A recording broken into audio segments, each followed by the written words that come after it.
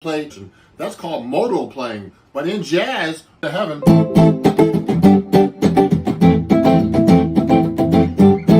Jimmy Page goes like this.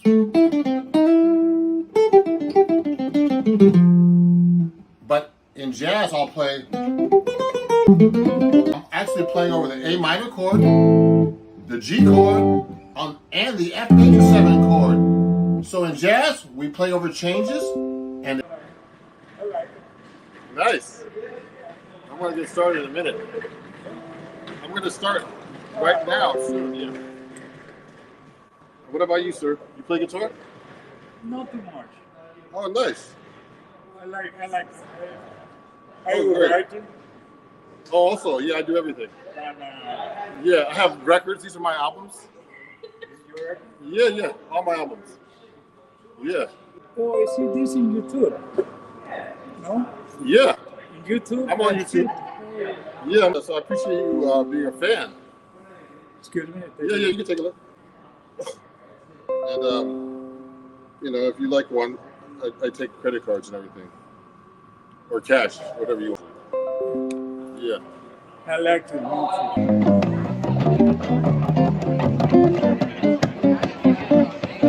It was just one of those things, just one of those crazy flings, one of those bells that now and then ring. You're welcome. Nice meeting you. I'm live. I was just talking to somebody in the audience over here. So let me push this back a little bit so you can see me good.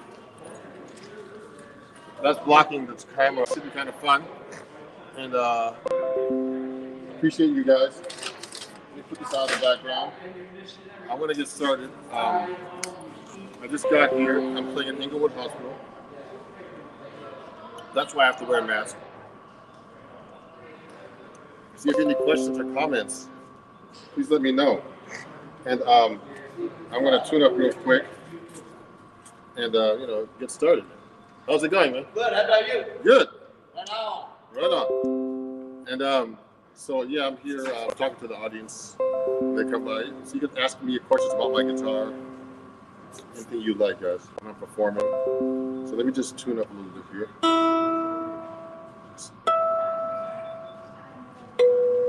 Get started, I'm using my Peterson tuner right here. It's a really great tuner. See that? And the reason why I wear a mask is I'm in the hospital, so I have to. So let me see. And someone said, someone said to me, "Why are you wearing a mask?" And I was like, "Well, because I have to." In the hospital, I don't think you can take your chances in the hospital. Too many sick people. And that's where everything happens in the hospital. So I'm tuning my 7-string guitar here.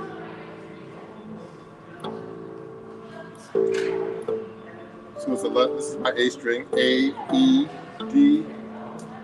Oh, sorry, A, E,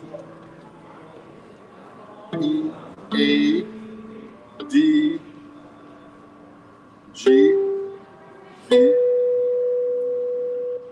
A, E. Standard tuning and a low note. So let me get started here. I'm gonna play it like we play a song that was popular on YouTube recently.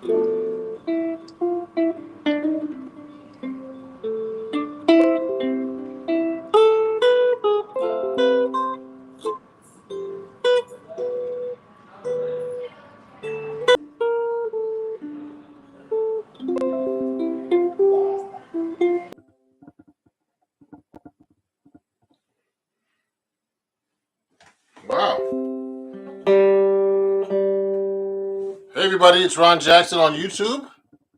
I'm doing like an impromptu video on how to practice and how I practice. You can see me practicing how I warm up, what I usually do. Trying to get the background good. I'm gonna go live now also on TikTok and on Instagram.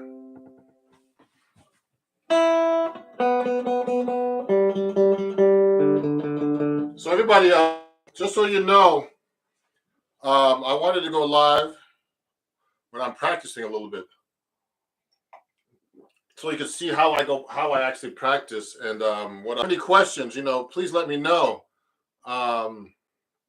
This is kind of an interesting live that I'm doing because I usually do lives, and I'm actually what's the word? I'm actually just performing for you, just playing, trying to learn new things. When I'm practicing, actually, and everybody should know this, I'm always I'm trying to make sure I practice things I don't know how to do at all.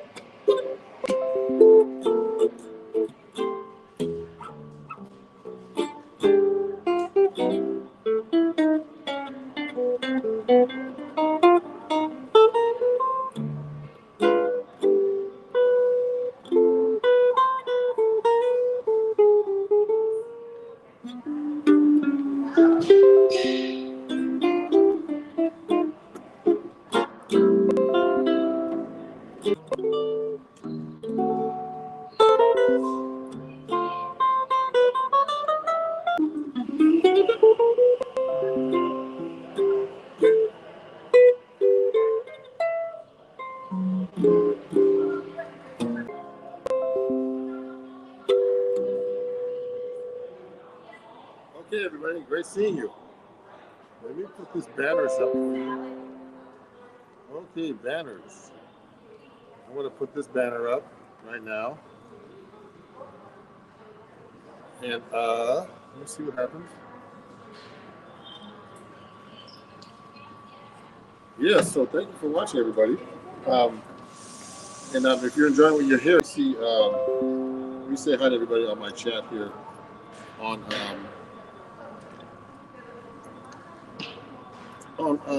YouTube. I'll chat with everybody on YouTube. If I can, if there's any comments, let me know. I'd like to see them. Let me say hi. Thanks for watching, I'm going to say right here. So I got started with a song called I Should Care. It's one of my favorite jazz standards. All the scales are hard, I think. So this is just warming up my right hand, my picking hand, everybody. I'm actually going to be this. If you look carefully, my pick is not straight, so I'm going like this. So when I'm playing, you can only do that on flat wound strings. So my guitar has flat wound strings, my 7th string, okay? All 6 strings except for the low A. I tune to low A's. E, E, A, D, G, B, E. And it's a low A. Let me wake up a little bit. I'm going to point this out a little bit more. And then we'll get started with another song.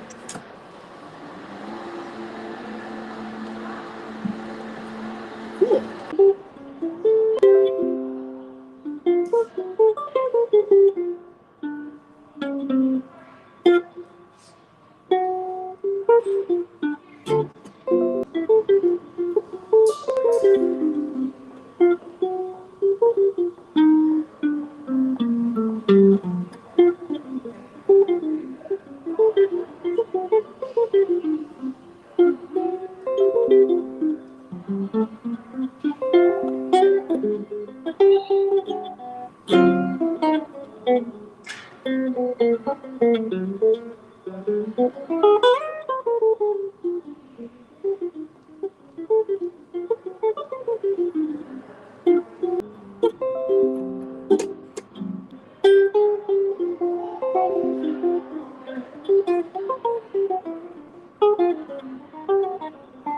Four, one, then switch it 3, 4, 1.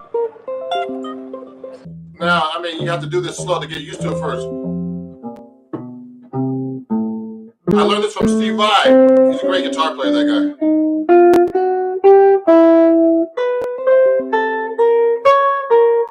Now you see, when I place my fingers, I keep them close. See,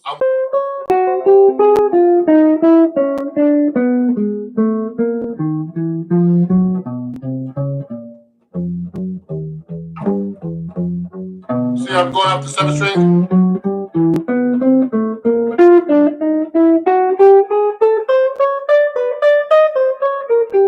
So that's a good warm up. Remember to practice slow. Use a metronome. I don't have a metronome right now because I'm actually it's on my phone actually and on my computer. I'm using 3 devices to stream to right now: TikTok, Instagram, and YouTube. So please follow me if you don't already. Actually, just in case, okay? So let me see. I'm just going to see if I can answer a couple of questions here.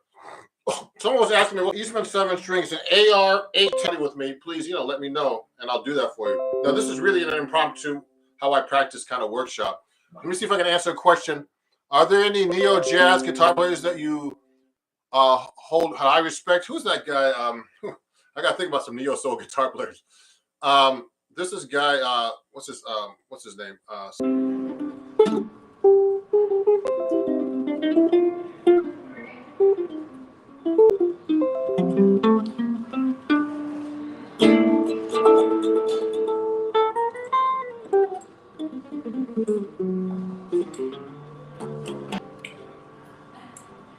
So how's everybody doing? If you want to send me a message or something on chat here, let me know.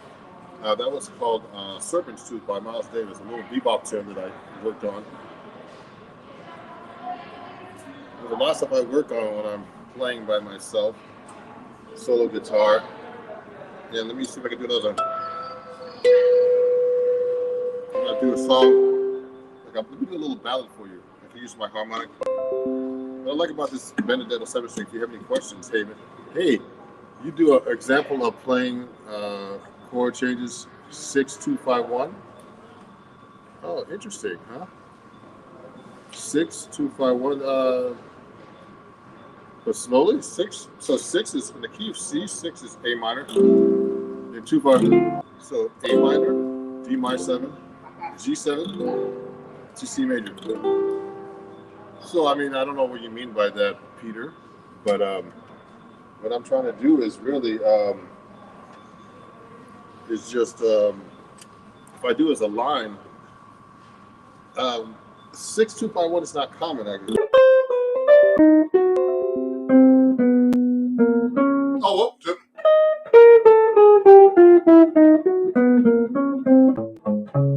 I'm doing a 7th string too, so it's gonna be confusing. E minor, A minor, D minor, G to C. So that's kind of cool. So let me. So that's an example of 6, 2, 5, 1, Peter. Okay, let me continue now. I'm gonna do a little ballad. Let me see if we can do some octave that don't play jazz. I respect. Oh, I just said Steve Vai, Frank Zappa, Eddie Van Halen. There's a lot of great guitar players I like. Okay, let me see what other questions there are here. I was trying not to make this a question and answer kind of thing, but there's all kinds of guitar players I love, man. That don't play jazz. Tons, all kinds of. Someone was talking about the guitar player from Avenged Sevenfold. What's his name? Some kind of jazz. So anyway, so another thing I like to do is I'm practicing scale, trying to learn 7th string. So I like to do like a lot of exercises I can't do on the 7th string, like. That's an E minor arpeggio, okay? Now, that's out for a 6th string.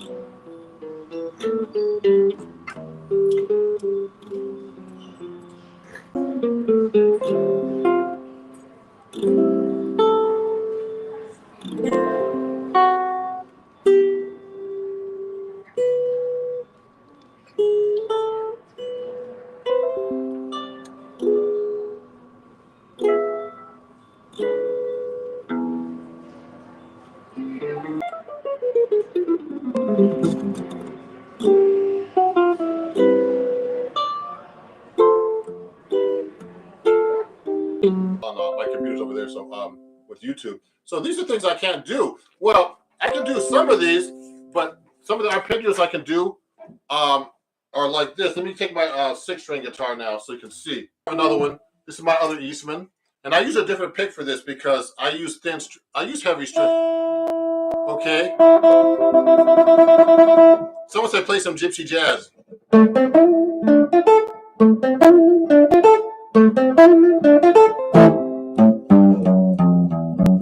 So I mean, I was just doing a little bit of a minor swing.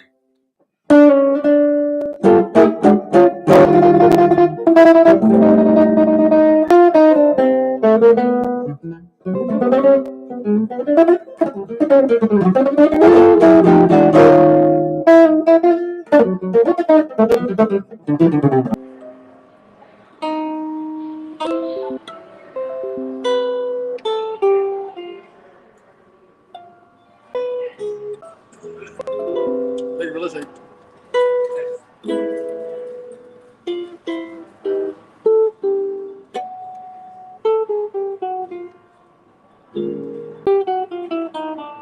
When I play, so I'll be practicing these exercises like this, going up in half set. Go up in half set.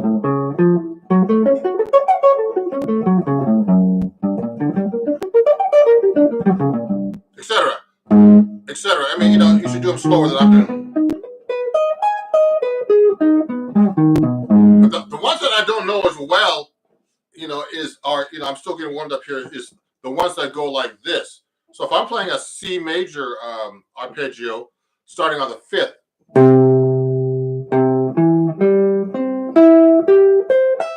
I'm going to add that note there, that's the 5th string root, but I'm going to have to go from the 5th to the 6th string to get the full arpeggio.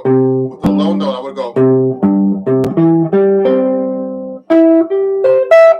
Now this is not a full. This is actually a full 2 octaves from the 5th note of the C arpeggio. Now there's a certain fingering that's written out in this book. You have to go like this.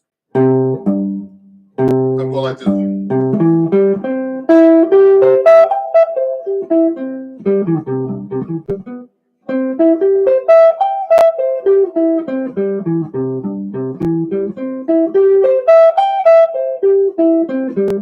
So this is one I don't know as well. And the goal is to be able to play this in different keys. Oops. See, I don't know that.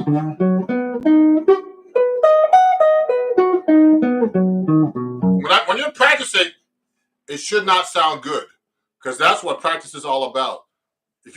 When you're playing, it should sound good, but when you're practicing, you're not. So I'm actually doing a practice session for you guys. So these are things I don't know how to do as well. So I'm doing a B arpeggio, but this, and the 5th is F sharp here. Okay, so when I'm playing that, I'm going.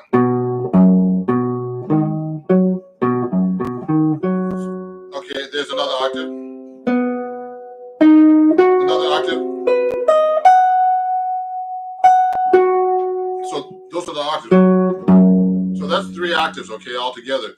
And I'm doing that up and down the fingerboard.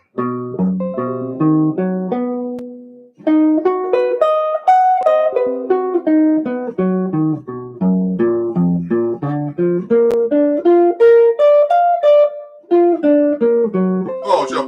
I went to B for a second. I'm in B flat now.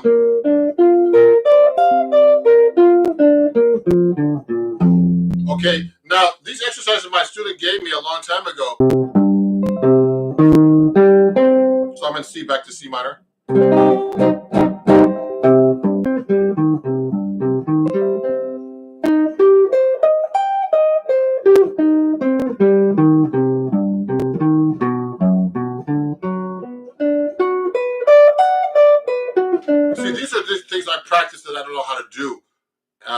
you should be able to do that yourself.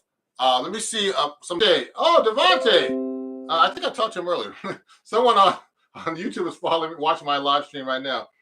Can you teach us how to approach jazz reharmonization? Oh, okay. So this is like a practice warm up, but I have actually, guys. So just so you know, Jose, Leah, this is on YouTube. Jose, you can just go to my YouTube channel. I have a section about reharmonization there already. Okay. Do you know the 3-note per string scale? NPS. What is 3 NPS? I don't know what that means, but let me see. I'm going to answer a question.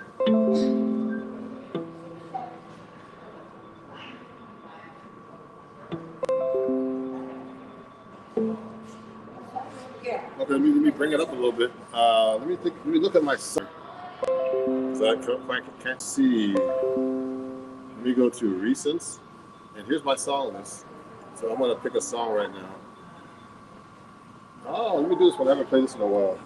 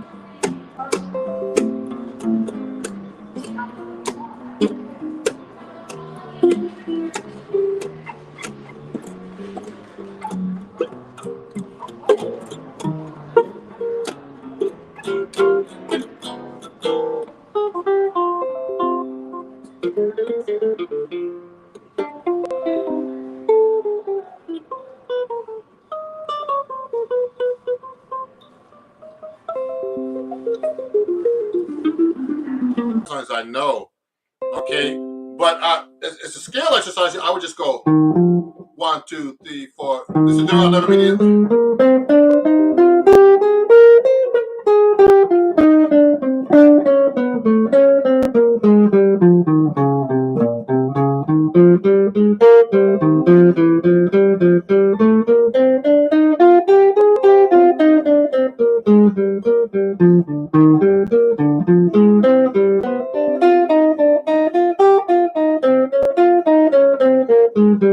I'm just playing the scale through the chords like it's quarter notes. So there's all kinds of things you could do to play your scales and your major scales. But the fingering that he talked about, things like that. Do you practice bebop and bebop? I play mostly bebop guitar actually. So yeah, I practice mostly bebop phrasing on YouTube about the bebop scale. There's quite a few posts, and I study it all the time. So one of the things I like to do too is I need to, I'm always learning new tunes. So one of the things I work on a lot is like fingerings for bebop melodies. So I mean, I try to experiment. Like I used to play Donna Lee like this.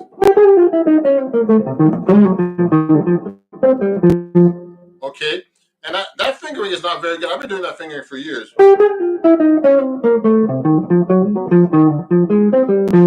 So when I started up the tempo, so one thing I like to do is, one thing I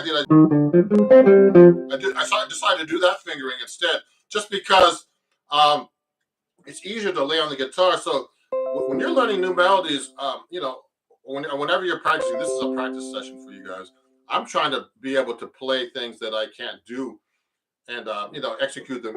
My fingers are kind of cold today. I don't know why, but it's cold out here in New York today. When I do something like that, I had to change the fingering from this to this. So it's hard to change a bebop melody like that and change the fingering because I used to play this for years. That's kind of an awkward fingering. So that way it's a little bit easier. Okay, just a little bit easier. So I have to relearn all this stuff. Is that let me see if I can answer some questions too while we're going here. Is to practice every day, just a little bit. Now, I mean, it's like sometimes it's impossible. Like I for a while, I have no time to practice. Sometimes, I mean, it's kind of a drag, and I'm doing so much stuff online, on social media, like on TikTok, all these videos. This takes a lot of time. So and answering questions, from my fans and everything, my followers.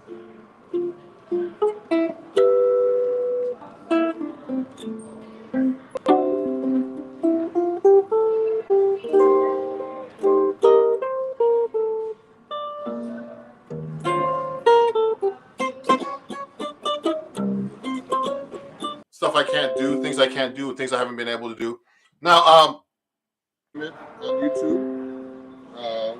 Thank you for watching, everybody. And if you're enjoying what you hear, I'm taking donations down there at Zelle and everything else, and also PayPal and also super chats. I appreciate you guys. Chats here. Let me go back here. Let me look here. Let me see what's going on here. So I'm going to say hi to everybody here. I don't know what's going on here. I'll be playing something, like I'll be doing sometimes I'll be performing. I said, I think I'm like terrible, but everybody says, you sound great, man. I'm like, yeah, come on. So, but then I listened back and I said, wow, it sounds actually pretty good. Because I'm a big, your biggest judge of playing is yourself. And if you listen to your recording, you'll hear everything that you don't want to hear. And so record as much as you can. Like I watch my video playbacks all the time. And I go, oh man, I messed that up. But these little mistakes, I mean, I'll be recording sometimes in recording sessions. And one time I made a little mistake and I was like, oh, I don't like that. I have to change that. No, the bass player, really great bass. Like that was like to him was nothing, but to me it was a big thing. It was like a little mistake. So I mean, you can get away with little mistakes. And when I'm recording and I do a record, I'm going to be doing a record at the end of the year. I'm going to be like, man, I'm going to fix this because I don't like the way I played. But for most people, put this chat on right now. And say hi to everybody. Okay. So if you have any questions, guys, we'll talk. Let me pin this right now. Let me pin this comment. Yeah. Unpin this comment. And I don't know why I can't see everybody's yet. Great to see you on Facebook, Raymond. And also if you're on YouTube, I take super chats too. If you'd like to donate anything today, and I appreciate you guys. So let me continue now. I'm gonna do a lot. So I love his stuff. So I do a lot of my thinking is Barry Harris. So one of the things I worked on recently that I'm working on right now is double time lines. So I'm practicing things that I need to work on. This is a practice session supposed to be, but people are asking me a lot of questions. So I'm working on double time lines. Like I started writing a bunch of stuff out. It's all actually on my computer. I gotta look at it. So I'll be going like, if I'm playing a 1, 2, 1, 6, 2, 5. Let's change the key to A flat. Remember to play all keys. So I'll go, can you write out some double time lines? So I mean, I have a Patreon account, just in case you guys don't know. And my guitar's a little sharp today. Check out some of the music I write and stuff like that. But he asked me to start writing some lines out. So I started thinking, man, when I'm doing double time, you got to have this stuff really worked out. So like I had to go.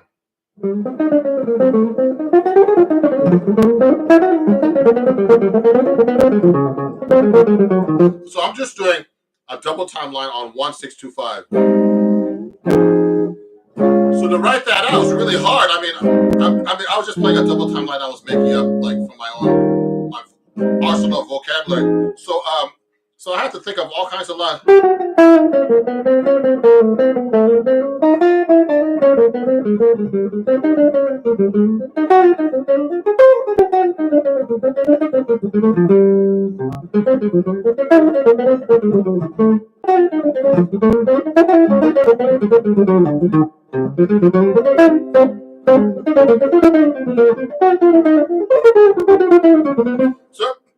So basically, I'm just practicing some double time lines over a 1-6-2-5. But I'm also doing a lot of reharmonization. I'll go 1, like A flat major 7 to F minor 7, to B flat minor 7 to E flat 7. Okay, and I'll change 7, and then E flat 7 to change the lineup. So, but the thing is, you have to have these lines kind of worked out if you want to do double time playing. So.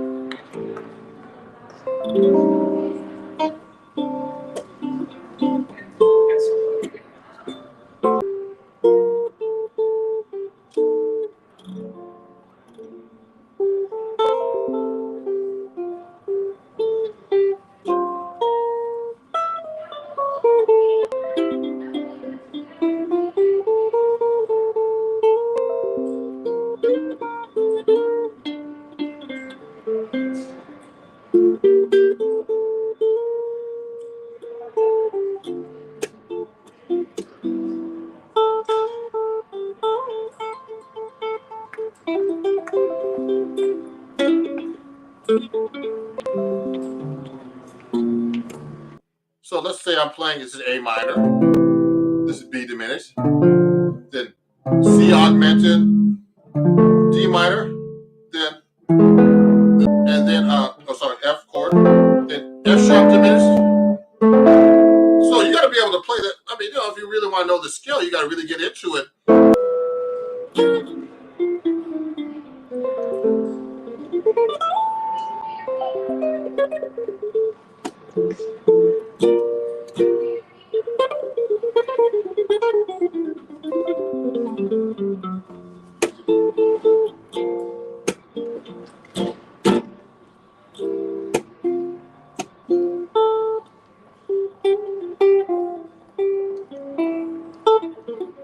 Major 7. You got to play it everywhere too.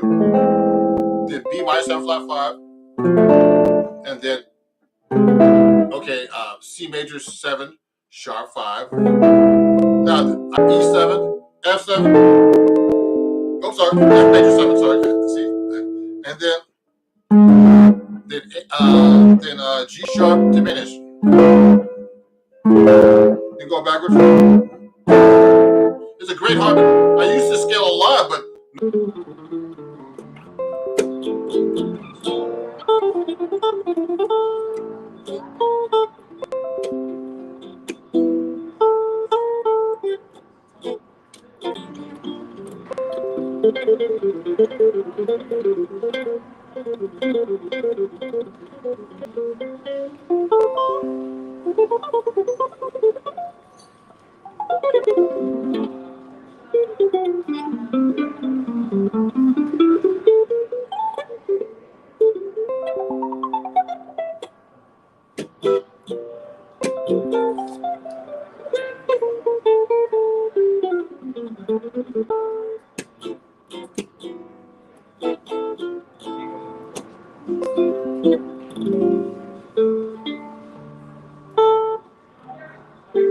Is there any artists that you recommend? Ragtime. So someone's asked me about ragtime. So I play a little bit of everything on guitar. So I do a little bit of fingerstyle guitar playing, and all the guys. So I'll do things like.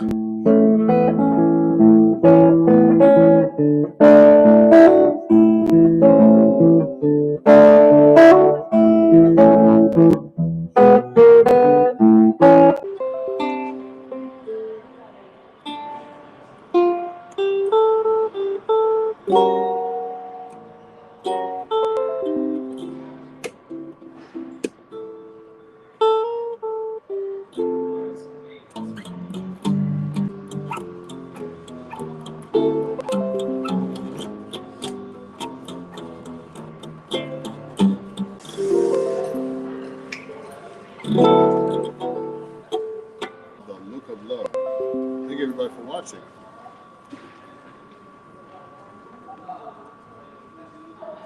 And, you know, let me see if I can reply to Raymond here. I don't know how you can pin that comment on this particular app, but I appreciate everybody watching today. And if you have any questions on TikTok and on YouTube, so I use the Barry-Harris method all the time. Part of the Barry-Harris method is actually during your scales. That's what it's all about. You know, and approach notes and rhythms, all bebop. So let's say we're playing. Let's go to a different key. Let's go to D flat. Now, first, you got to know your scales really well in every position, every key. Someone's asked me about 3-fingering scales. I never think about that, but I guess I do that sometimes. So it's easy to play just a major scale like that fast, but that's not musical to me. Or playing fast cannot be musical sometimes. It just sounds fast. So and I can play fast, but what does that mean? I usually play what I hear. So so if I'm playing like bebop, like Barry Harris's method is like it's basically it's the bebop cats method, and I used to go to this class all the time. It's putting half sets between the whole notes. Now that doesn't mean a chromatic scale. So people say if you put a half set between all the whole notes, you can do a chromatic scale. No, because remember in the major scale you got to know that it's whole, half, whole, half. Now, if you go up the neck, you'll see that. So if you're playing like a passing tone, you'll go like this. Going up, I'm passing to the second. So this note in between is not a tension. It's called a passing tone because it's off the beat. So if I'm counting, I'm going 1 and 2 and 3 and 4 and 1. So what these passing tones do, it helps you create cool melodic lines. It also keeps the rhythm steady and even when you're playing eighth notes, particularly, which is like the basic rhythm for you know, the most common rhythm for jazz actually is the eighth note. So I like to. I mean, but this is a whole class or whole lifetime of work to work on too. So that's the.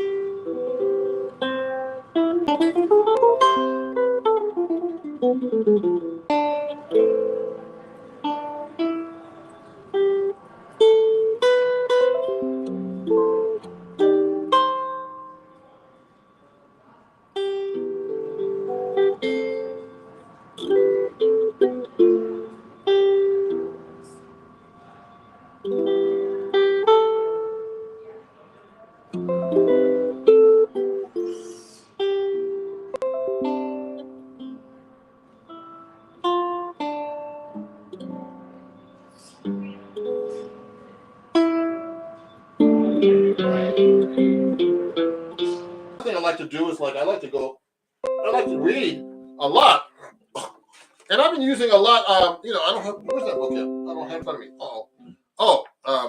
I like to you know, read like hard music, like you know, with the metronome. You know, I've been trying to do this kind of stuff really, and you know, counting. My drum teacher has me counting, tapping my foot like this. 1, 2, 3, 4. Reading.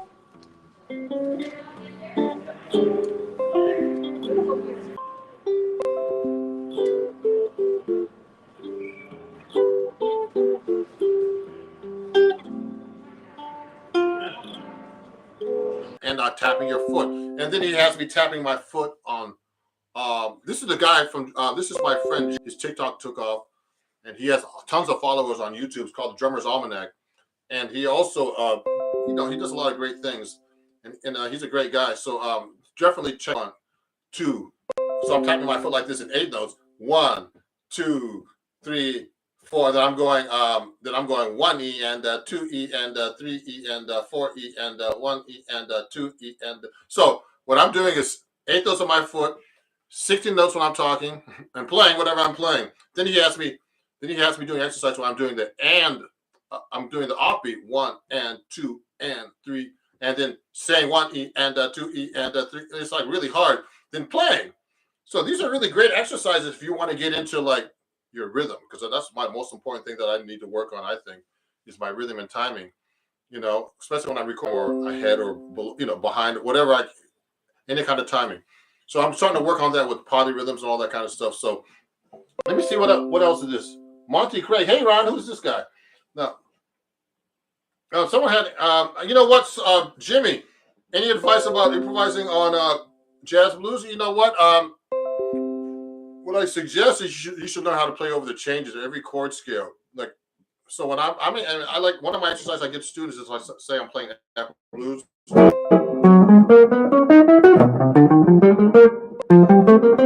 Oh, so I was in a different key.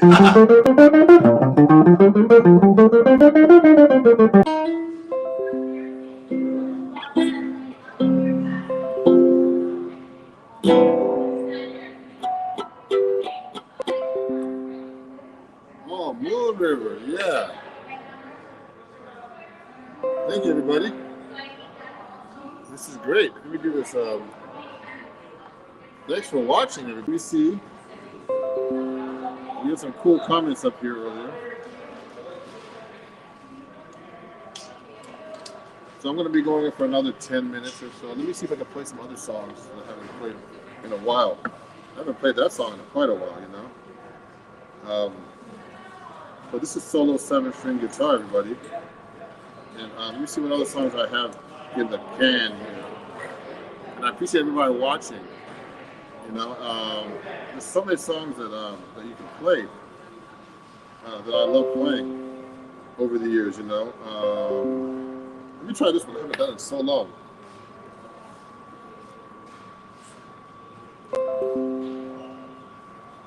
It's like one of my favorite tunes. There's so many songs that are great, everybody.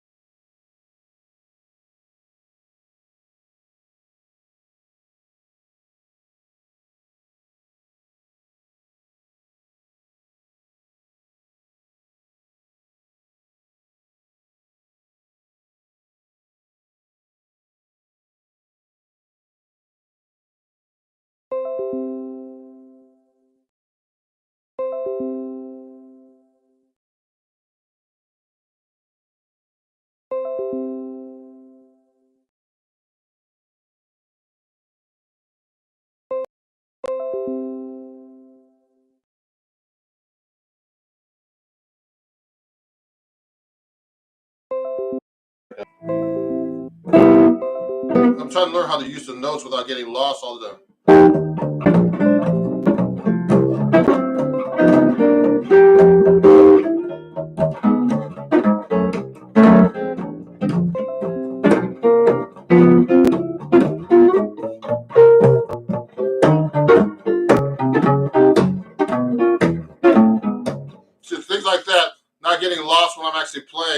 is a great thing to do. And also using work on really hard. So if I'm playing a solo, it's easy to play a solo on this first string. So I'm going.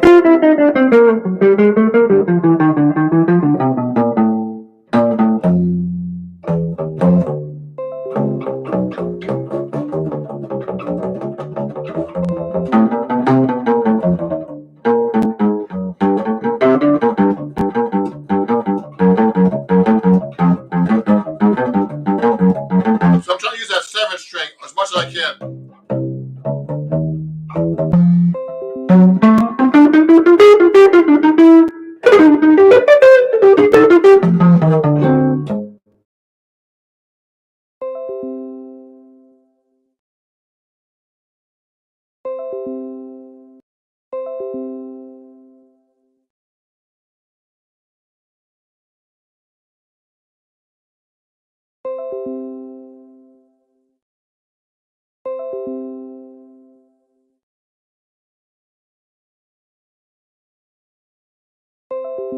We're back. Let me see if I'm back there.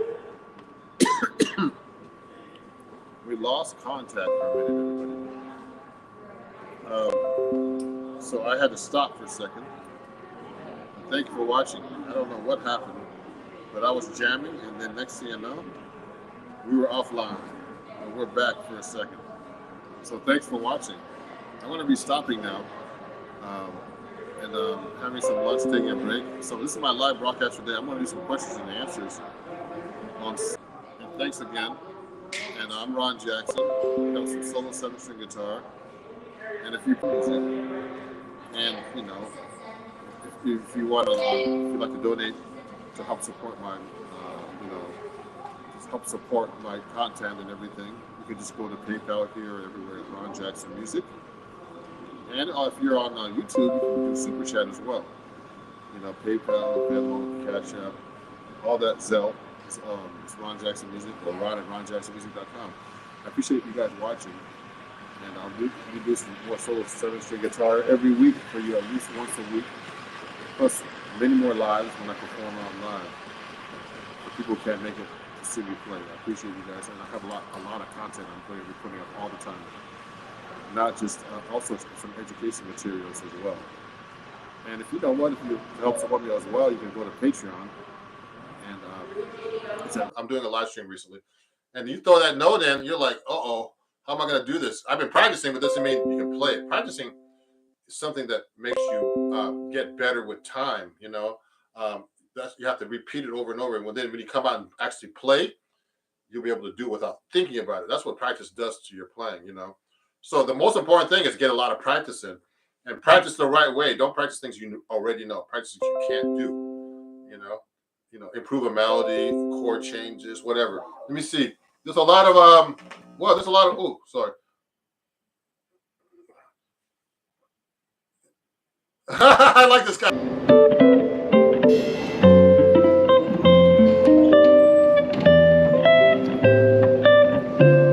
Roommates with some great. I used to be roommates with some great musicians in New York. I don't have roommates anymore. So these guys used to practice, play their butts off. Because when you practice, you're not supposed to sound good. You're supposed to practice things you can't do. That's what you're supposed to do. If you practice things you know all the time, when you get out.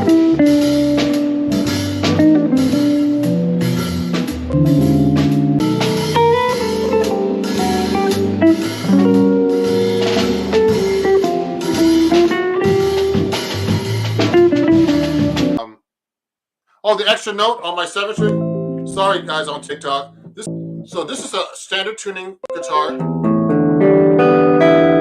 Okay, E, A, D, G, B, E, and low A. Okay. Now in rock, they tune to a low B. Low C, excuse me.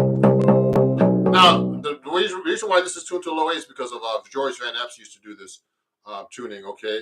So, I'm trying to practice today. I guess I won't practice much because I'm doing this for you guys.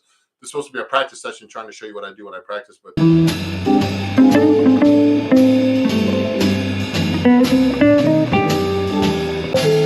Profile or any video that I have, you can join my Patreon to learn how to study with me for real. I can put that in the comments, but anyway, just PayPal, all that, everything is Ron Jackson Music, just so you know. Everything is Ron Jackson Music. So if you want to donate or anything, on my link tree, it's all there, all my contact information. I'm getting new students all the time, especially since I have all these followers now, and I appreciate you guys watching me. And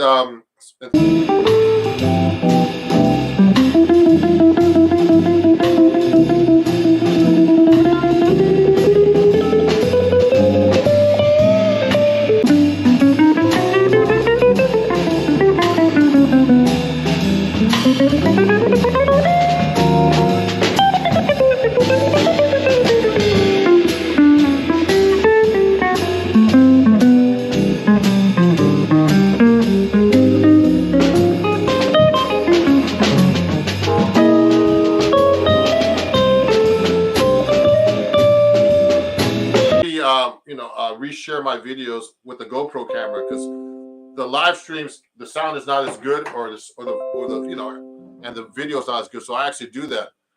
And so I have a tuner on here, and I have an instrument attachment. So it's kind of cool. I try to make my live streams interesting and fun. I'd like to thank everybody for watching, and and keep watching my videos. Please follow me. Please share with everybody. And hopefully, you can watch the playback now on Instagram and on YouTube, but you can't on TikTok. They should do that, So or anything, let me know. Ron Jackson Music at PayPal. Okay, and I hope you learned something new today, and I hope I answered most people's questions. Let me see. There's a lot of questions. How's your day? Everybody asks me funny questions. What kind of guitar is that? I already answered that. What is the most effective pentatonic scales to practice? Just your regular minor and major pentatonics. You could use them on different things. I miss performing. Yes, my day is great. Eric Clapton, I love him. I love everybody. Everybody go. I gotta eat. Take a break. Get some coffee. Thanks, everybody, and I'll see you guys soon. Okay, let me end on YouTube first. Bye bye. You can watch the playback after. Okay, bye YouTube. And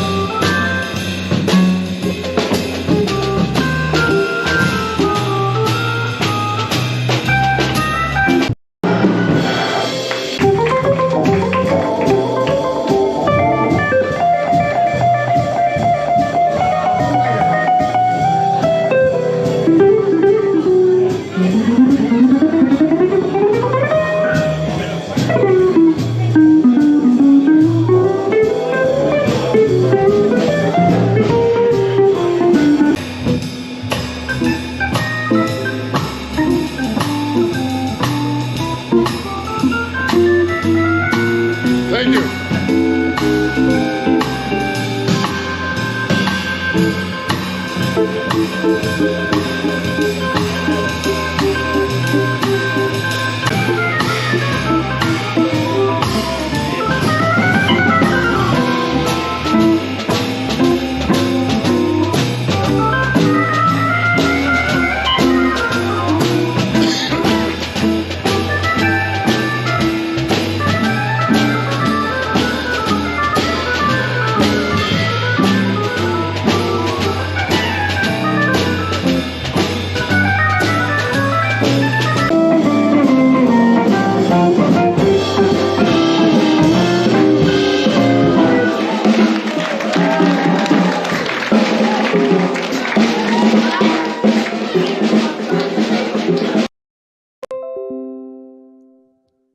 So I'm live now, and I see one person on there so far. I don't know who that is, but I wanted to talk about sight reading, and so please, send me some questions if you're watching right now. I see 4 people up there. Wow, that's a lot of people. That's great.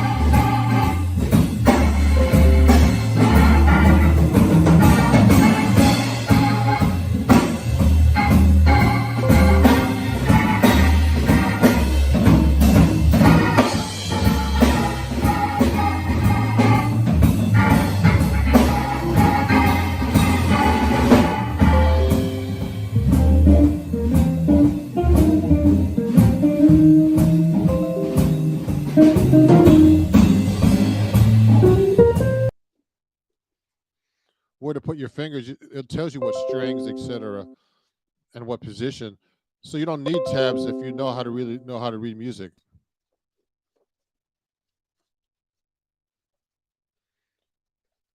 So this is a great book for. It's called A Modern Method for Guitar.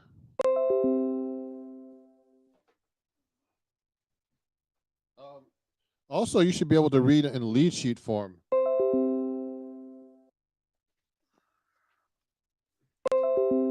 like in a real book like this.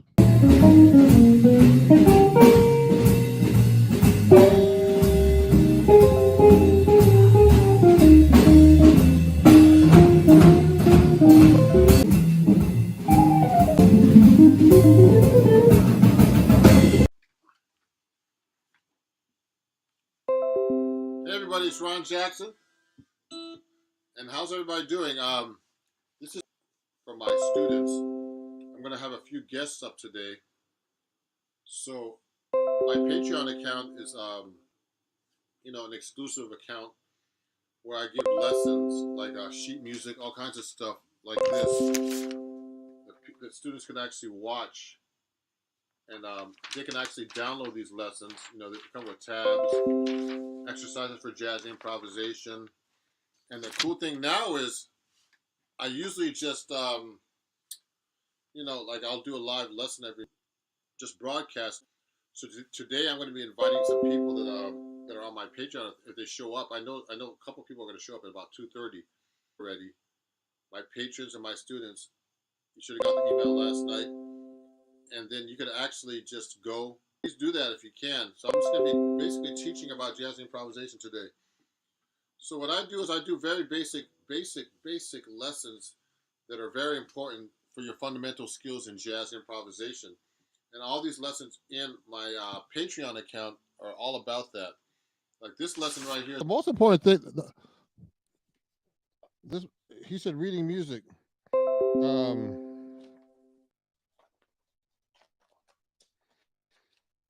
He talked about one thing that was really interesting and it's like when you're looking at piano music, like piano music is really hard for a guitar player. So you got to be able to read, the notation above that on the treble clef. So he said that you should be able to read all this stuff here. And I always thought that piano music was hard. And I used to be really good at it and extract the music, but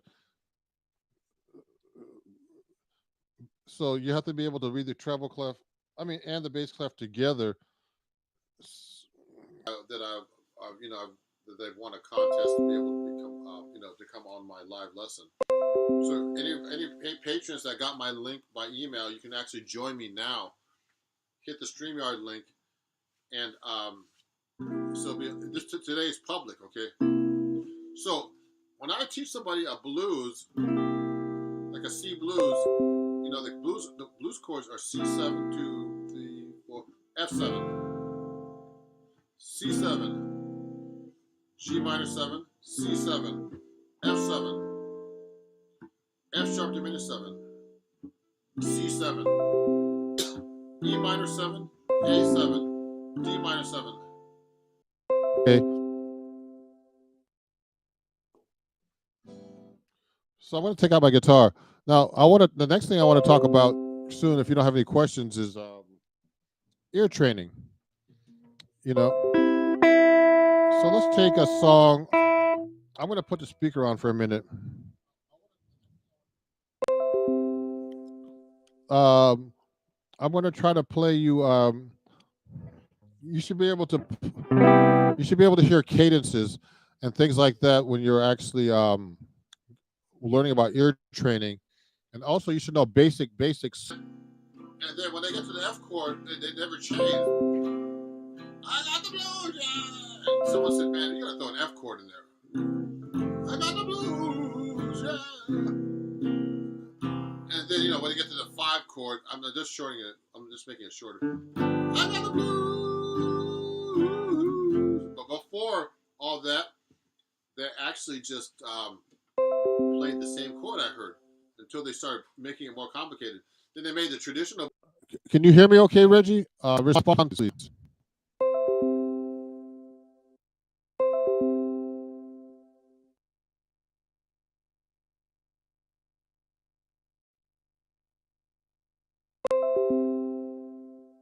There's something weird with my computer right now.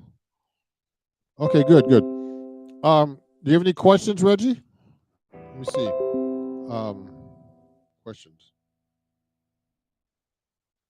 I hear like my voice talking like a few seconds. So just to be really clear, to start to getting into ear training, you should know your solfege, like do, re, mi, fa, sol, la, ti, do, which is your major scale intervals.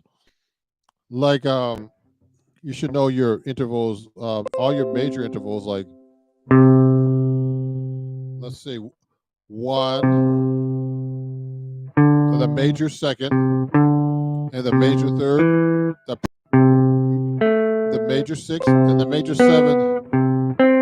That's very, very common intervals you should be able to hear.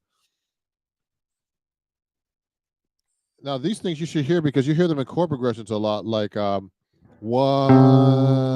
1 to 5. One a song. I want to put something on my phone. I think like a chords at your fingertips. Okay, it's a very popular book. I've sold many copies here on YouTube, and a lot of my students who are my actual students on Patreon have this book actually.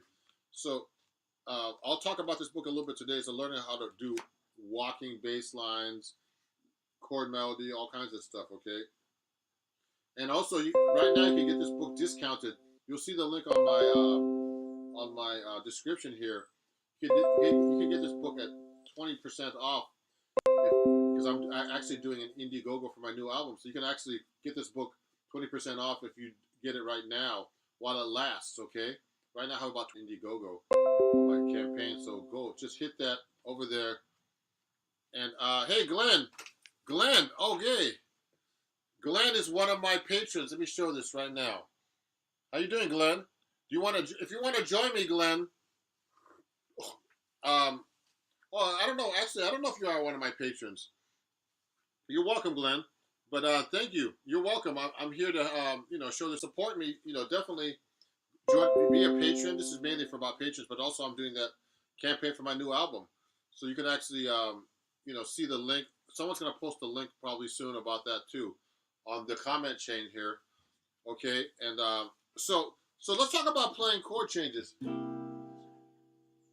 Yeah, so over a blues, you have to be able to play the scale through it. So one of the exercises I like to use that I teach all my students is just playing.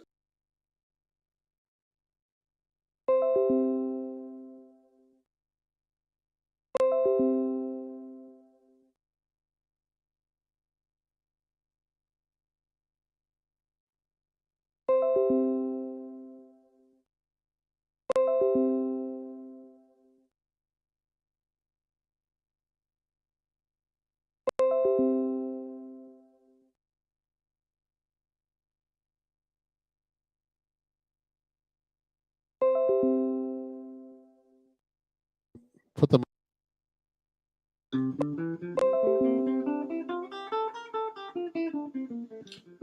Because you're gonna be very limited.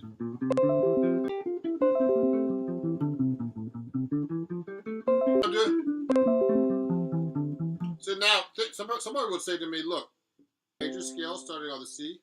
Yes, it is, but you can't think like that if you're playing jazz. You're gonna have to actually use. Make sure that you're actually playing the scale, and then so it could show you just a random example. Top 10 pop songs. I'm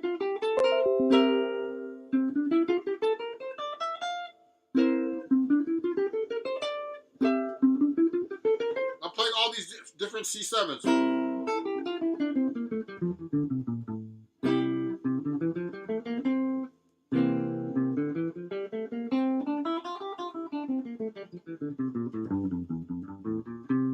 So what I'm actually playing over each chord, I'm actually thinking of the scale for each chord. That's what jazz musicians call playing over the changes. So it's very important to learn how to play over the changes and know what scale you're playing. Okay. I'm doing this open to the public. So look at this. So when I get to the F7 chord, I'll play the F dominant scale. See, I'm playing it everywhere.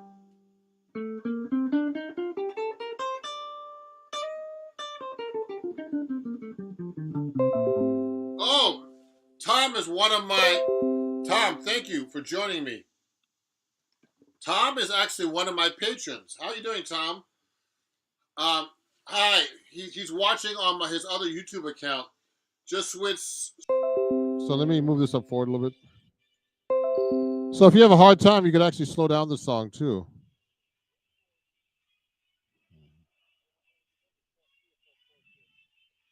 So it goes.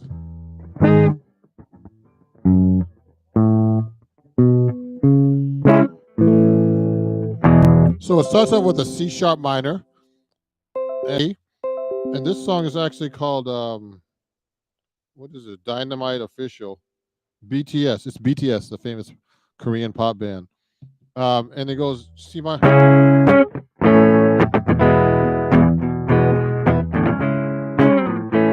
So I hear those cadences pretty easily, and I can find them fast on the guitar. And sometimes when I'm listening to music, I could actually, I try to figure out, if I don't want to if I don't just want to enjoy the music, I want to be very technical about it. I could actually just listen and figure out what chord progressions there are and by ear. Now this takes a lot of experience and ear training, so you have to learn about cadences.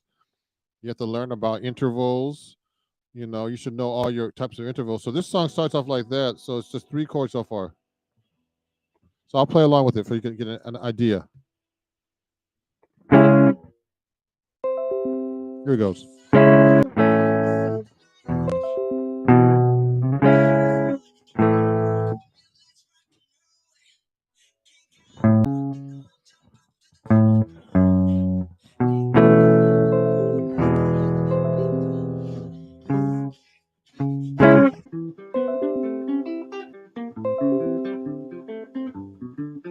Now, what I did was I played through all the chords of an F blues, okay?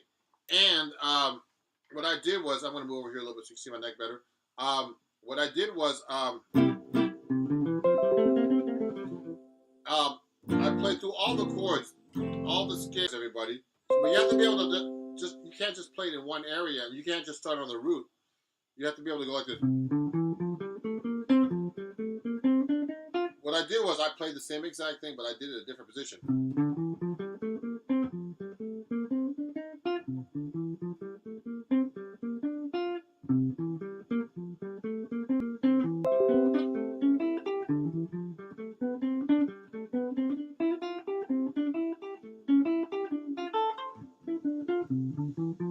So now I'm going to do it here.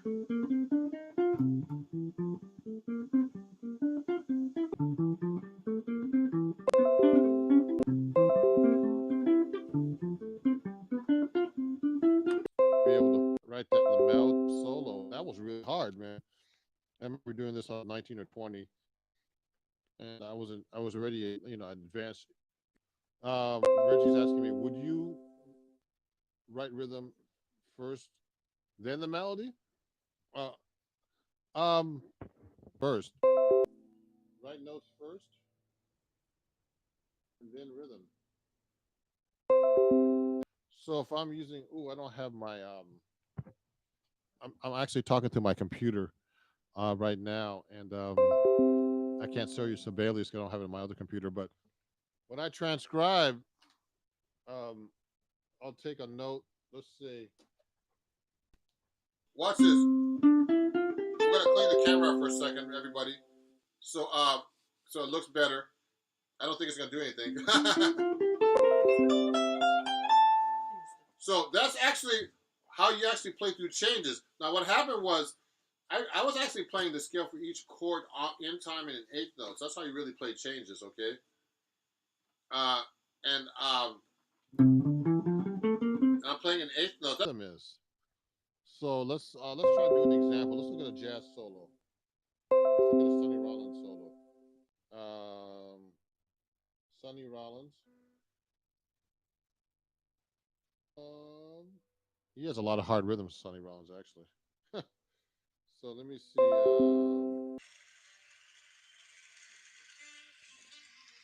So he's playing. There will never be another year, another you here.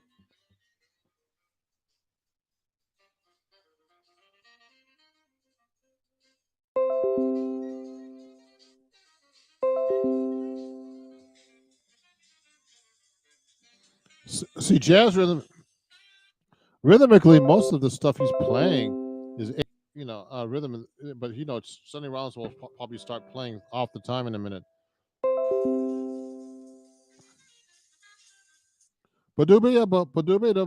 So how would you write that?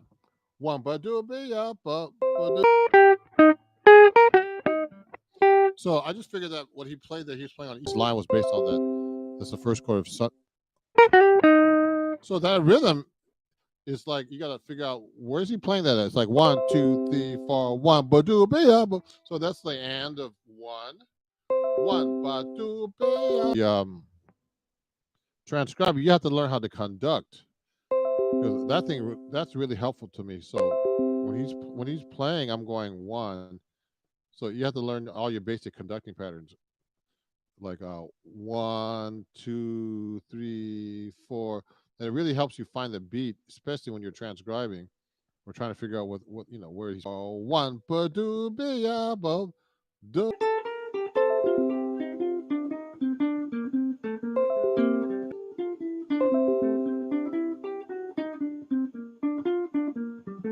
If I start doing that through the chord changes, it starts to sound like music, even though I'm just playing scales. It's not exactly jazz yet. So your goal is to be able to play through the chord changes of a blues or anything just like that, using just not just playing really basic stuff, being able to use your knowledge and just not starting on the root all the time. A lot of guitar players, when I start teaching them jazz, they can only start from like the low note because they don't know the notes on the higher strings or higher up in the neck. So they'll tend to play. They'll tend to go like this. They'll do an arpeggio like this. I mean, the thing is, when you play in that register, everybody, what happens is you're playing in the bass register, basically. That's what the bass player is playing. Octave lower than the piano, they're playing the same note written on the staff. Okay, so you got to play higher. Like you got to go. You never see like real, like you never see like the master guitar players like George Benson. They never play down here that low. They play up here. Some notation paper, but that would be to the eighth note, and that's like a E flat. Let me show you my guitar. So he's actually playing, and I'm in the same register he's playing. So you should actually know if you're transcribing what notes you're actually playing over if you're doing ear training or transcribing solos. And he's actually just playing the root to the sixth, root, third, sixth, fifth. And he's playing the fourth. And he's actually approaching the third back to the root.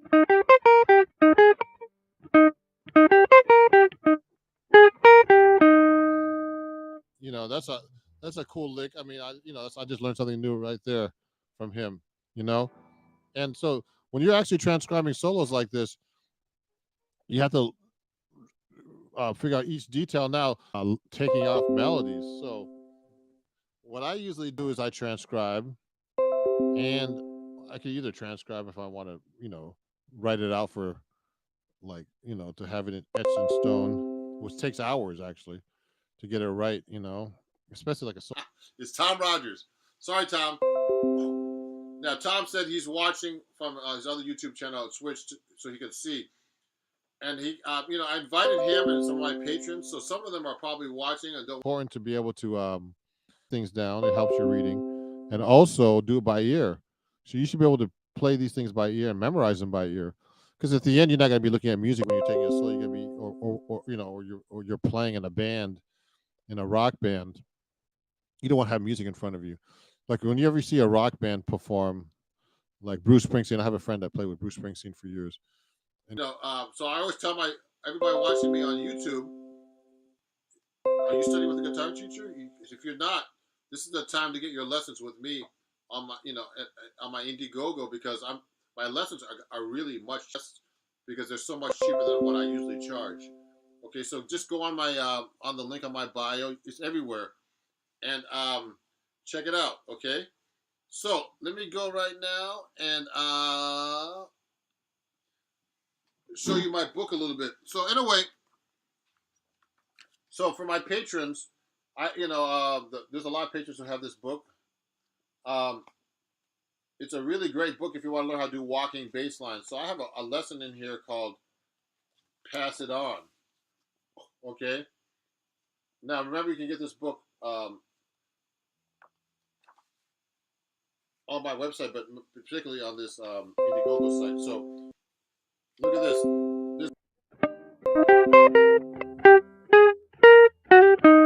See, I did it that way.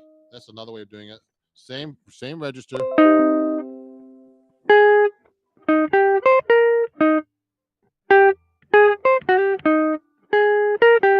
That's hard. I just played it that way. See that? I just did it this way. There's 3 ways. I can do it here.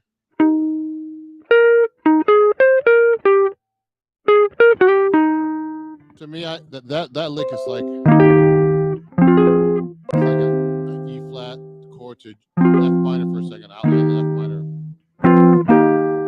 and then you can do it here. And then that's just in the same register. If I did an octave lower.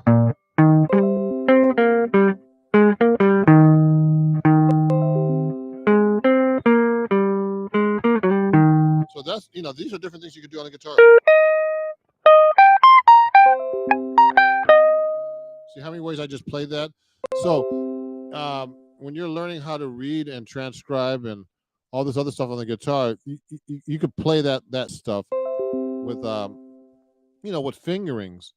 And that's very important when you're playing these kind of solos and melodies that you're taking off. You're gonna find the best fingering, like has certain fingerings that are more adept for the.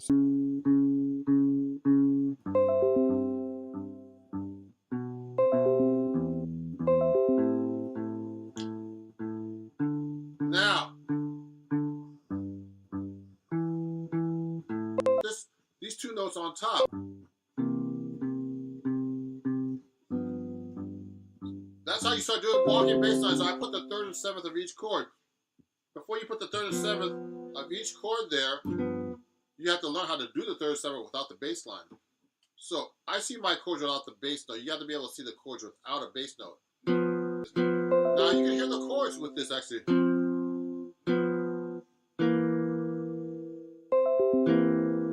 See that? Let me see. Oh, really? Horn players seem to be playing fast. I don't think that's true anymore. Guitar players can play fast. I don't think that's true though. Particularly, Reggie's saying that horn players seem to always play faster than guitar players. I'm sure about that.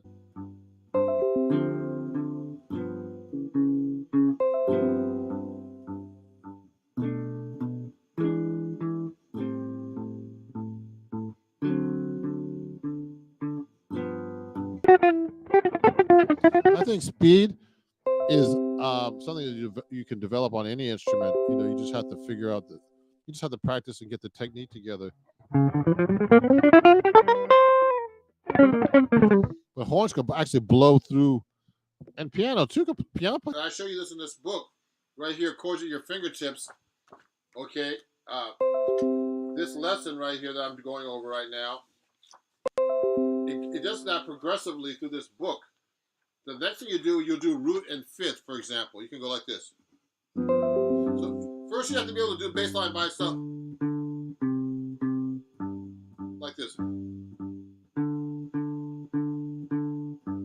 So here's the.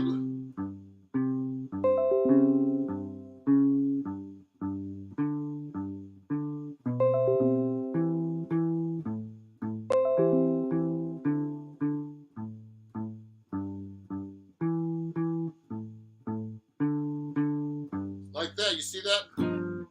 So the next thing I would do is put that together. Like that.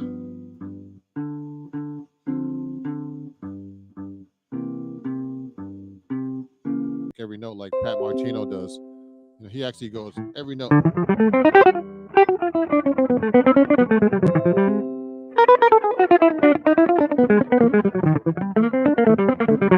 He really picks every note, but I kind of actually use legato, which is like I mix up legato, which is like hammer-ons and pull-offs with my left hand.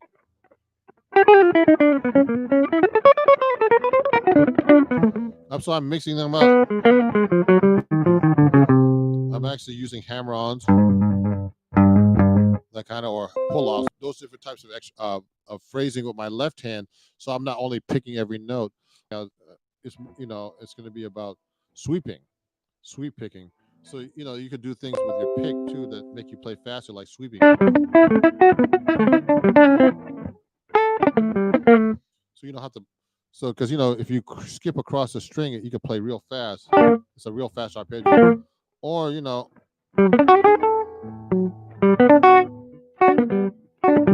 those type of things help you play faster as well. So I mean, you could actually play with horn players. You can learn their solos. You can play them on guitar. I see people do it all the time. It's just a different technique. You have to be able to figure out how to. I mean, when I learn these really hard melodies, sometimes um, that like I was working on this song called "Got a Match" by Chick Corea, and that was a really hard song to play fast on the guitar because they play it so fast.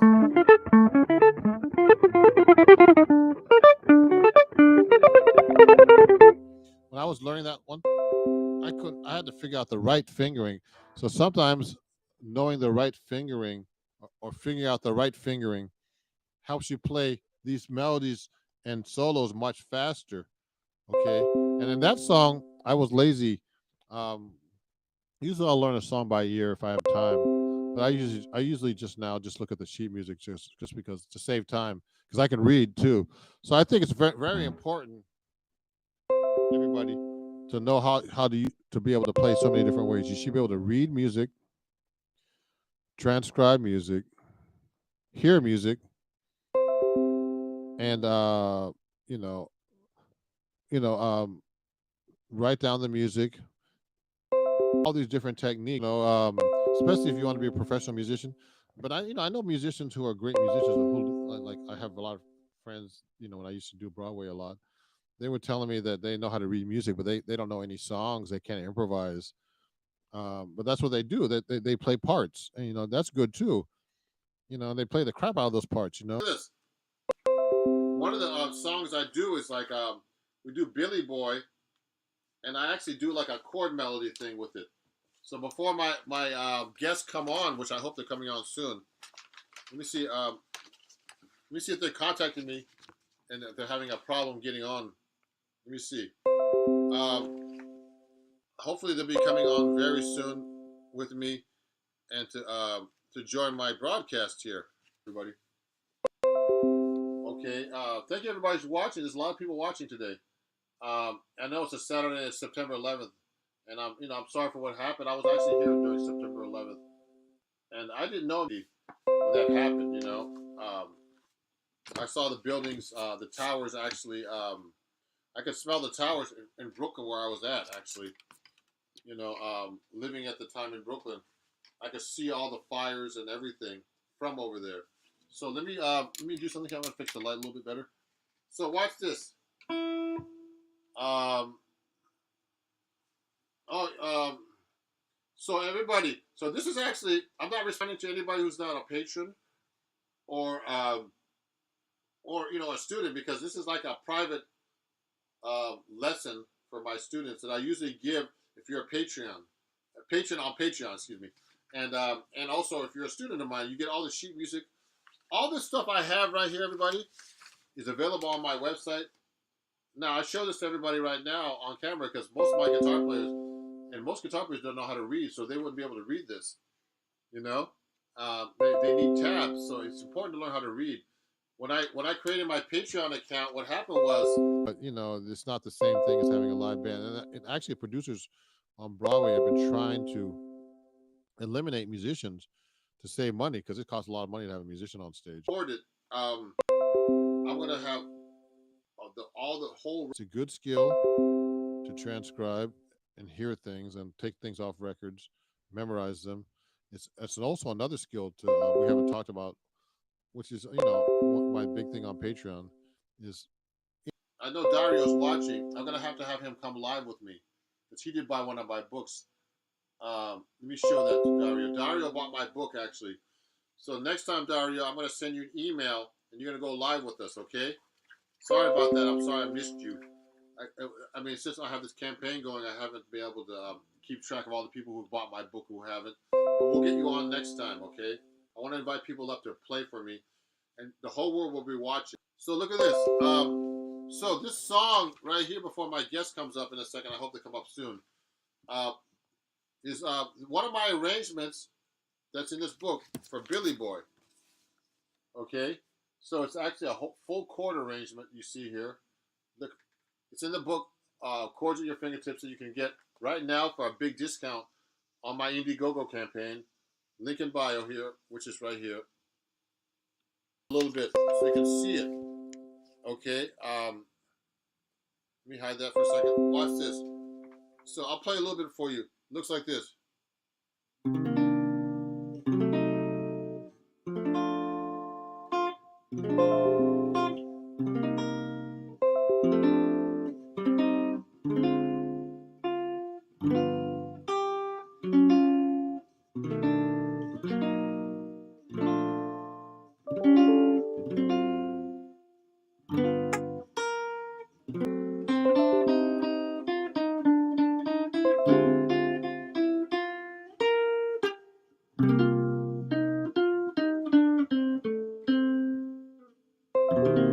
So my guests are here, everybody. Let's bring them up. Let me bring them up. Hey! Okay. I can't see you. You're cut off now. So if there's any questions, let me know. Send me a message on ronjacksonmusic@gmail.com. That's ronjacksonmusic@gmail.com. Let me write this down for you guys.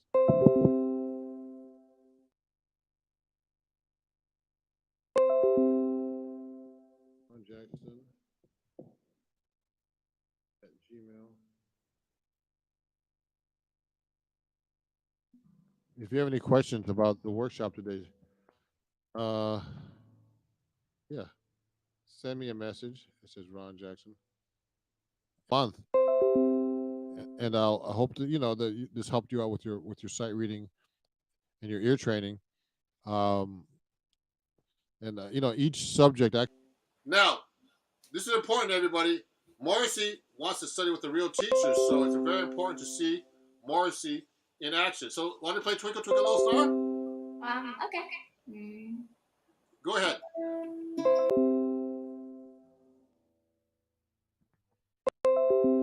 I'm going to be demoing these 7-string guitars for you guys. I have actually a bunch of 7-string guitars, but let me turn this down. Let me turn my volume down so there's no delay here. But I'm going to be yay!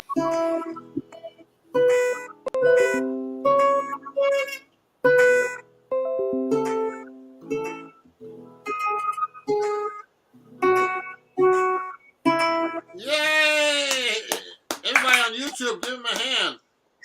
This is gonna be public, so everybody's watching right now live. Morrissey, great job. Yeah, so Morrissey's only just turned 8, like last week. Mm-hmm. So he's a student of mine, and he's gonna be a really great guitar player. How to read, like everybody should be doing. You know, I teach kids and I teach college level, and he's a really great student. And so he's learning how to read and also play the notes on the guitar, all the scales. So it's very important to have a teacher, especially, you know, at any age. So he's a guitar teacher too. So, and actually, Malachi, his father, who's right there, found me on YouTube as well on my channel and became a student of mine. And he's been a student of mine for a few months already. Yeah. Yeah. So, and then when Morrissey saw me teaching your father, he said, "I want to study with Ron too." So thanks, Morrissey, for being a student. You're a great student, a great kid. Yeah, Malachi, you want to try to play something for us now too? Come on up. Yeah. Okay. Switch chairs, guys. I'm gonna play. Oh gosh, come on. So you want to play with the play along, maybe? Oh yeah. Here, I'll use so, the app. So Malachi, talk about your experience with me, with me teaching you. Oh, well, so I found Ron on, I think it was actually YouTube or TikTok, and then I was able to start classes with him. And I studied classical guitar, but I didn't really know much about jazz at all. And a lot of the chords like D major 7 and like sharp 11 and flat 5th, stuff like that, kind of confused me. So I wanted to reach out to Ron because I could tell from his playing that he knew what he was doing. Most of the time. Not all the time. And then he got turned on to this audio pro. Volume, notch, contour, frequency, pickup, and mic.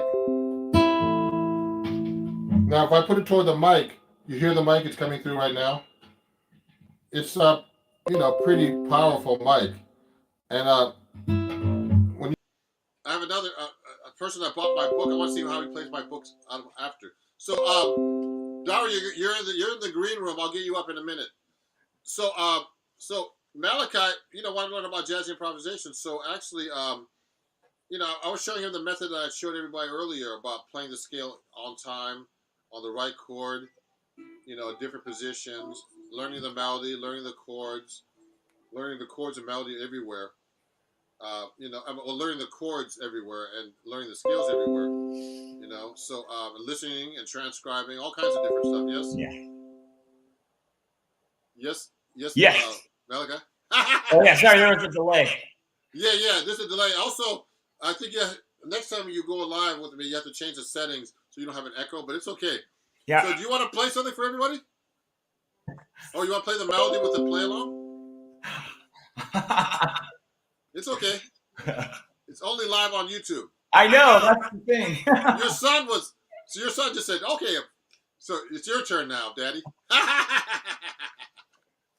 All right, I'll go through it one time. Oh, you have to go to settings and then hit echo cancel. Go to where it says cam and mic on the bottom there, I think. Okay, echo. Oh, there it is. Try it now, yeah. Uncheck it. Uncheck it? No, check it. Oh, it is on. I think it's because of the YouTube. Maybe I should turn the YouTube off. Yeah, turn the YouTube if it's on. Okay, that's what it was. Oh yeah, good. So try that. All right, here, let's see. But I'll make sure I hear it. Here's what walk.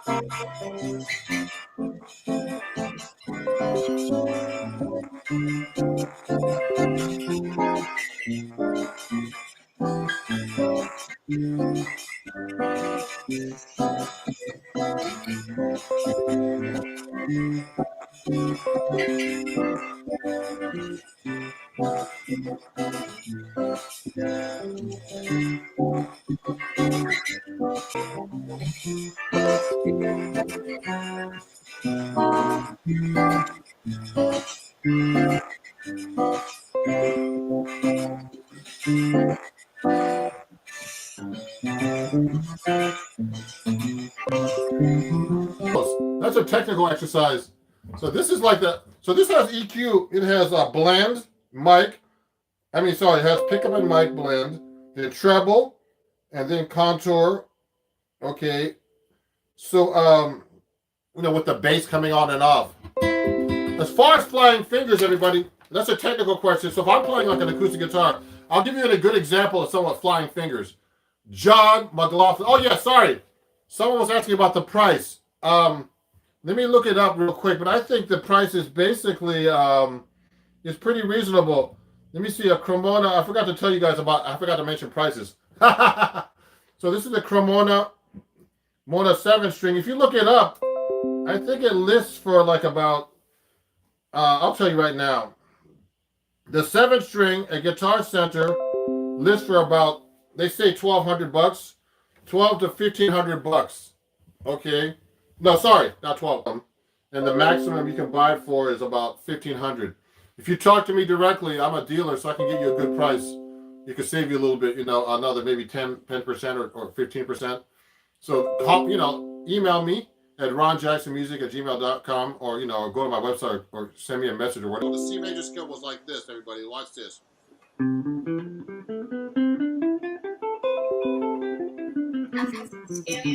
That's the typical C major scale in class.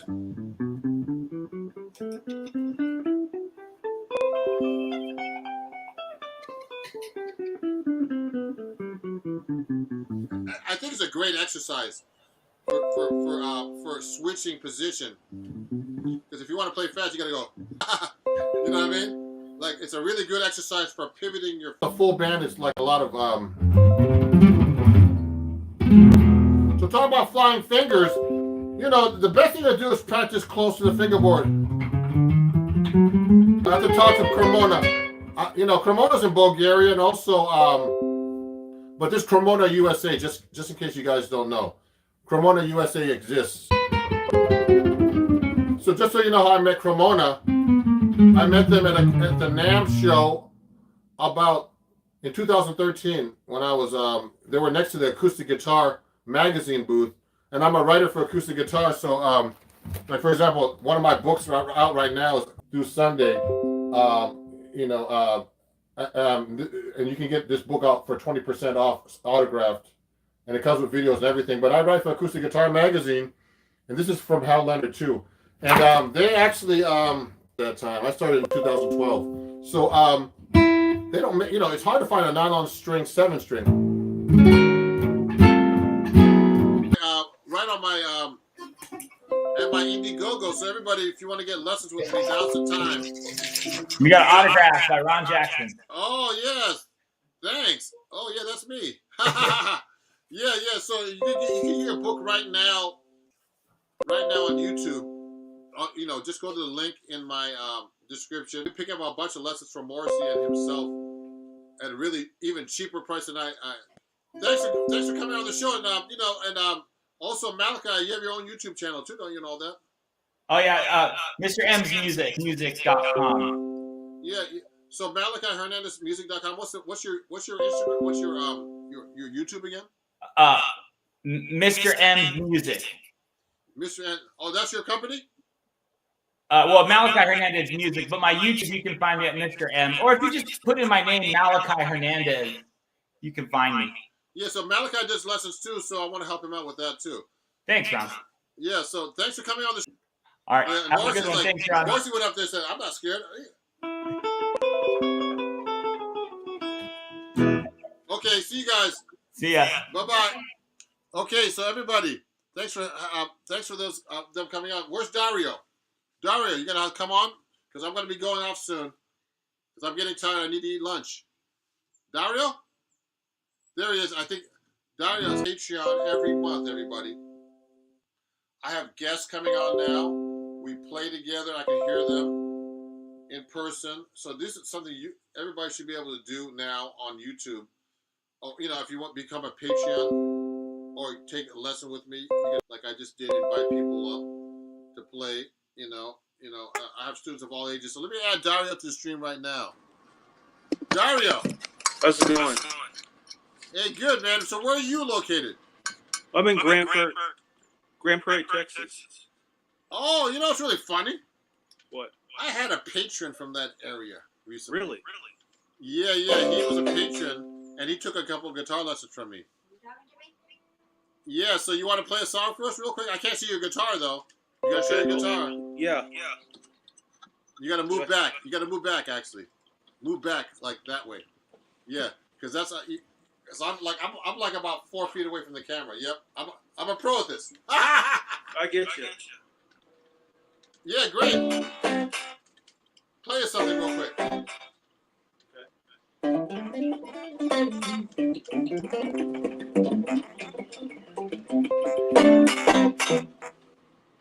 Nice.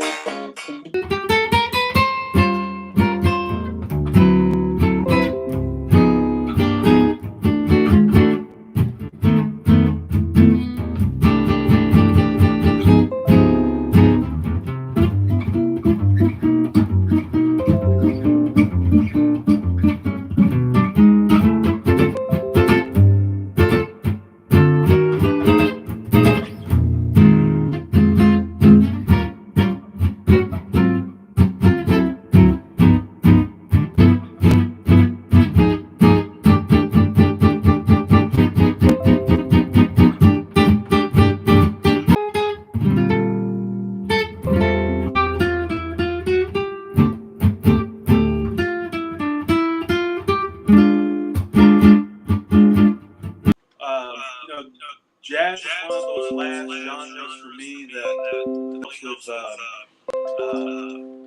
flamenco that I love, and I'm really a big fan of Paco de Lucia, who meld. Performed before live. Yeah, but I saw them live. I mean, I saw them a few times actually. They were amazing, man. I saw them when I was in high school, and I actually know John McLaughlin. I've met him. You know, I mean, I've hung out with him. Really nice guy, man. Cool. You know, and you know, it's so sad that Paco de Lucia died. You know. Yeah, he died suddenly. Yeah. I mean, you know, he wasn't even that old. You know. See, I have his album here. I have Paco de Lucia's. Oh yeah, he's great, man. So yeah, so you know, thanks a lot, Dario, for buying my book and stuff. And yeah, how do you like it?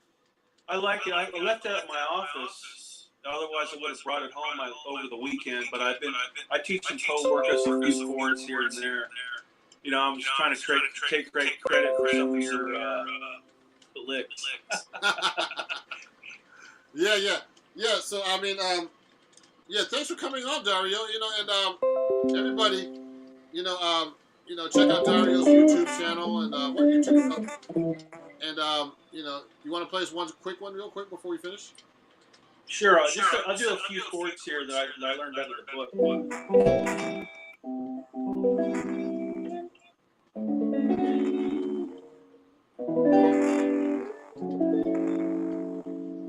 Good.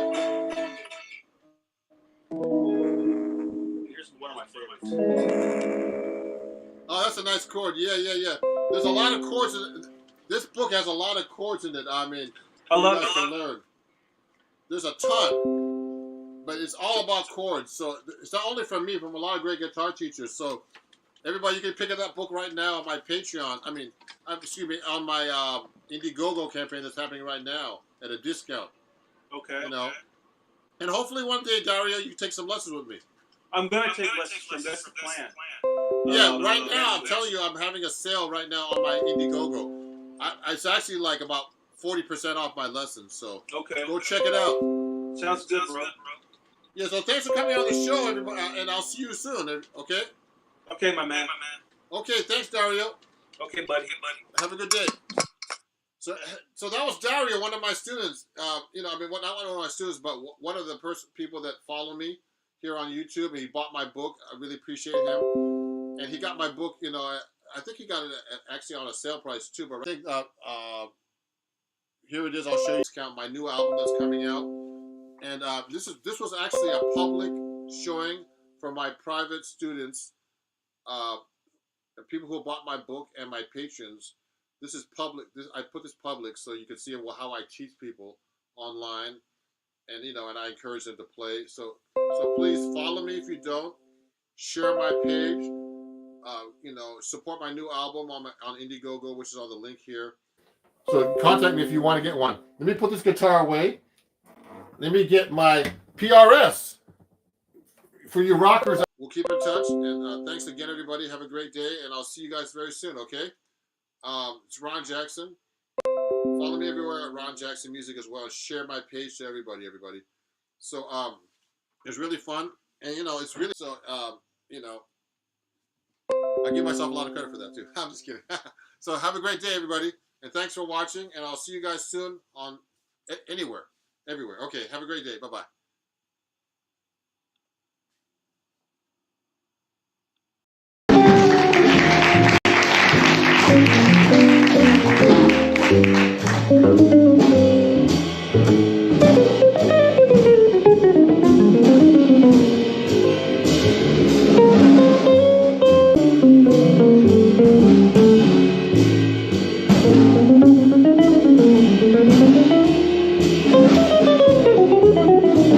It's a really great guitar.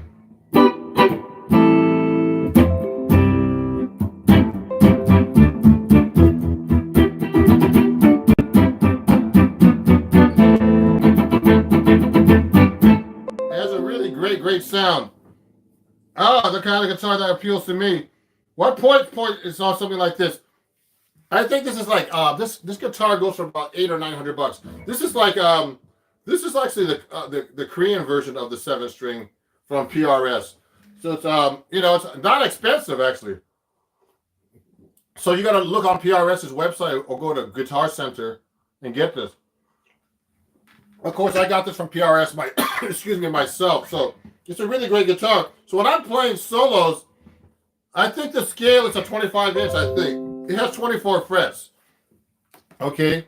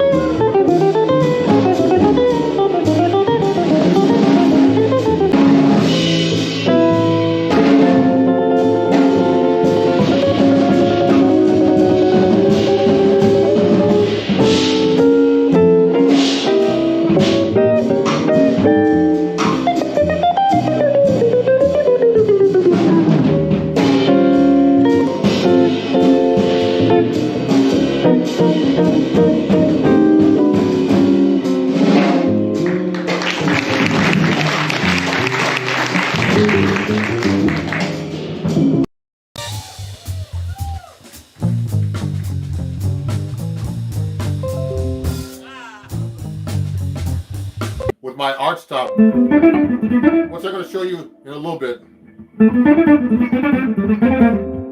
So it's a really great guitar. Let me see.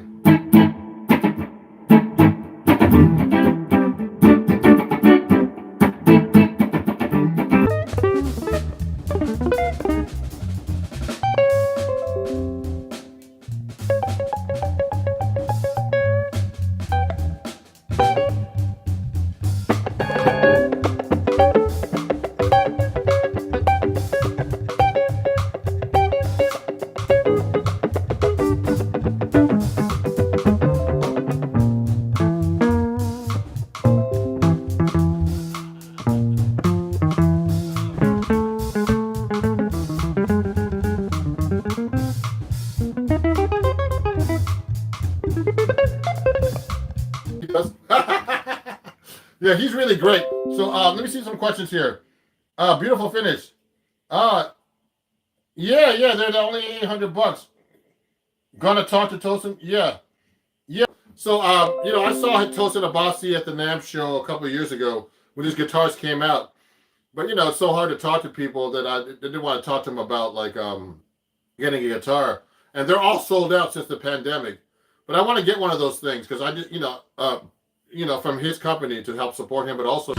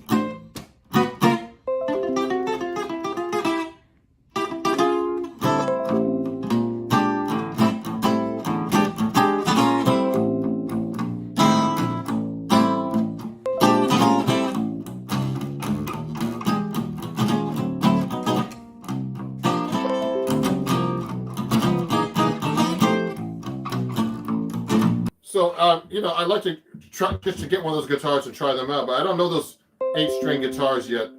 I have never tried one, so I want to get into it. So let me get another guitar here. Let me put this on standby and show you this other one. I have an Ibanez steel string.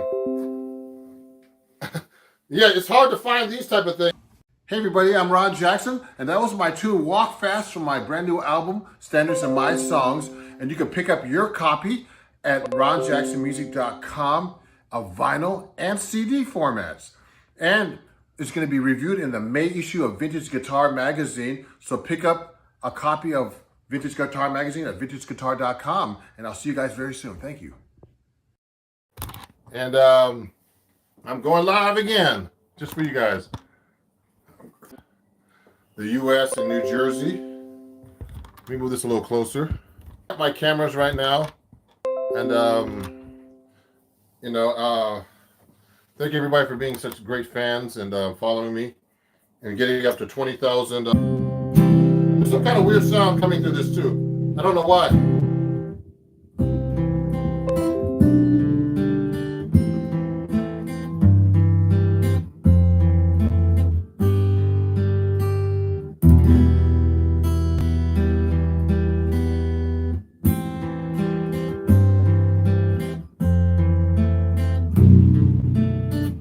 See now if I take it out of the acoustic sound to it, listen to this.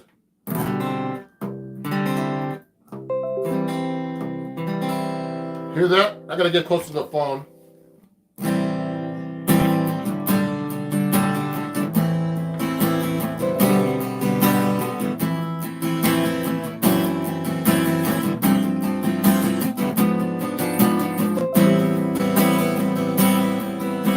Really nice sound, you know.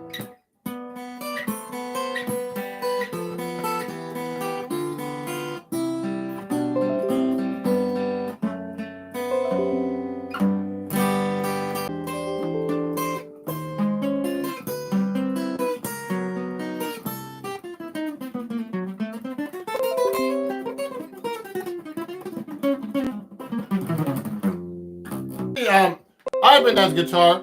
I think I spent $1,000. You know, when I love the 7-string steel string guitars. They really make some cool. You can do some great like accompaniment stuff with this, like this stuff, kind of stuff.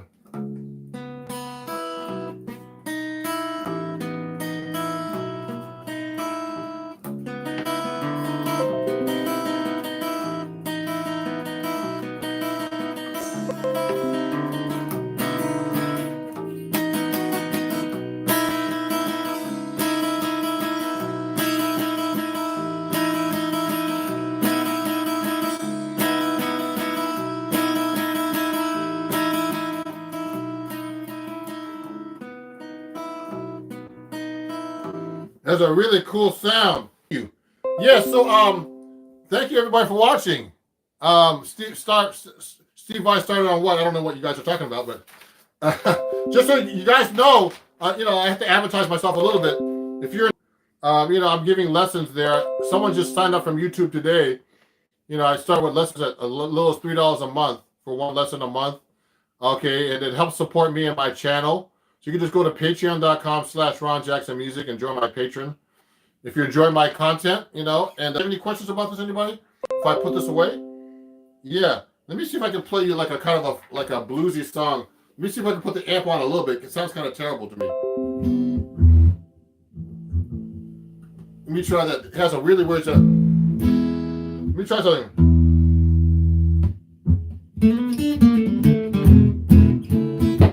Whoa. You hear that? I can't do that. So I won't use this.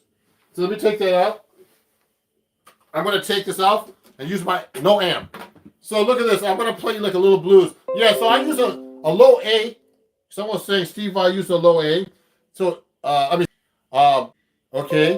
So, and in Brazil, which is kind of weird, they use a low C on the 7-string.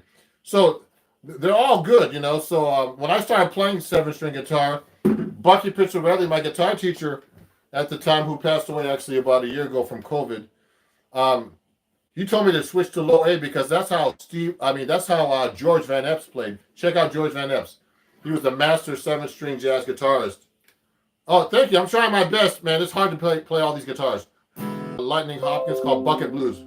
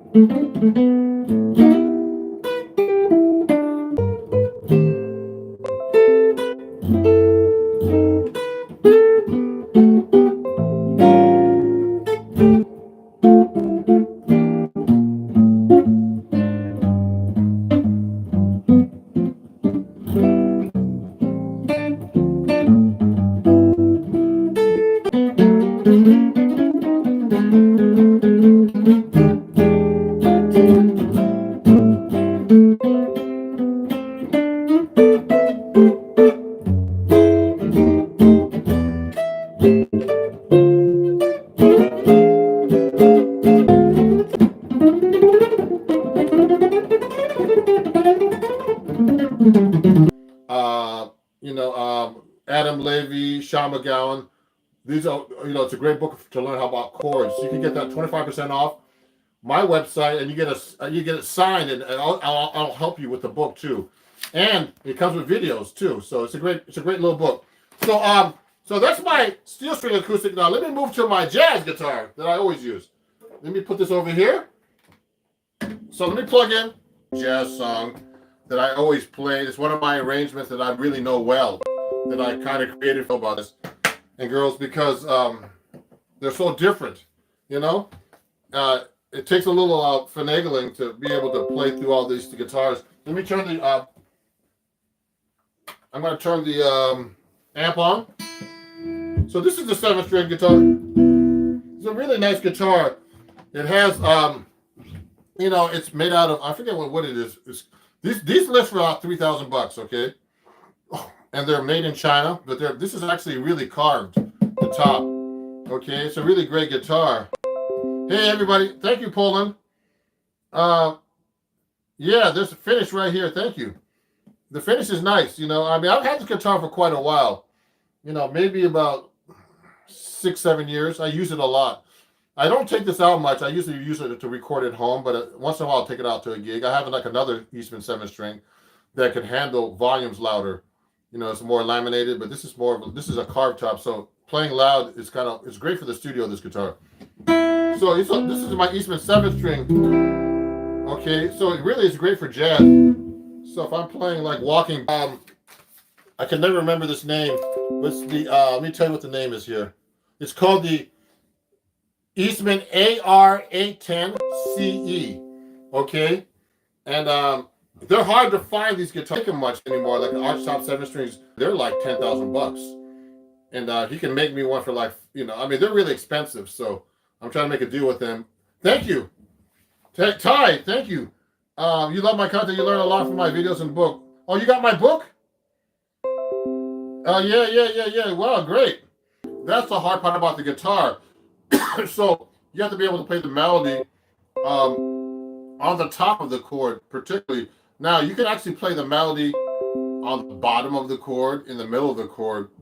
When I talk about that, I actually have this book. You know, when we talk about my book, 2 Chords at Your Fingertips, that's on Acoustic Guitar Magazine, that I actually, I wrote 3 lessons, and one of my lessons is called Mostly. And in this book, I take a song like London Bridge is Falling Down, like this. It goes like this.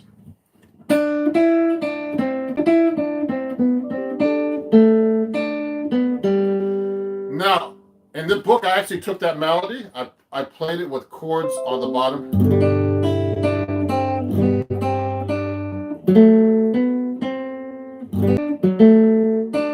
Melody like that, just like with a melody on top with chords on bottom. Now, it's very important. Most of the time you play the melody on top, you have to really know the melody. And then the next part I do in the book is I actually take the chords and I went like this. I went.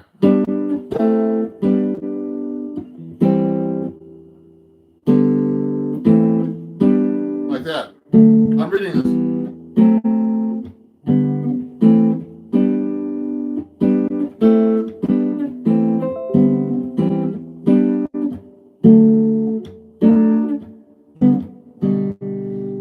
So this is actually, this is actually written here.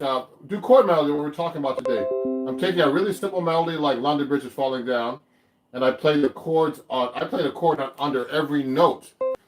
And that's how you actually learn how to do chord melody too, not just play like a thing like this.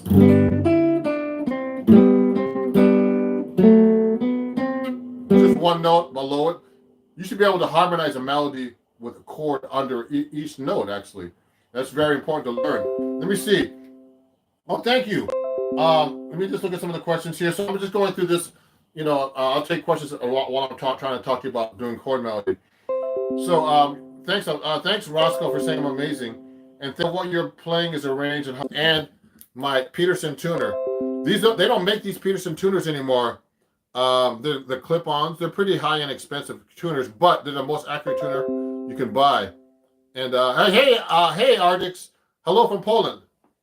Hey, I've been to Poland actually. I played in Poland in 2006 in Warsaw, actually, at the Old Town Jazz Festival. So this is a tuner, but they don't make these. I don't take this out of the house. because they're kind of fragile. They have a newer model, but I use for gigs. But these are great tuners. If you want the most accurate tuner, get Peterson. You can go to, here's my Amazon store right here. You can go to my Amazon store and check it out. I have tons of, I have about 5 or 6 arrangements for guitar, because you have to start learning arrangements from other people. So if you go to my website, ronjacksonmusic.com, and you'll be able to get, you know, copies of my arrangements there for like $5-6, okay? And it's on my description here. You have to learn these chord melody arrangements by heart. Now let me see this and put it on silent. So let me see. Let me look at some of these questions. I really wanted to know what your favorite guitar is and the one that you have and one that you don't have. By the way, you're awesome. Thanks. I don't know. I don't have a favorite guitar. I mean, I'm trying to get a Benedetto guitar, a 7-string. So I mean, another guitar I'm using right now. So I'm using my 6-string. Oops, something's wrong with my cable. So let me put this over here. I'm using also this D'Angelico XL that I got. I'm a D'Angelico artist now too. So this is a pretty great guitar, especially for the price range. You could go to my Amazon store and pick this up if you want to. I have an Amazon store, and you just go straight here to ronjacksonmusic.com. Amazon.com/shop/ronjacksonmusic, and I sell all kinds of stuff there, my books and all kinds of stuff. Okay, and it's my Amazon store. And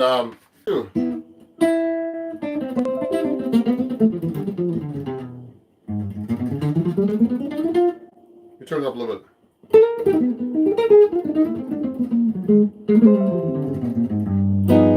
So I play 6-string too, because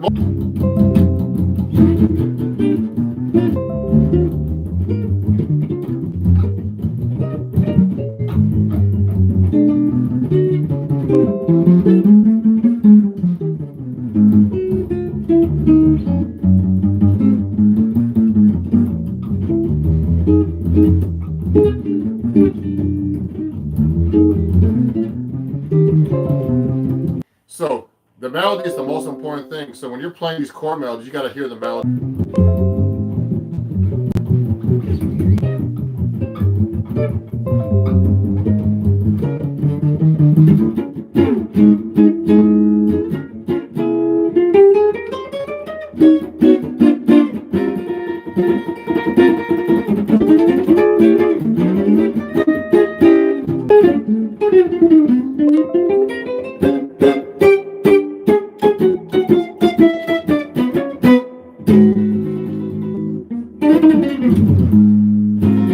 Oh my God.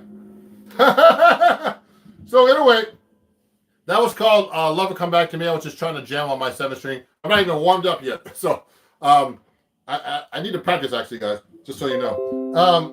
So thank you for watching. So those are my 4 7-string guitars. I actually have another acoustics. Also, I have another Eastman. And it sounds like a double bass, you know what? Or a flat 7. It's a dominant chord, okay? So a chord that's voiced like this. So the 3rd and 7th is the 2 notes we use a lot on a chord in jazz to get a sound where you don't have to, you eliminate the rest of the notes, and that's the most important sound of the chord. Okay, so if I'm playing up a scale, I'm only playing 3 notes. Like that. So you can do that across the neck.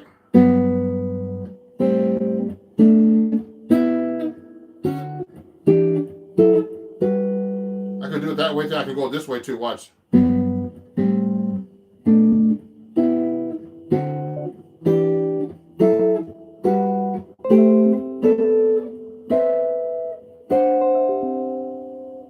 Oops. Oh. So I'm using a root, just 3rd and 7th, and a lot of chord melody stuff. So if I'm walking a bass line like this, and a blues.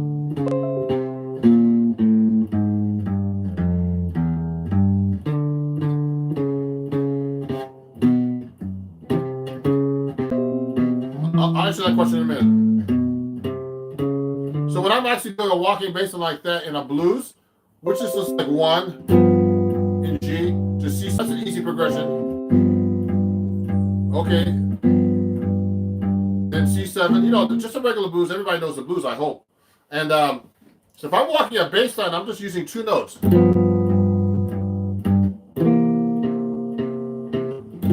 Okay, I'm using actually a 2-note chord and a bass line on the bottom. So that's called the 3rd and 7th, or they call it a guide tone, just so you know. I didn't tell you that yet.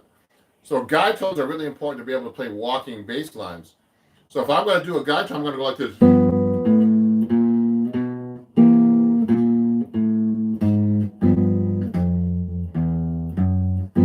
Hear that?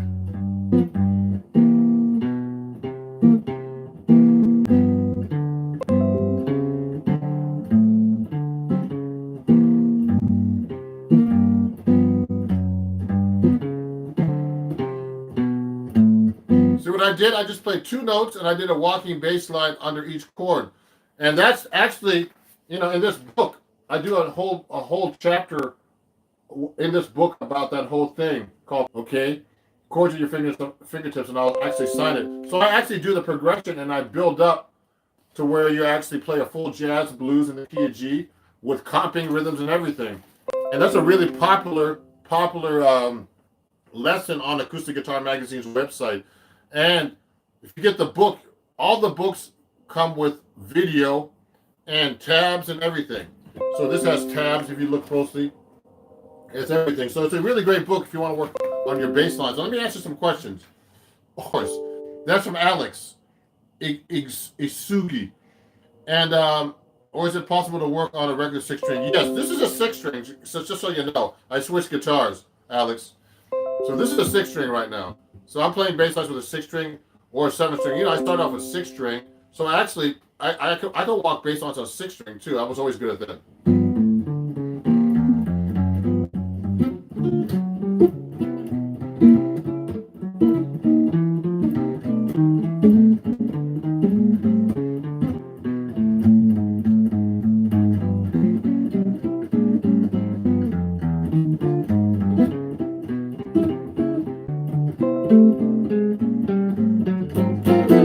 So basically, I can walk on 6-string. Okay, everybody, so just go there to my website. There's 20% off all my printables about walking. They're all free there because you're a patron, okay? And the 6-string guitar. And most of the time I'm playing a walking bass line, I'm using just a 3rd and 7th of a 7th chord. So if I'm playing a blues, I'm using just 3 notes. So this note and this note and that note. I have a bunch of lessons on my website here too. So on my YouTube channel. So watch it. I'm only doing 6 strings tonight now.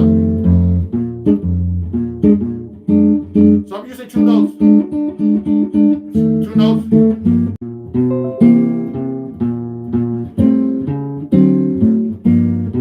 Now, when you play 7-string, and from other guitar students, a guitar teacher, excuse me. So he kind of goes like this. The melody goes like this. So the melody goes like that.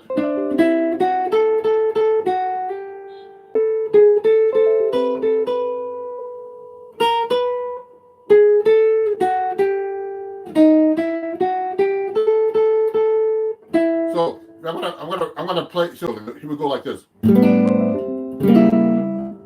Your fingertips. I have a section all. I don't know.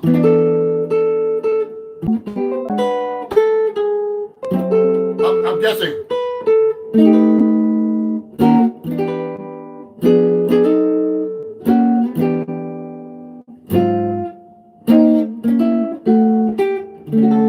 I'm doing it by ear.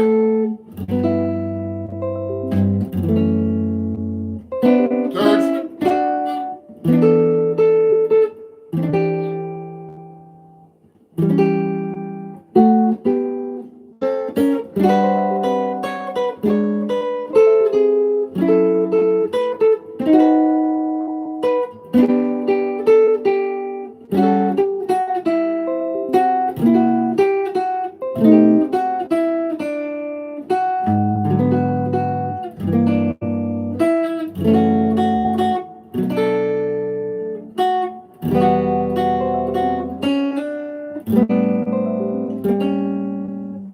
Just like a tube amp, I got one of these amps because I'm sick of carrying all those heavy amps and having to fix them. Also, I use these are really great amps too for the size. I use these Henriksen amps here. Melody arranging for so long, and I know about some of the harmony of the song. I don't know that song that well. That actually, I was just kind of doing it by ear. So when I was doing the chord melody, I was doing a bunch of different techniques. I was like doing like block chord. I would just do simple thirds, just down the up the scale.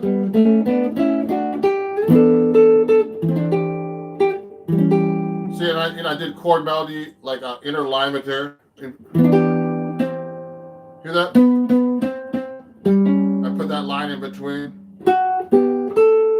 Then I went.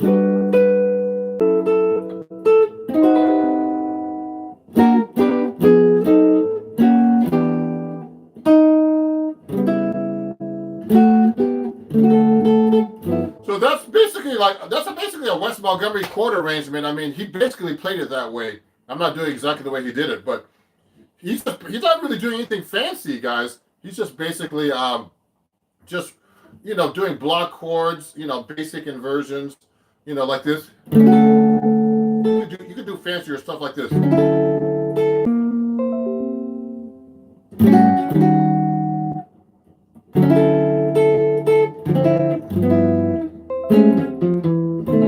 can put all kinds of fancy stuff in there.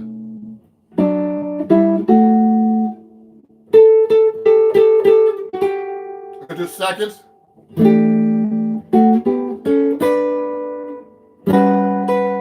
I could put a major sharp fourth.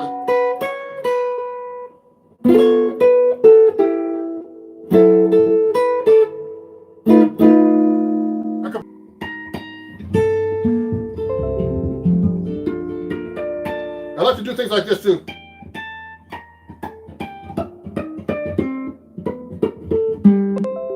This is hard to do. Thanks to everybody, More modern, things like that. You can do fancy techniques. So let me keep answering questions. What's a simple, fun chord progression? Let me answer this question here. What's a simple progression? But all the pop songs have another simple chord progression. You see that? Okay. So yes, I like to use harmonics. Let me ask a couple more questions. How do you do walking bass lines with the 7th string? You struggle with that. I use hybrid picking, just so you guys know, when I'm walking too. Someone's asking about that question right now. Estulios, I don't know how you say your name. Estash. So watch this. When I'm walking, it's hard to walk a bass line on the guitar, especially 7th string, just with your pick. I can do it. Let me try something else. A different song for once.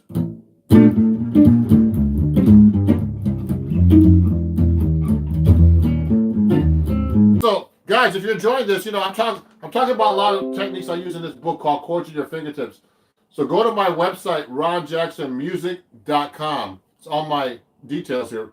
And you can pick up your own book and I'll sign it for you. And it teaches you about chord melody, all kinds of stuff, harmonizing melodies, and there's a chord melody arrangement in here. I might play it for you. It's at the end of the book. It's called Billy Boy. And so I'll go like this.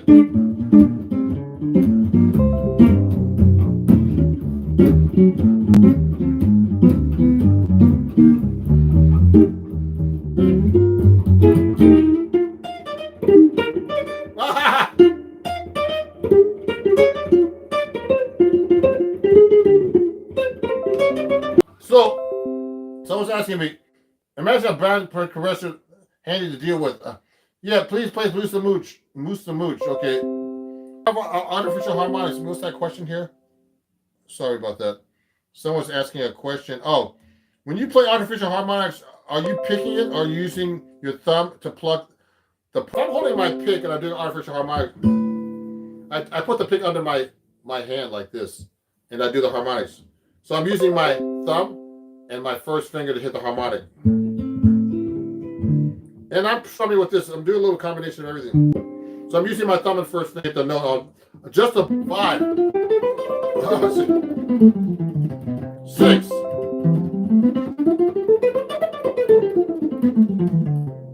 7,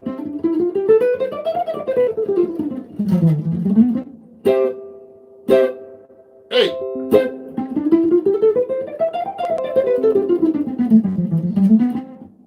So, you know, I mean, I know those skills pretty well. I'm just playing a little too fast right now because I'm trying to show you in like 1 minute. So, those are the 8 fingerings. And the point is to be able to play like this.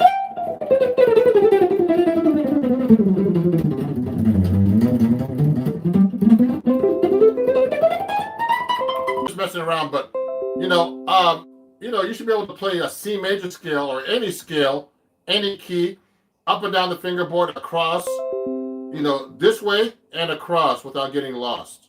E flat.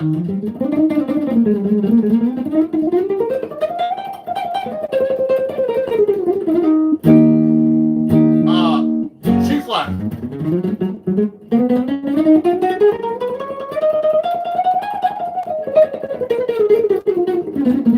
Any key. So you should be able to play all your scales up to the major scale. There's the diminished scale, there's the whole tone, there's all the modes of the harmonic and melodic minor, which we'll talk about soon. So actually, just so you know, Devin, I have this as a lesson already on my YouTube channel here. So just take a look at it. All the modes of the major scale, and also there's I think no, I don't have that lesson. But you know, if you become a patron, you get all these things from me too for free on my Patreon. So if you want to join my Patreon, it's right here. It's patreon.com/Ron Jackson Music, and you can learn all kinds of cool things. I have chord melody arrangement scales, all kinds of stuff right there. So just join my Patreon. You can get all that stuff individually on my website for those lessons. And you know, I think it's like $3.99 or $2.99 for all the major modes, all the major scales, all the fingerings, all the melodic minor scales, and there's a bunch of other stuff. I'm putting stuff up every week, 2 or 3 lessons a week. Okay, so we're talking about chord melody. Let me answer a few more questions. Also, how did you find the K system is very important, actually, Ruben. So, I mean, I use that all the time subconsciously, and that's learning all your chord. Thank you for watching, and I'll see you guys very soon, okay? Have a great day, and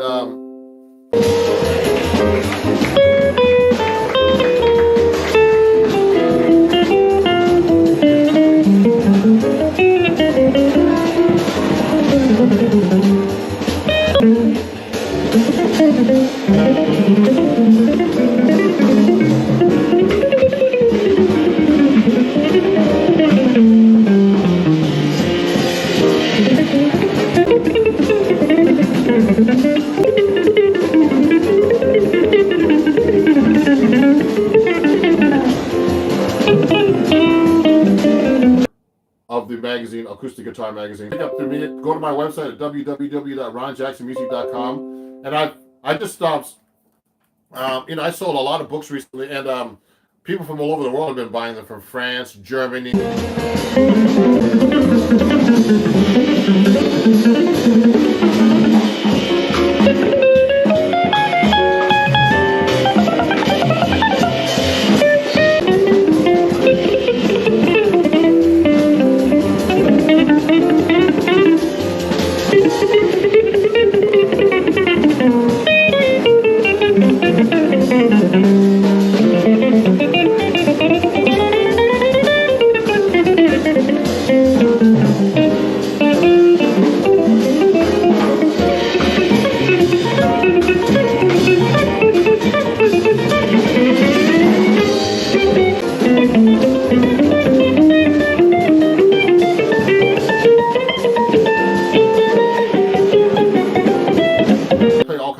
Harmonies in rock now too. So let me keep going. So I see. Thank you. You're welcome. Alex Tuber Official. I love you, my friend. Okay, cool. Let me keep answering questions here. Love it. Great, Anthony. Thanks for watching.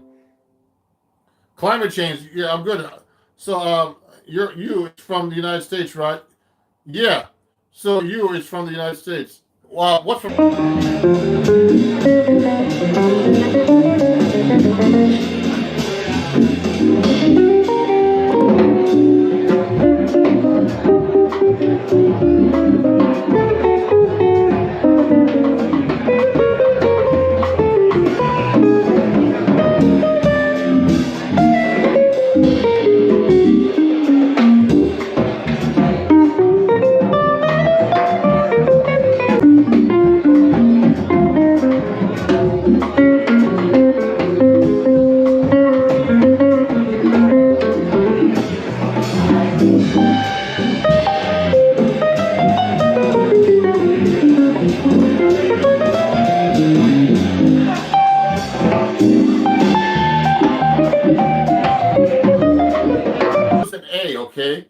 And it's off my very first album that you can't find right now, called Loose Step. Pat Martino, my guitar teacher, was on, and a bunch of other guitar players. Kenny Burrell was on that label. I don't know where my masters are, but this is a song called Loose Steps. It's basically a blues using block chords. And I really like this arrangement. And I'm going to be putting it up on my website tonight to sell the arrangement, and it goes like this. You'll like this. It's like, with a band, it sounds really cool. It sounds like this, though. Let me show if I can, see if I can play it for you. Ready?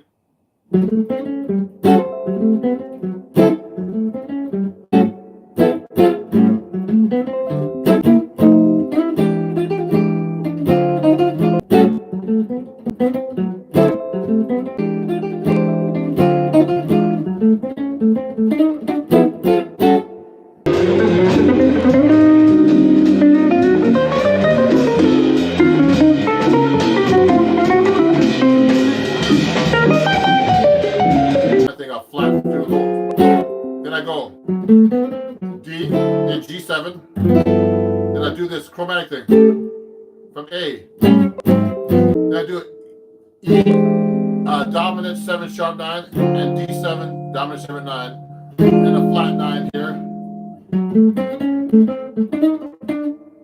It goes like this. Okay, let me try that one more time for you guys. So I'm going to play a little bit better this time too. Watch this.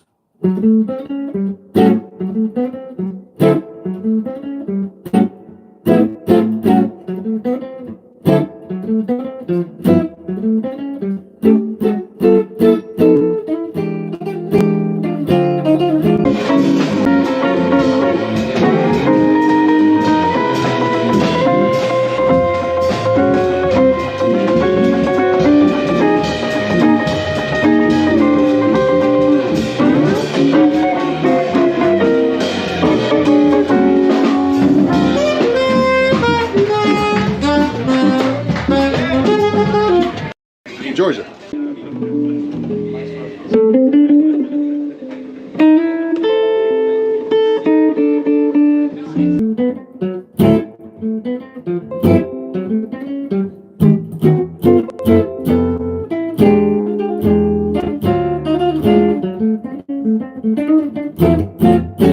Hear that low note? So I got that note. So that's the really cool thing about the 7 string. You get those low notes. So sometimes when I play when I switch between the 2 guitars, it's confusing because sometimes I'll be thinking I'm hitting the 7th string, but I'm playing a 6th string. But that low note brings out the surface, brings it to the surface, doesn't it? Yes, doesn't it, Carl? Yeah. It's tricky though, because you gotta miss. When I'm hitting all these strings on top, you gotta not hit all these other strings except the 7. Like that. You see that? Let me answer some more questions. Yeah. How do you use melodic minor with natural minor chords? You just, you know what? That's a good question, Shaddux. I just throw melodic minor on any kind of minor chord. See, when you would pick from any minor, actually, according to what they hear. So you could use all of them, any minor, actually. So, I use melodic minor, harmonic minor, Dorian, Phrygian, Aeolian, anything. Just so you...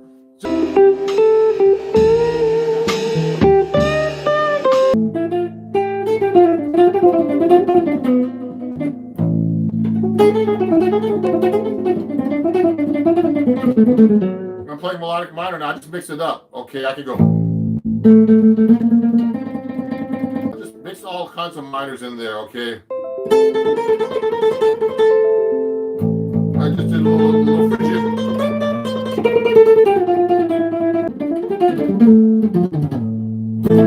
So you can mix all kinds of minors over a minor chord, just so you know. This is close to using shell voicings. The assumption is correct. Yes, it's close to that. Yes. So basically in jazz, the main shell voicing is really just the 3rd and 7th. So if I'm playing let's say I'm playing a song.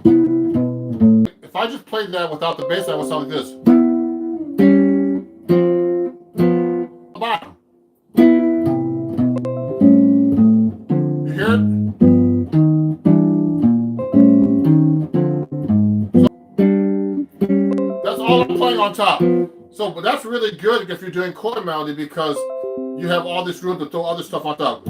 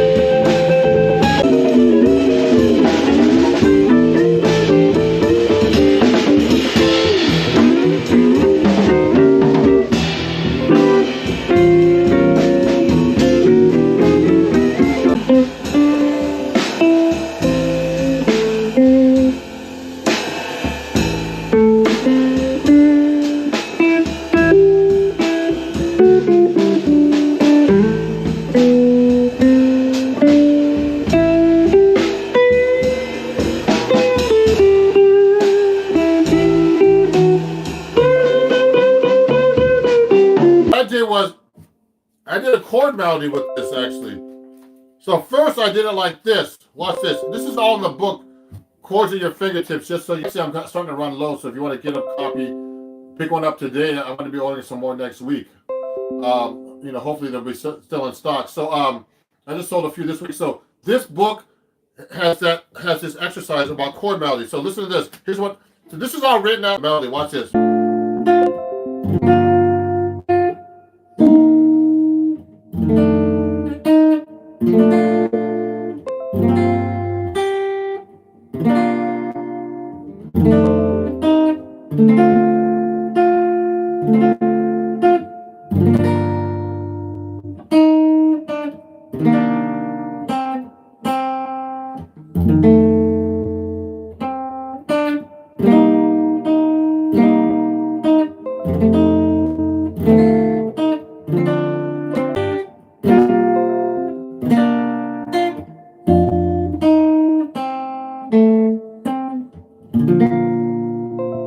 You can do it that way, okay, or this way. Let me play it on 6-string for you. Hey, I'd say high gauge. So someone was asking me what gauge strings I use on this. So you guys know, take a look. Because I had a problem. This is actually going to be public now. I had to change it because of staying here. It's Ron Jackson. Send me anything properly, okay? If there's a problem seeing me, let me know. I'm going to actually have to put this camera down a little bit. And my D'Angelico, thank you, D'Angelico, for having me become a D'Angelico. They gave me this guitar as an artist, so you can pick up this guitar, go to Guitar Center. Also go to my website. No, it doesn't change it. Neck angle is a good guitar, so don't worry about that. If you want to pick up a guitar like this, I have to lower this a little bit so you can see me. Oh, see? A little high. That's a problem with YouTube. I can't figure this out. Okay, so don't worry. We'll be good in a second. Send me a video chat in the stream here. Good. Patrick, how are you, man? And Devonite. Oh, cool. I finally caught you. Good. I'm going to fix this computer up a little bit here. So, guys, I had to actually, make this a public video because I've never done it before for my early access stuff. You know, if you have a problem getting on, and I had to resend an email with all this, and hopefully people will get it because I couldn't use the other link. So you can see me okay, I guess, huh? Let me fix this camera a little bit.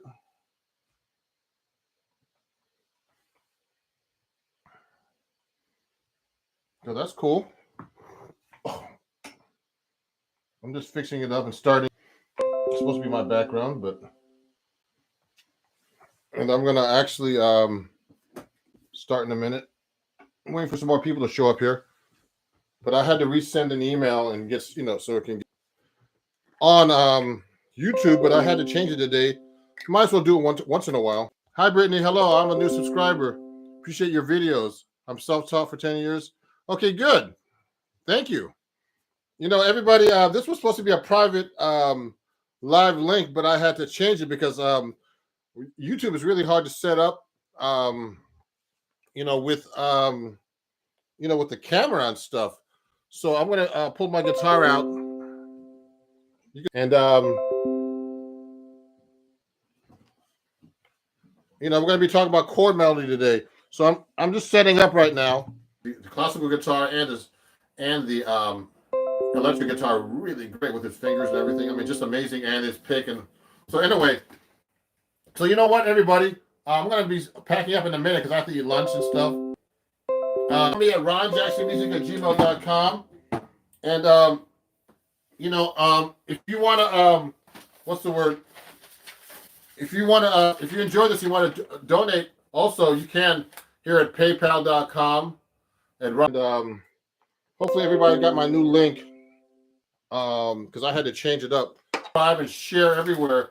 I have a lot of followers everywhere. So on TikTok, everything is Ron Jackson Music. TikTok, Twitter, YouTube, Facebook, Instagram. What was I going to say? If you want to join my Patreon, please do so. It's right here. It has all these lessons there too, actually. And, it's patreon.com/Ron Jackson Music.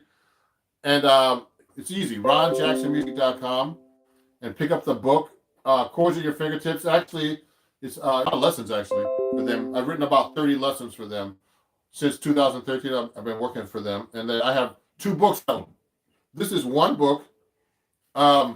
This is another book's called Guitar Scale and Mode Mastery, which is not published, not printed yet because of the pandemic, because of work shortages. But go pick up this book and help support me. You'll love the book. I'll sign it for you. This book has all the videos for every lesson too, so you don't have to worry about that. You can look at the lesson.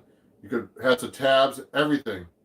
So really a wonderful book. And what was I going to say?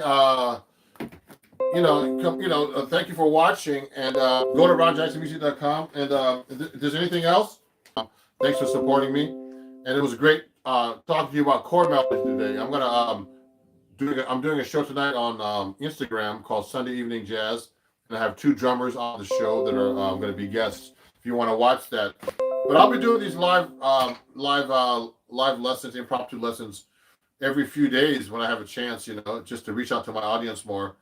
And, please definitely subscribe. I have a lot of cool videos coming out, live performances, lessons, all kinds of stuff. I saw my friend Lafayette Harris just say hi. I have a video that just came up with him. Thank you, Lafayette. You're welcome, Shiva. Yeah, thanks, Dario. Do you recommend? Yeah, so I'm trying to, it's hard to talk and play, but I'm glad you guys are watching and really appreciate what I'm doing. And thank you, Elixir Strings, for the nice shirt. 37's on top, and the D flat 7 has a 37, but it switches around. So this is the third now on the D flat, and this is the flat 7 on the D flat. So they interchange. So that's how you make a tritone substitution. So instead of going C minor, D minor to G7, I can go D minor, D flat 7. So that's a very common, substitution. And we can really get into this some more, but the thing is, that's cool, different. And let me see who else is there. Liam, hey, good morning, Liam. Oh, what total brand do you use 5 times a day? That's great. So who is that? Let me see who that said that. Brian Wood. Oh, everybody, thanks so much for watching. I really appreciate you guys. And I'll try to do the best videos and try to do the best playing I can for you, because you can't concentrate on playing, but it's fun, And I'm trying to reach my audience and grow my YouTube. So please share with everybody and subscribe if you don't already. And we'll see you on social media, everybody. Off YouTube now, we're studying with me. So just email me. Just go to my website, ronjacksonmusic.com, or just email me at ronjacksonmusic@gmail.com. And I'll see you guys very soon, okay? It was fun. Have a great day, okay?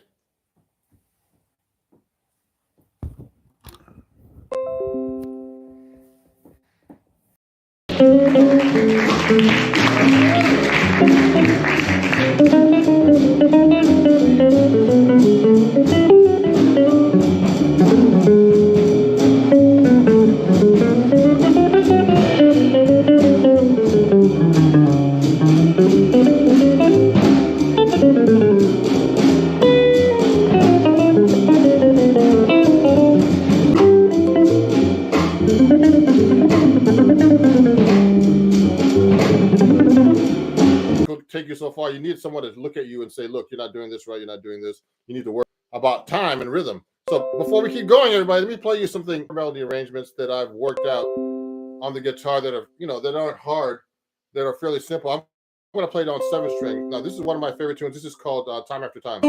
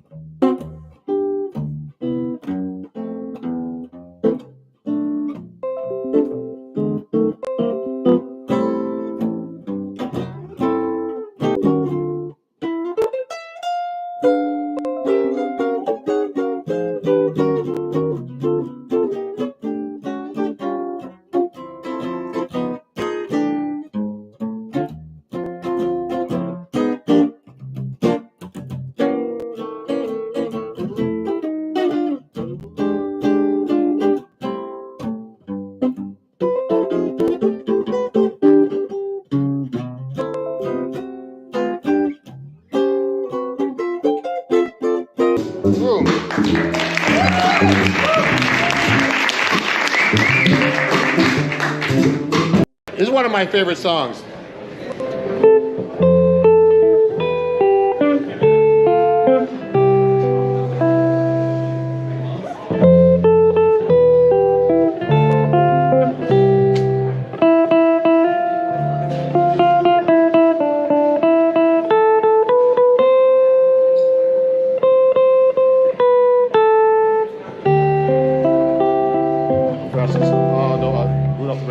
One, two, three, four.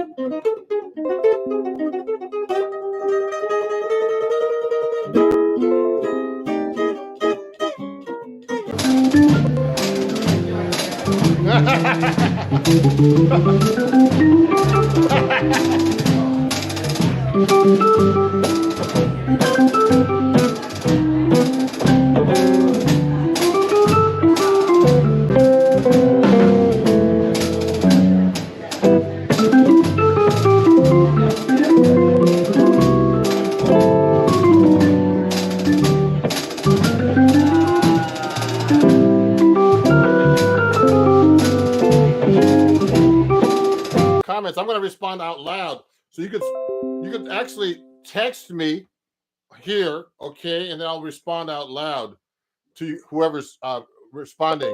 So thank you, Reggie. Reggie's been my student for like 2 years. He's learned a lot. He's a great student. You know, he's retired. He practices guitar all day, which I wish I could do. Hey, don't worry about being late. You're not late. I was late. And Patrick says, shh. Okay, just amazing. Thank you, Patrick. One-man band. Thank you, Kevin. Thanks, everybody. This is public stuff, so it's supposed to be a private link, but it's okay. So thanks for sharing such a great teaching content on YouTube. Greetings from the UK. Yeah, thank you, everybody. If you like what you see here on YouTube, I'm going to get my little announcement thing here, wherever that thing is. Here it is. Hold on one second. Let me grab it. And please, definitely, this is the right way today. Please subscribe to me here, of course. And also, a lot of my Patreon fans are on here. So if you want to be on my Patreon account, please let me know, and I'll do, you can join that and get some music lessons pretty cheap for me. It's right here, Ron Jackson Music. I'm going to put this on the camera. Oh, this is backwards here. Okay, I need to use this. Hold on, let me find this real quick.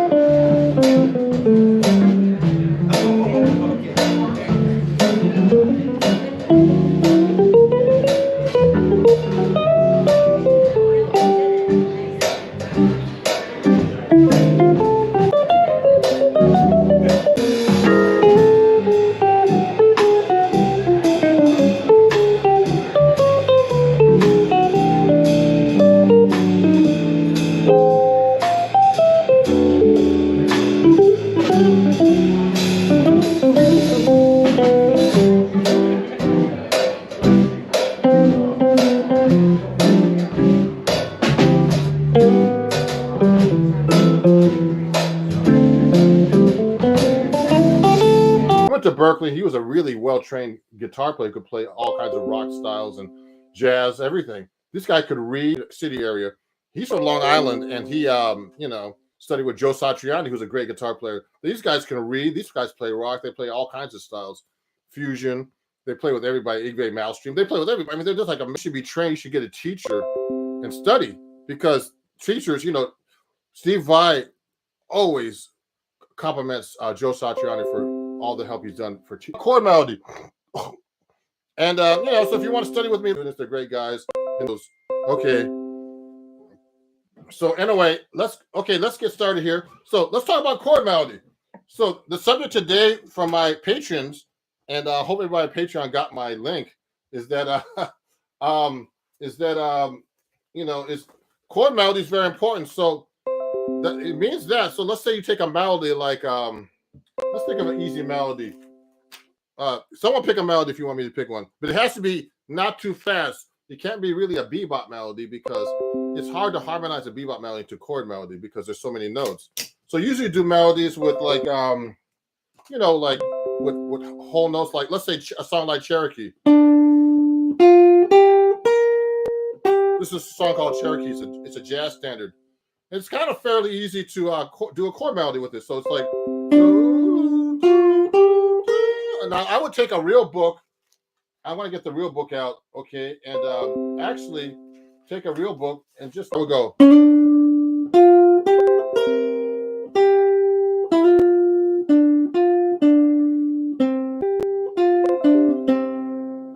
So that's the melody to Cherokee. So it starts with a B flat major 7 chord. So I mean, an easy way just to play that is just put the melody on top of the B flat major chord, major 7 chord. Actually, so if the melody is D, so I just put those 3 notes. Now if I'm making, so I'm just playing a regular old major 7. Be better, everybody. Let me get off my 7 string. Hold on. Let me get my 7 string here. Take it out because I want to get my 6 string out so you guys can understand me. It's not easy. Let me get my. If you have any questions about that, Nardis. Oh, that's a nice song. You can look at that for chord melody. Okay, thank you, Patrick. Hold on. So here's my 6 string.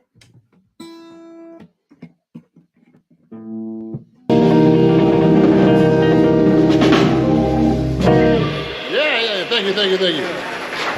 One of my favorite songs. You guys are like one of the most popular and most used speakers. We'll be making loudspeakers for 100 years. So Celestial, we're going to have a big party, 100-year party. So you'll be invited. Where's it going to be?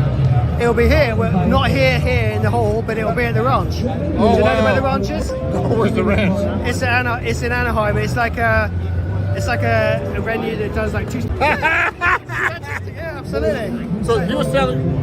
So Ken was telling me that they make 1,000 of these a day.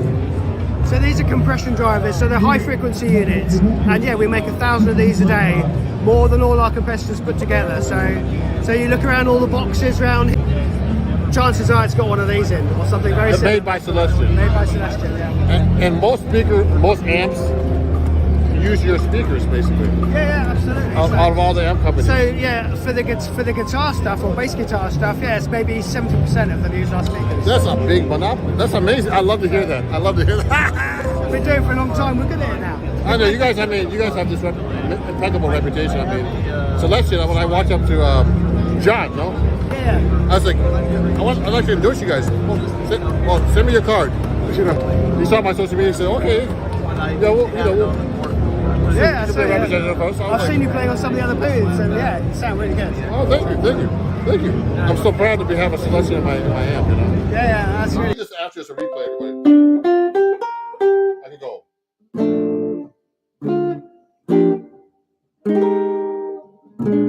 Now I would play that B flat 7. Now the B flat 7 that way, okay, or you could do it this way. So many ways. I like that one. That voicing of the B flat 7 13. Okay, we're making an arrangement up right now. This is how you do chord melody. You do an arrangement like this. You find each note and try to find the chord for it. So let's start from the beginning. So I went like this. Chord melody, that whole thing. Now I'm using block chords basically. Okay, there's so many ways you could actually do this. I could do thirds.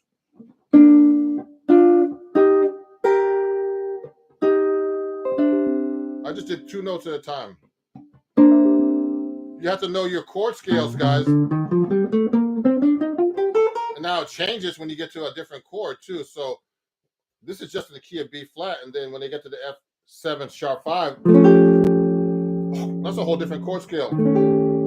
Okay, and I'm having the flat 7 missing, so it's not really dominant when I'm doing it this way. I'm just doing F5 sharp 5 actually with a 9. This is actually a 9.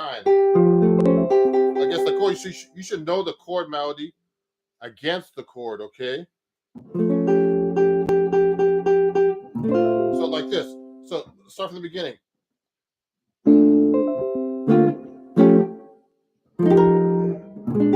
Okay, now this melody has a lot of tensions on top. So when I get to the next part, it has an F on the top. So that's an F on top, which is a major 9 against an E flat major 7 chord. This is an F. Good stuff. Amazing, man. Thank you. Oh, the headband. I gotta get one of those. So the cone is made of hemp. Oh, so when you're done, when they finally break, you can smoke it. Oh! That's amazing. So the Copperback 250 is the most powerful speaker you make for a guitar. Yeah, it is. Yeah, so he says I can't blow that out, so that's good news. I'm gonna put it in 10 when I get home. Let's see if we can prove him wrong. You look at some of them. Come on in. Okay, sure. I'm coming.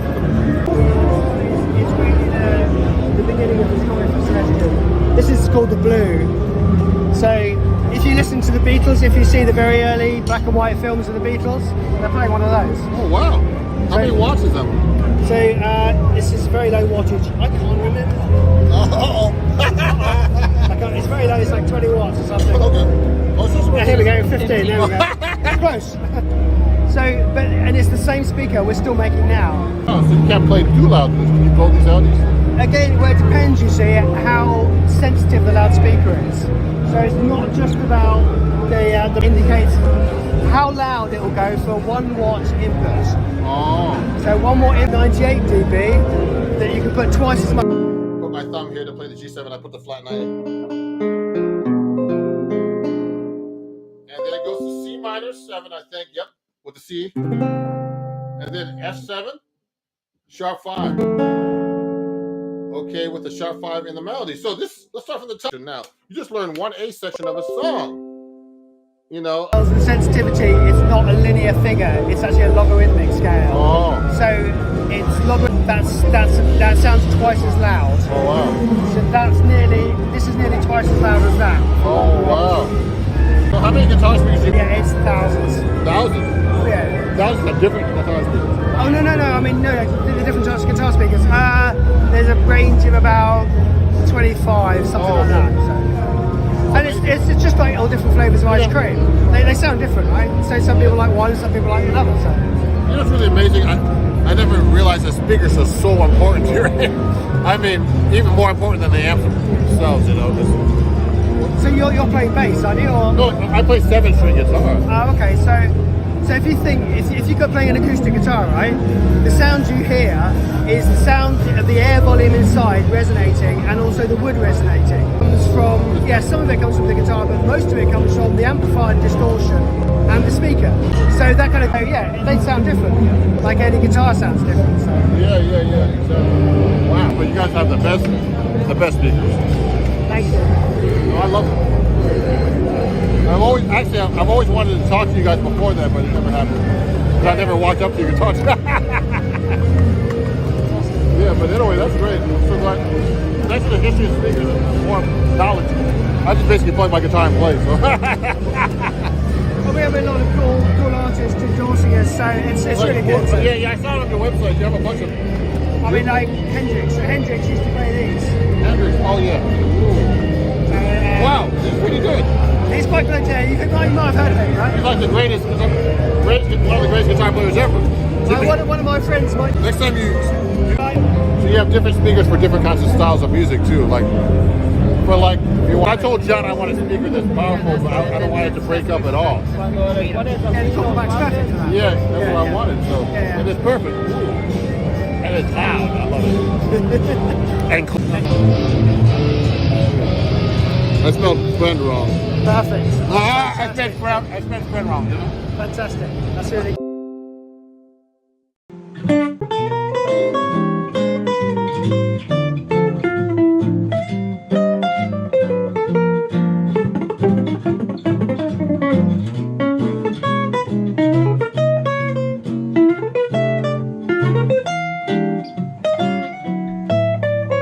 That was Got a Match by Chick Corea.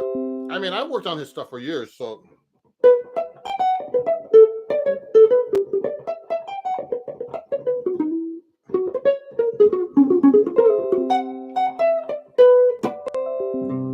Yeah, so I love Chick Corea, man. He just passed away. I had a bunch of friends that played in this band. I wish I could have played with them, you know, but you can't always get everything you want. So, okay, so let's continue now. So someone asked about, so this is all about chord melody. We'll do about Chick Corea. Did Cherokee. So you have to know your chord, the melody against the chord, and you actually have to know, you have to know your scales. You have to know chord scale relationships. But there's different techniques you could use for chord melody. You don't have to play like the chords that are written either. If I did a song like Cherokee, I don't have to play the chords that are written. I can go like this.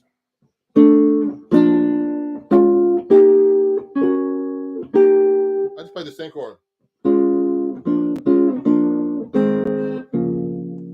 All I did was just one chord. That's constant structures. See what I just did? I just played the same chord with using under the melody, and that sounds hip too. You know what I mean?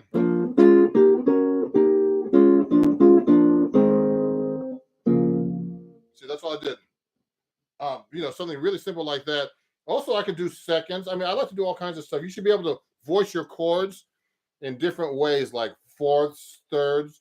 I mean, the easiest way on the guitar is thirds. I can go.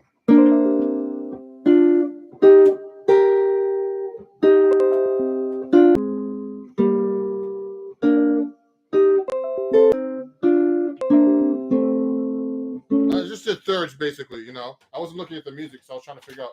Today I'm going to talk about practicing things that you don't know. Like one of the things I've been practicing recently is actually the harmonic minor scale. And I'm going to be doing a lesson about this very soon. And, you know, about going, well, using the harmonic minor scale in jazz particularly. So, I mean, I've been working a lot with the, you know, with the harmonic minor, you know, and trying to use it more in my jazz playing. It's funny, one of my, I was doing one of these workshops on Patreon, doing two notes. Remember, a chord, two or melody notes played at the same time, or two or more notes played at the same time. So a chord can be just two notes. It doesn't have to be, you know, with a sharp 5 and major 7. You don't have to do a fancy chord to make a chord. I just did fourths. You can do fifths too. I mean, it's kind of weird. You can go. Let me see. How's that? I don't want it to be has that kind of Asian sound. Another easy one is 6. It really fits well on the guitar and they sound very good. Like Monk used to do them. Like Monk used to do that a lot. 6 are really good on the guitar.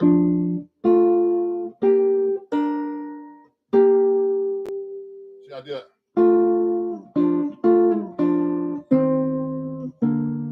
Six are really nice. Now it gets really weird when you start doing 7s.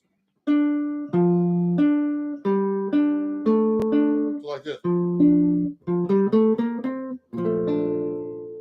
I like to go like a.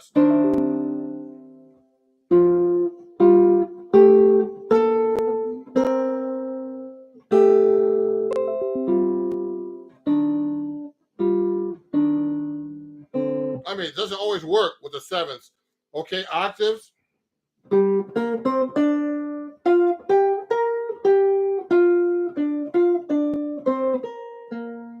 Okay, and you know, there's just so many ways to do it, but it sounds much different if you start doing things like this, like seconds. I use reharmonizations. I did a tritone substitution on the B flat now.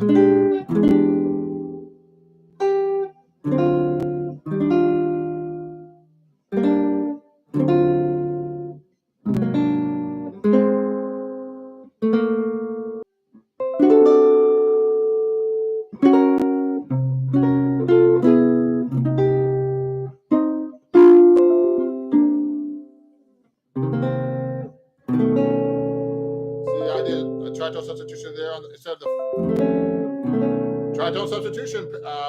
Umir mentioned that before.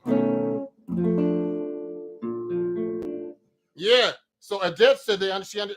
He or she, I think Odette. I don't know who you are, but Odette said, I like the third. You understand that better with less notes. Yeah.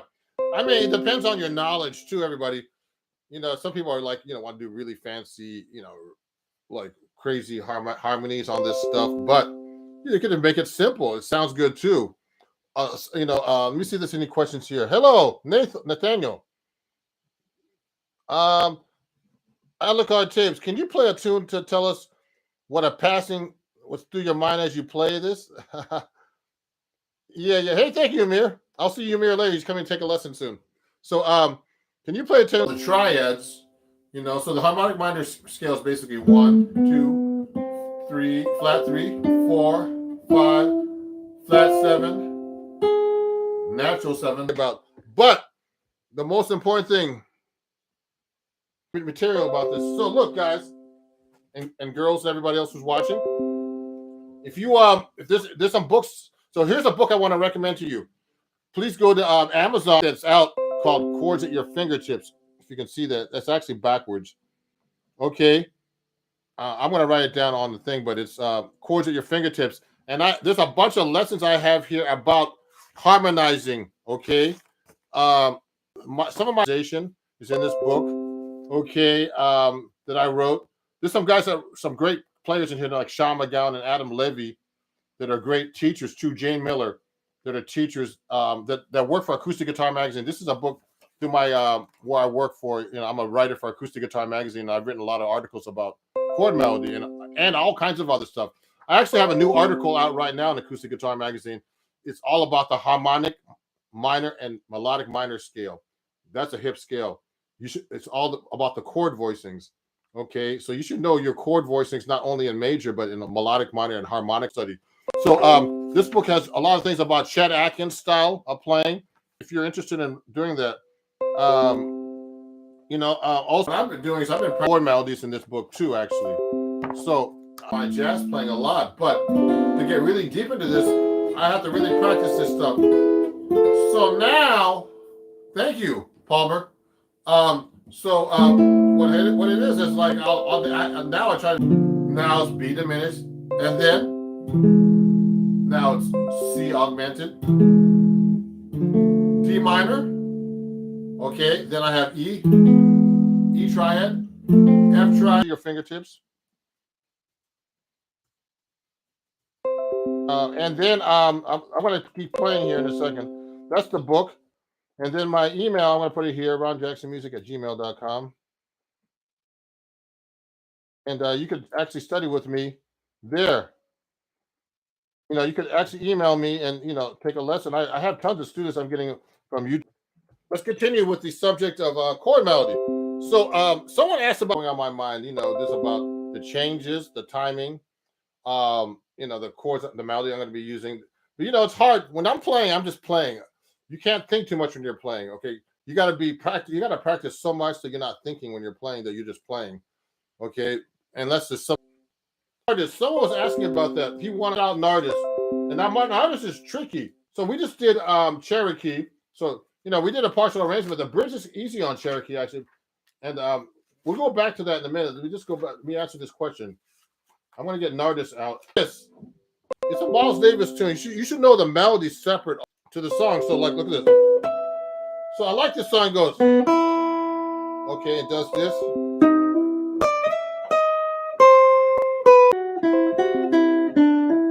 Okay, and then it goes.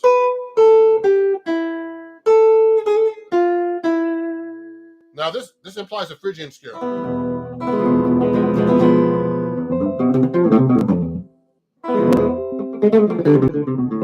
So that's the third mode of the major scale. Okay. Now, so it starts with the E minor chord. It's really easy on the guitar. It's like, and then goes up to F major 7. And then you can go, the melody's written down an octave lower. So I suggest guitar players always play the melody up an octave higher than. So I would go like this. I would play the harmonic. I love harmonics.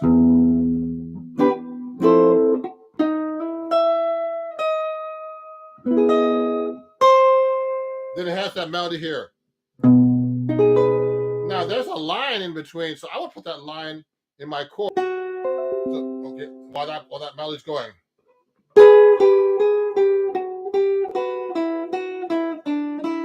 See how?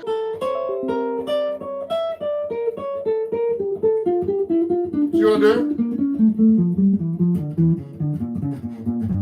Now you're supposed to practice slow. Oh yeah, someone's asking a question here.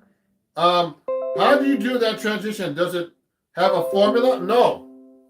What I'm doing is I memorize the neck pretty good, so I know what the intervals and the shapes are on my fingers. You have to memorize one of the most important things, everybody, when you want to play guitar in general, or any, you know, particularly the guitar, is seeing the pattern on the fingerboard. You know, and then I don't need tabs to find this, but when I need to show somebody my finger. I use tabs as a guide to find the notes. But the problem with tabs is you have to know what it sounds like to be able to play it. If you don't know what it sounds like, you can't play the rhythm or timing or anything. So that's now the bridge is easy. You just go A minor 9. Now this part, you can play. I can harmonize it third. Now 2-5, D minor 7. This is not too hard to harmonize.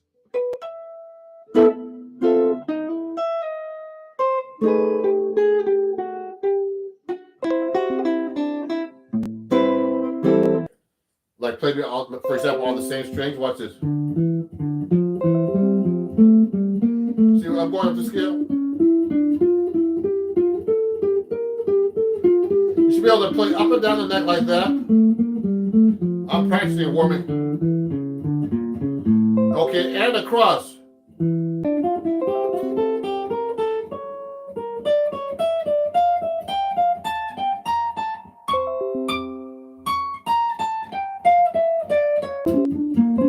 So that's what I'm actually doing when I practice the harmonic minor. So I'm just playing the scale in thirds. So you should be able to do any interval when you're practicing. You should be able to do fourths. It's much harder. Watch this.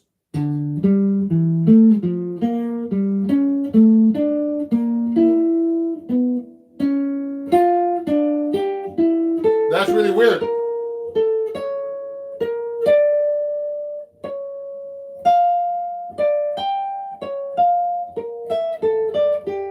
As an artist, so you can practice that one. That's easier than actually than most people think. Okay, that song doesn't have too many chords in it. Let's pick another song. If you want to send me a request about a song to chord melody, you know. Oh yeah, so Lewis, I'm sorry, Lewis. Lewis asked me where am I located. So I'm in the Jersey area. Okay, and also what was I gonna say? I do everything online, you know, and sometimes I have people come over, or I can go over to your place, but it's a lot more expensive. So if you want to email me about lessons, just email me, and we'll talk about preferences. I'm in town. Oh, Sean's here! Yay, my student. I'm teaching Sean at noon today. Hi, Sean. How you doing? Sean has a question. Autumn leaves. So this is a great idea. So I'm gonna do autumn leaves. I'm gonna actually. I know this song by heart. So let's take autumn leaves. Let's do autumn leaves here. So remember, you got to play the melody.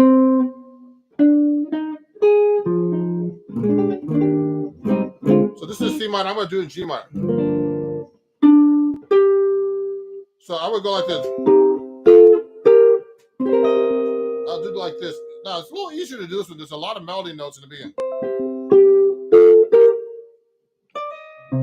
It's a regular minor scale, the natural minor. So I'm playing a D nat. Let's say I'm playing a D natural minor.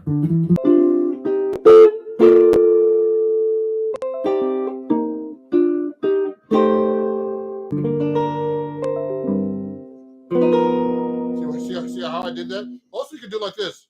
You can do the melody note single. See, I don't like the chord is too thin up there like this, so I like to do this.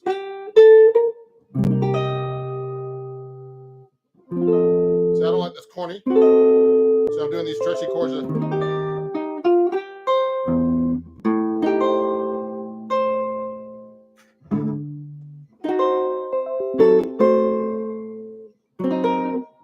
Pick up now. And then play a chord pass up.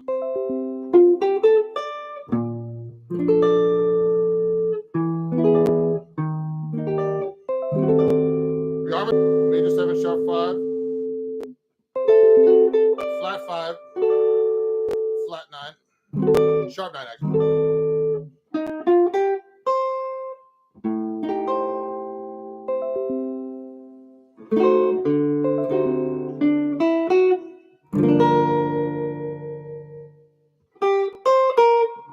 Now the bridge.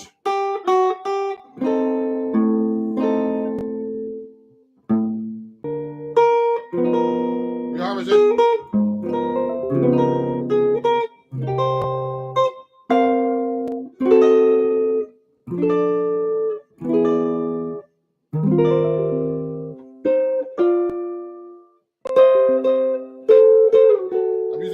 thirds there.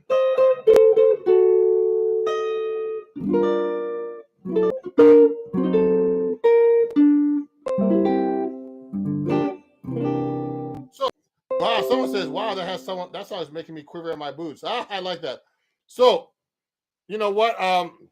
So that's Autumn Leaves. So that's a really common song, but with more melody notes like that, you have to be able to be more creative. So I can do all kinds of things like that. So I'm using thirds there to use single lines to do the pickup note. A pickup note is the note before the melody comes in. So it's like 1, 2, 3, 4, 1. That's the pickup note. So I'm going. So that song is a nice song.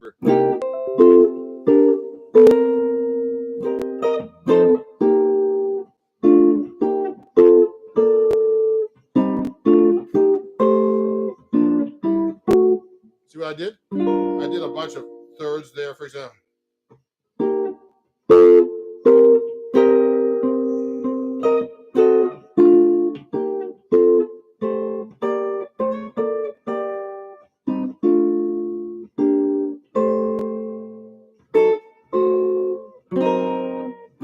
Now you don't have to play the roots, all kinds of stuff that I'm doing right now. So now I'm going to go. No thirds. Like RonJacksonMusic.com, and this book is really good for all kinds of bunch of different writers for Acoustic Guitar Magazine, for who I write for, and it's called Chords at Your Fingertips. Okay, and it's published by Acoustic Guitar Magazine and Hal Leonard Music. And get your copy on my website.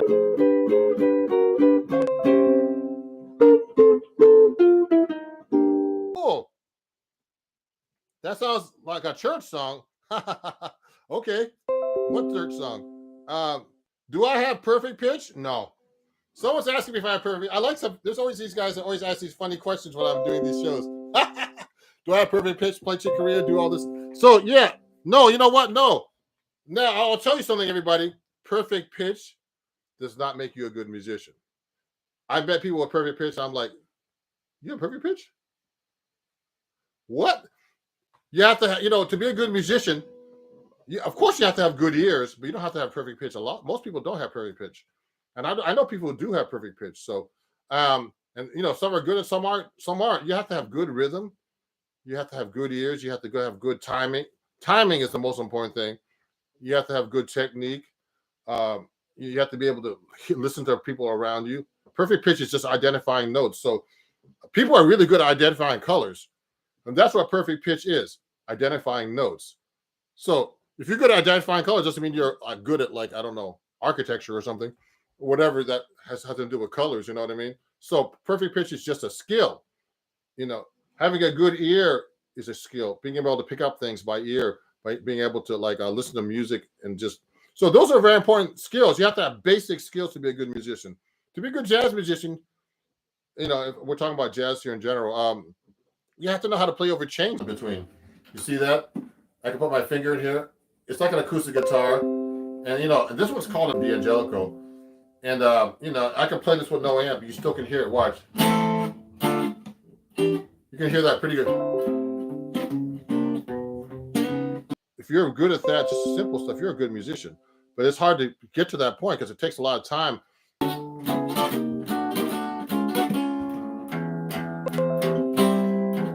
A perfect pitch has nothing to do with anything, I think. So anyway, and so those are skills. Now I want to learn perfect pitch just because it's a good skill to have, but it doesn't really matter for my playing. So anyway, I'll give you a good example. I'll try to teach my granddaughter perfect pitch because she's below 5. Your jazz guitar method, which you don't play at the scales or modes or anything like that. No, I don't know him, but that's cool too. I used to hang out with. So Pablo Cordano said, "Have you heard of Christian Van Helmer?" No, I've never heard of him. But you know what? I'll tell you something. Another person that's like that, Pablo, is James Blood Ulmer, and he played with Ornette Coleman, and I used to hang out with him. His whole thing was not that either. So I'm kind of used to hearing that. You are playing Coltrane changes. I'm okay at it,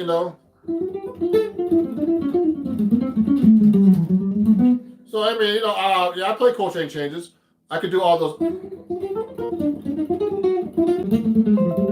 Yeah, So I mean, I'm practicing things like that, like you know, like the.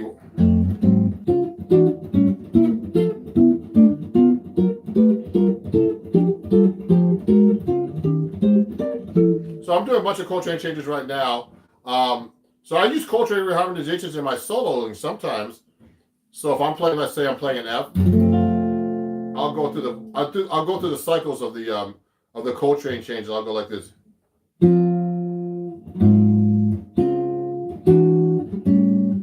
And I use that in my solo. I'll go.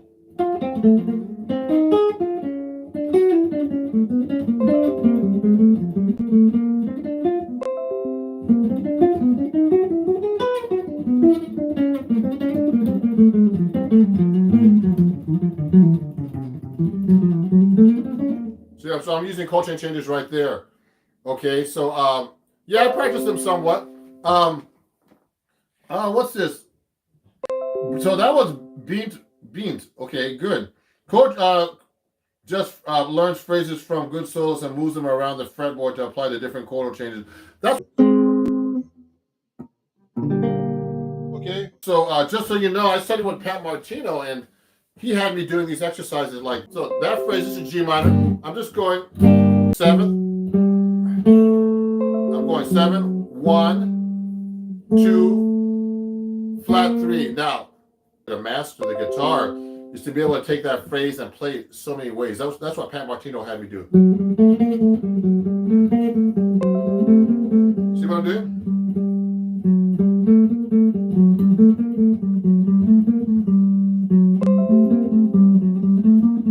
Watch me.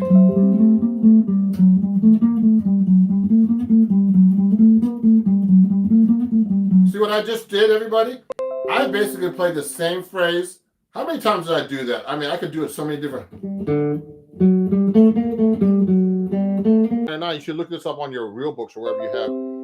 And the top note is a 9, it's a D sharp. So that's a 9. So I would play a chord like that. Then change to the F7. Now it goes to the 9 and to the B major 7, okay? And then goes to the 11 to the 5th. I mean to the 7 to the 5th. So it goes like this. And then goes to the 9.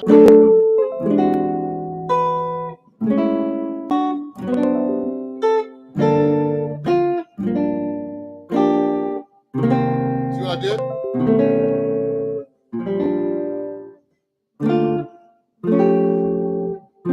Change the fingering. Seconds.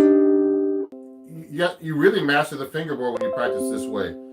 So if I'm practicing any kind of phrase like this, let's say, let me see.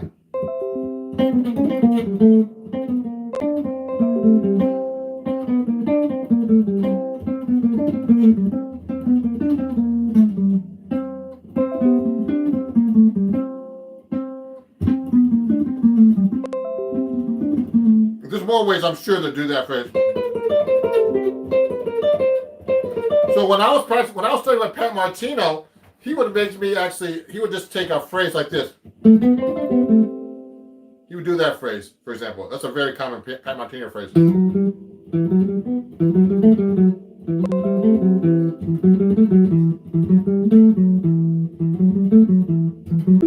So you would practice every possible fingering. Now, you could do it actually on the guitar. You could do it on the same string. That's how hard the guitar is. You could go. Now, I did open strings that time.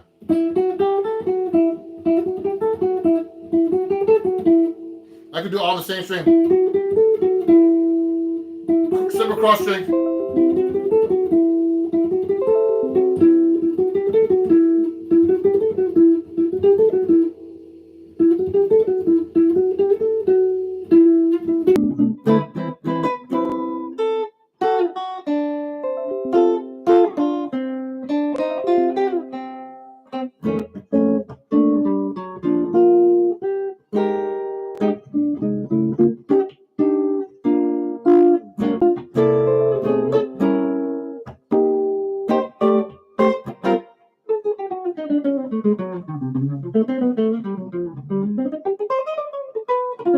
I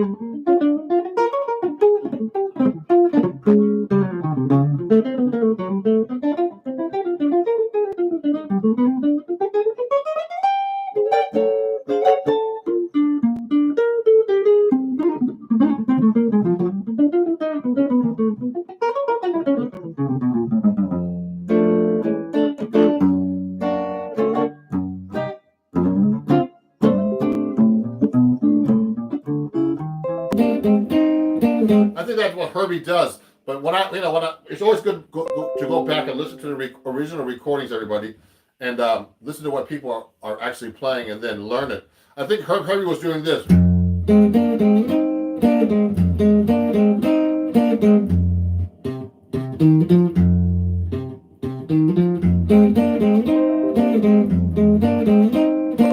That's the best. I mean, there's all kinds of rhythms you can do.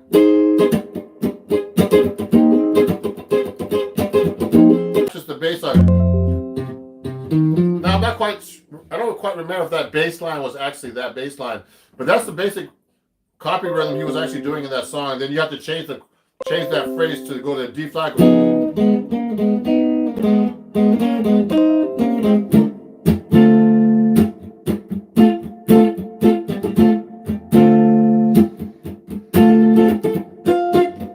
We're using actually, everybody.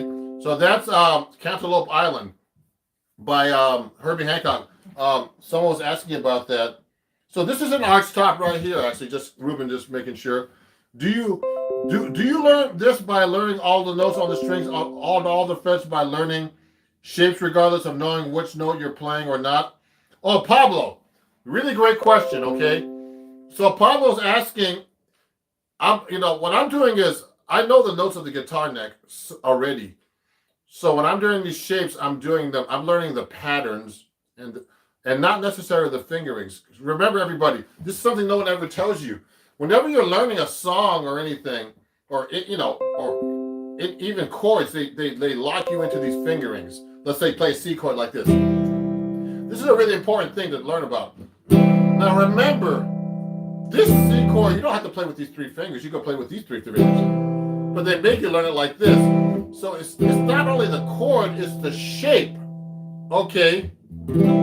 Oh, I went to Berkeley years ago and gave lessons, and I was stupid enough. A lot of people, but not. I would have loved to study with Al Holdsworth. Okay. So here's the thing: when you're playing, it's not only the notes. You have to know the notes, but you have to know the shapes and patterns.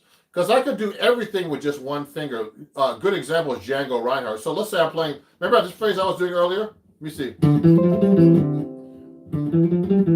All the ways I can play that. I'll go like this. Now watch me.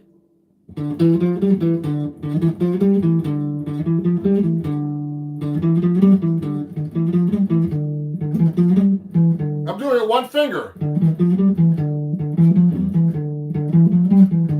You have to know your fingerboard from the pad actually playing. So I can use my fourth finger. See, I can jump around.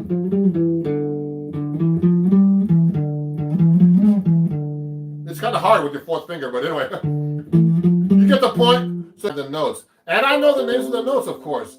I mean, B flat, E flat, A flat. Or it could be A flat or G sharp. There's all kinds of things. You have to learn your fingerboard, and you have to learn the basics of the guitar.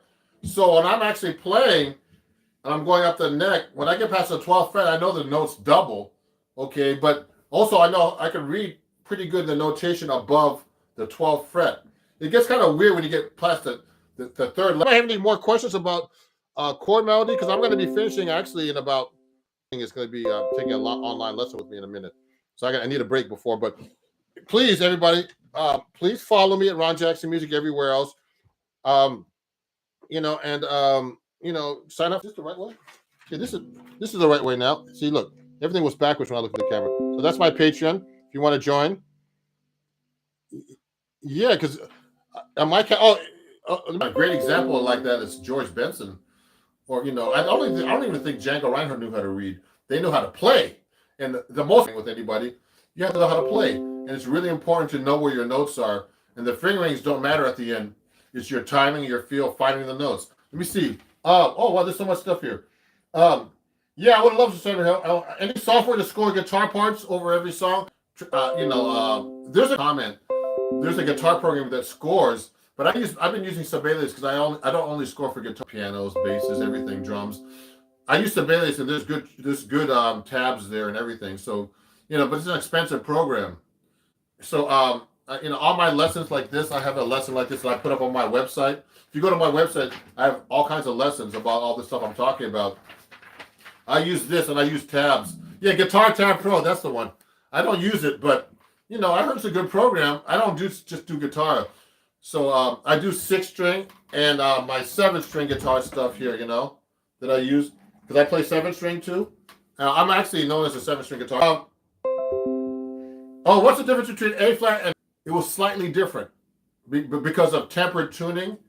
Equal tempered tuning had changed. They just named the notes the same. So that's what I heard. So it's the same note. It's called enharmonic spelling, okay, in music theory. So let me keep going here. Yeah, key of G sharp. G sharp is G sharp. It's the same note. Okay. Let me see. Do you think sight reading is essential for guitar players? I'll see you guys soon. I'm Ron Jackson. And appreciate you watching and have a great www.ronjacksonmusic very soon. Thank you. Bye-bye.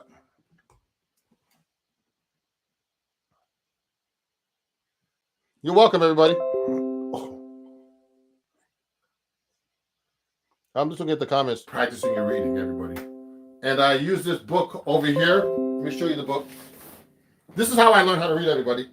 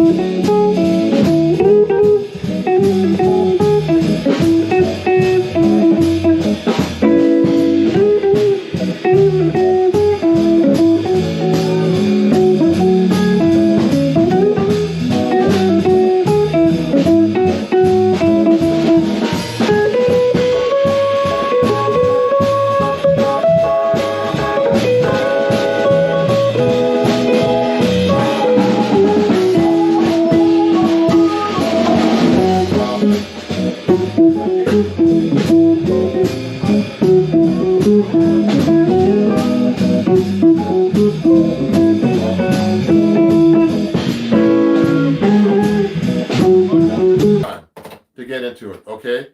There's no no cutting corners. Just put some music in front of you. You gotta study a little bit. You gotta get a teacher to help you, maybe. I'm a good teacher, so if you need anybody, I'll help you read. Years old. When I went to Berkeley, I got my butt kicked, but I started practicing, and the only way you can get into good reading is to practice every day. You're reading and just do it a little bit, And after a while, it really helped me when I started really doing Broadway shows. All the reading you have to do, it's like really hard. And it was really funny. I gotta tell the story later, but let me keep going now. So, do you know how to do rhythm technique for a song, the culture? I don't know that one. We'll have to skip that one. So, how do you visualize chords under single note playing? So, I want to tell you, everybody, I have this lesson on my website. Go to my website, www.ronjacksonmusic.com, and I have printable lessons there. Okay, I'm going to show you the website in a minute. But what you have to do is if you want to really learn how to read notes and everything else, everybody, you have to actually, to be able to play chords under scales, you have to be able to go like this. C major.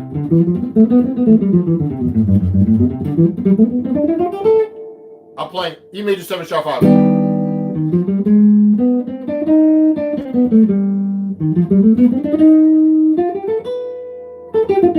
Play the chord. You have to be able to play the chord and then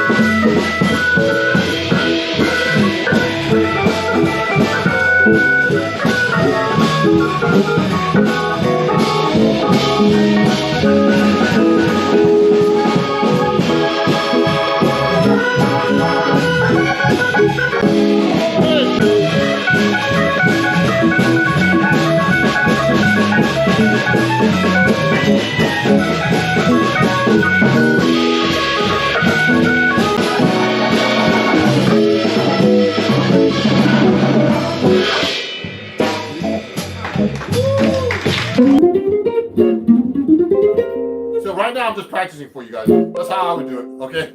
So this is all about practicing things you don't know, but I know how to do that. So I mean, there's things I don't know, so I try to practice those things I don't know. So I have these kind of lessons on my website. If you go to my website right here, ronjacksonmusic.com. Let me show you. Oh, I have it here. Oh, I don't have it right here. It's okay. If you want to go to my Patreon and join, though, I have those lessons there too. So my Patreon is www.patreon.com/ronjacksonmusic. And you can get lessons there for $3 or less and become a patron at the same time. Help support me and my channel and everything I'm doing as a musician. Okay. And also on another announcement, I don't have it tonight. I'm playing a gig in New Jersey Friday. My first live performance as a leader in about a year, more than a year. It's going to be at, what was that place called? Oh my God. What's it called? Oh yeah, Brothers Smokehouse in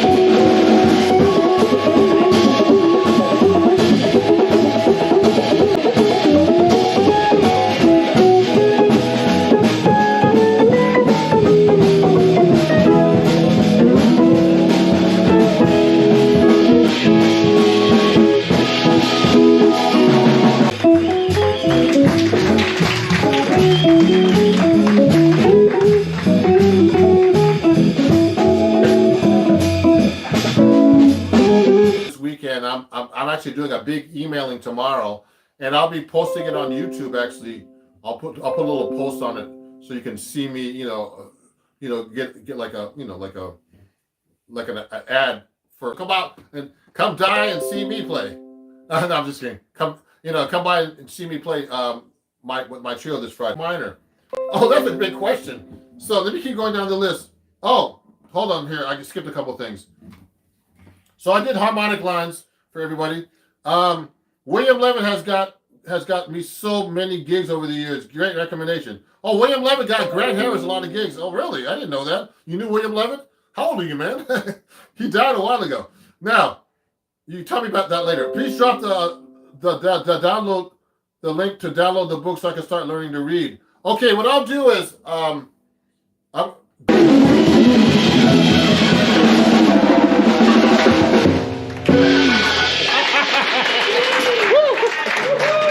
oh my God. Thank you very much. Thank you very much. Can anybody guess the name of that song? I know some people know already, but people who don't have my album, but anybody know that name of the song? Randy. Yeah. Good. This young man here wins free air because he got the name right.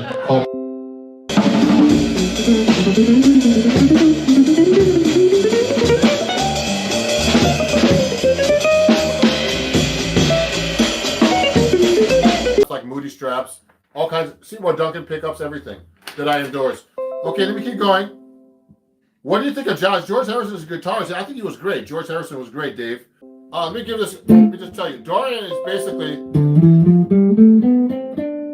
Now, Dorian has a 1, 2. So if you're playing D Dorian, it's E, D, E, F, G, A, B, C, okay, to D. So that's 1, 2, flat 3, 4, 5, 6, flat 7, 1. Now here's the difference. So how much? Okay, what you do is you just raise a 7. There's one note difference between the melodic minor and the Dorian mode. So it's actually 1, 2, 3, 4. No, so 1, 2, flat 3, 4, 5, 6, 7, 1. Natural 7 and natural 6. So I use this scales a lot. So you have to be able to play these everywhere on the neck. Go.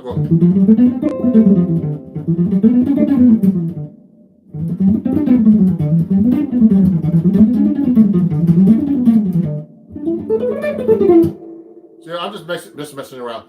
I'm just practicing for you guys. I haven't practiced all day. So so you have to be able to play those.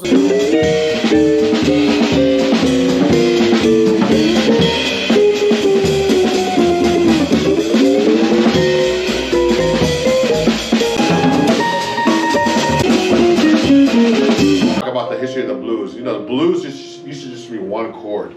I heard, like back in the 1800s, 1700s. What happened was, and then suddenly they started, let's do the 4 chord in. They would throw the 4 chord in. Then they throw the 1, then they throw the 5. Then the jazz music just kept expanding it. We did the next step. We did this. It's not complicated. We just went from C7 to then we threw the F7. Then we went to C7. Then we threw a 2-5. Questions. So today was about practicing. So always practice things you can't do. I was working on that. So let me see. How do you improve your relative pitch? One way is just, transcribing. You can, so for example, let me see something. I like to use this tuner. So for example, I'm used to hearing like, so that's the E note. I know that because I play guitar all the time. Oops, uh-oh, I dropped my tuner. So, so I go like that. D, A, E. So, so one good way is learning solfege, everybody. Do, re, mi, fa, sol, la, ti, do. Now, being in tune is a whole different story when you're singing. But you have to be able to hear these pitches in your head. Now, when you're singing something, that's another skill. To sing in tune, you have to practice your singing. So, but to be able to hear pitches, that's a whole different story. You can be able to hear pitches and not be a good singer. You have to be able to find the notes on the guitar. And the best way is actually to learn, transcribe, take off solos from records. That's how I started playing. I didn't know how to read anything, but I was good at learning solos and stealing stuff off records. So I would learn whole solo. I would learn Jimmy Page solos, Jimi Hendrix. I was a rocker. So, and then you move up to jazz, you go to blues through jazz, all the moderns and things like that. I'm going to go live right now on Instagram too in a second. Just making sure everything is adjusted correctly. If you have any questions or anything, hey Matt, it's good to see you, man. I'm doing good. I'm going to play. I'm really inspired. I took a lesson with a great Mike Stern on guitar last Sunday. I'm going to be taking more lessons. Come in. Come in. And good to hear from you, Matt. And I'm going to go live right now on Instagram as well. I'm going to play a song for now to get started. Let me go live on Instagram too. So let me do a song right now because it could happen to you.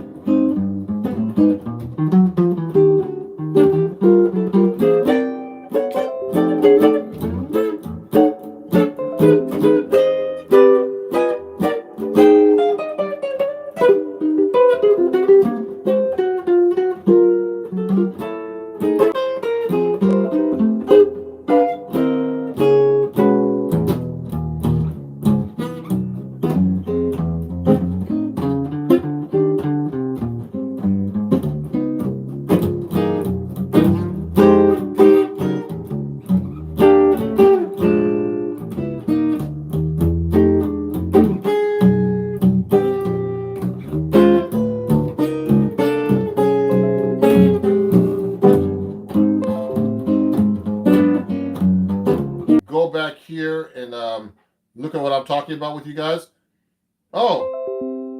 What's your favorite Eddie Van Halen song solo? It is I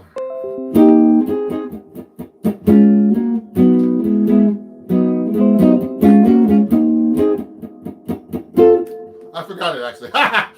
Unchained, whatever you call that. Let me plug this in. Yeah, great. Is it? Oh yeah, great. My computer was about to die. So with all the comments, but there's so many songs.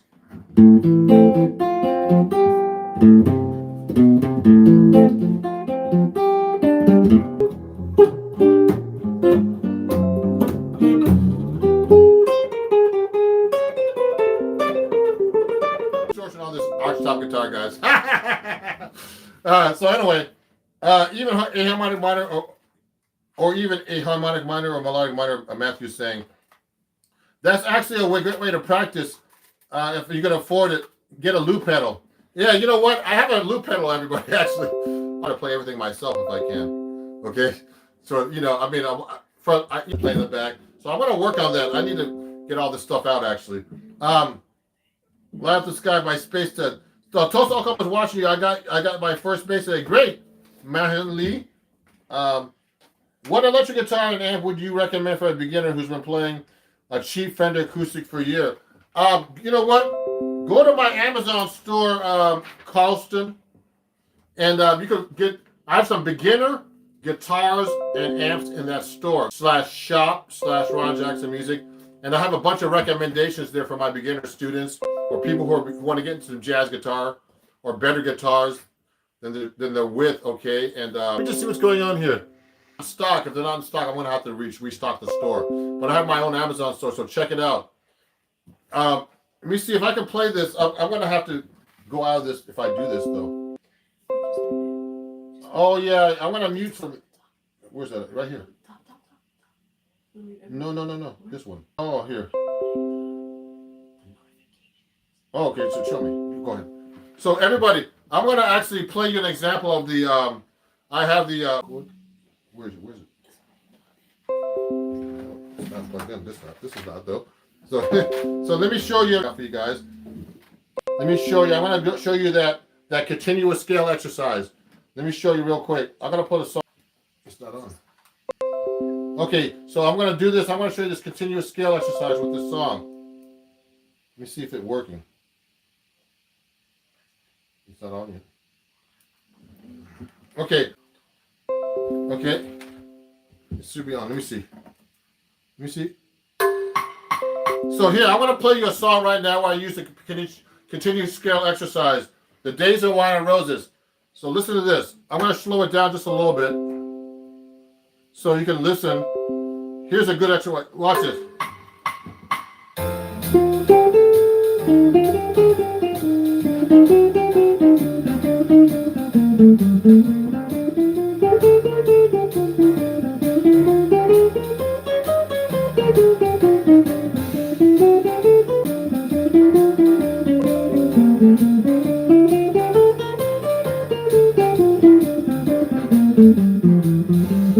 A little, I believe, but yes, I think he hybrid picking during the chords. Yes, I'm doing hybrid picking, everybody. To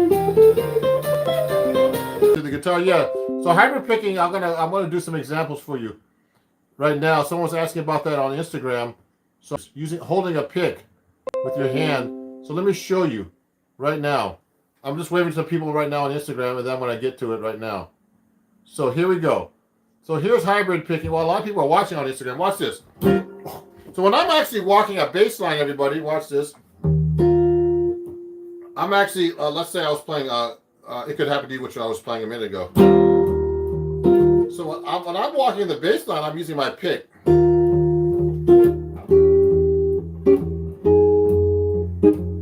So I'm using my first, well, I'm actually using my second and third fingers on my picking hand.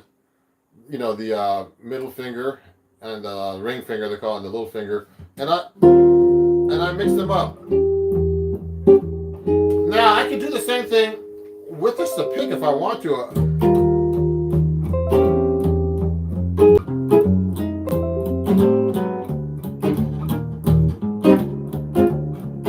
I can do it with my pick too. It's just a little harder to actually execute. So I kind of mix it up. I'm not even thinking about it. I'm actually trying to just execute my lines and my chords when I'm playing like that. So if I'm taking a solo, like I'm doing, if I'm playing a solo and I'm accompanying myself, I'll do something like this.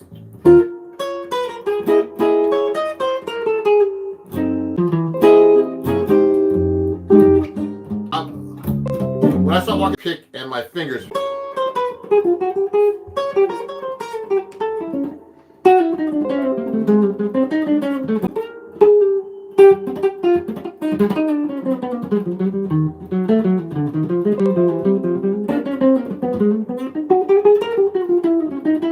Also, what's happening is, since my guitar is a big body guitar, I actually have to mute the strings a little bit so they don't ring. So that's what takes a lot of work too. With my both hands actually, with my picking hand and my fretting hand, I have to go.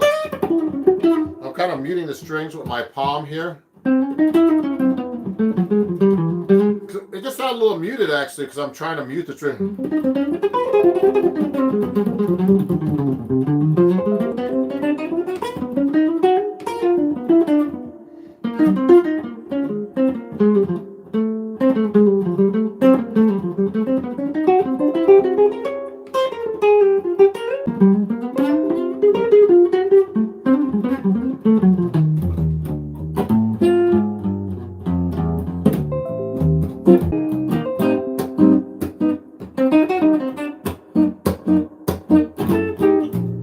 And I'll do sometimes I'll do tapping too as well. Like I'll walk the bass line and go like this.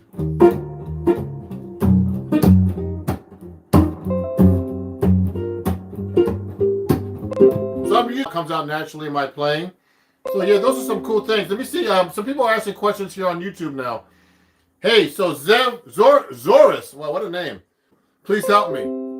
So Zoris, to be able to play over more difficult changes, you got to practice over different. I do trial and error and try to figure out the chord scale, the arpeggio, any way you can get through this. Okay? I bet you, man, if you knows how to play an Oscar Peterson tune. Well, Oscar Peterson. Thank you, Eric. Oscar Peterson did a lot of standards, so I probably played one of his standards. Flat wash strings hard to bend? I heard they are. No, that's not true. I have flat wash strings here. So Matt, goalkeeping, teams everybody, so you know. And I actually bend these strings.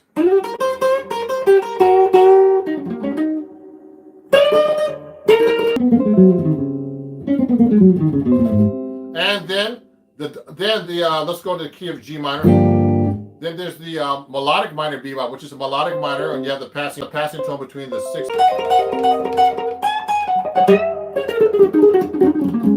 So I'm bending these strings. You know what the problem is when you bend the strings, so they get a little out too quickly. But that's about it. But you know, it takes a little strength to bend 14 on top strings.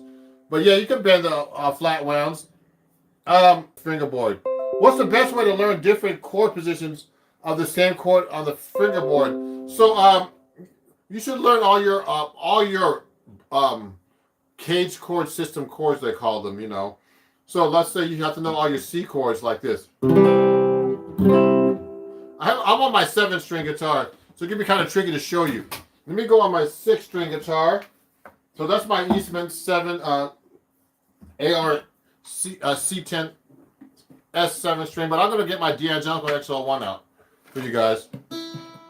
So if I'm playing this guitar, it takes, when I switch from 6 to 7 string, it can be tricky because I think there's a 7 string here, but you got to learn all your chords like this. So you got to learn like a C chord. You got to know, every student, there's some students who learn how to play guitar with me, jazz guitar, and they don't know their open strings. So you got to know all your open, which is at Ron Jackson Music. And Venmo and Cash App are exactly the same. So just write this down. It's my PayPal, Venmo, and Cash App. If you'd like to donate, $1 or more, that would be great. Yeah. Someone's trying to help my friend Dario here. If you read, go back to the video, Dario, you'll understand it better. So if you want to donate $1 or more, that would be great. You don't have to, but if you would like to, that'd be great. I'd be grateful. To these things. And I have a gig coming up this Friday here in New Jersey, here in New York City area. If you want to come by, I'm going to be playing at what's it called again? Yeah, Brothers Smokehouse in Ramsey, New Jersey this Friday. Brothers Smokehouse at 8 p.m. this Friday with my jazz trio, and we do 2 sets, 8 p.m. and 9:45 p.m. It's free entry. You have to get a drink or eat or do both. Okay, and you listen to some great music. Please come on by. I'm gonna be posting something later on about it. Yeah, the link is in the comments, everybody. So check out the comments. The link is in the comments for my performance this Friday. I appreciate everybody. I was here just to practice and try to get my stuff better. And what I do for you guys is great, but the best thing to do is really study with a teacher. So I also teach, and you can contact me at ronjacksonmusic@gmail.com. And what else was I going to say to you? I have some other announcements. If you like all the stuff I'm playing, go to my Amazon store at Ron Jackson Music, and Amazon.com/shop/Ron Jackson Music. You can pick up any of the gear I'm using there. I don't know what I'm eating for dinner, but I'm going to try to eat something. There's rabbit running around over here. What was I going to say? Just in case some people, are wondering what amp I use, I've been using the Henriksen amp. And you can use my discount code to get a Henriksen amp, which are those smallest amps you can buy on the market. Okay, and you can use code Ron Jackson and save 5% on the amp. You can share this code everywhere. Share it to allyours.com and and you can save 5% on anything on the website. Use my code Ron. 20% off my website. The big one out there. Yeah. Thank you. So look, right here, you can get my book there as well. Chords at Your Fingertips. I've been selling a lot of these books on Instagram. I'm seeing there's a problem on my Instagram with a signal. So I don't know what's causing it. Sorry, guys. So anyway, let me go back to playing a little bit, everybody, and answer your questions. Okay, hold on. Which jazz? What jazz piece is good for beginners? So Rick Met. Blues and stuff like that. A lot of people do songs like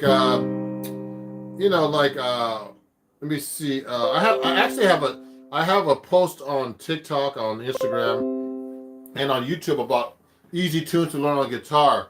You know, so you can learn things like Minor Swing by Django Reinhardt.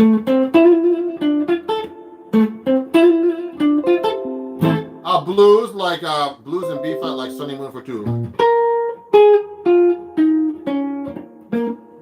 So that's called Sunny Moon for Two in blues in B flat. Okay. In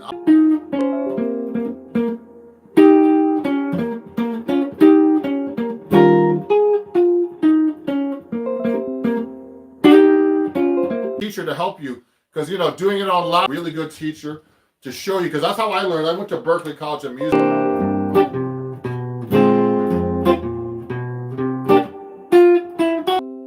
I love your taste in guitars. Thank you.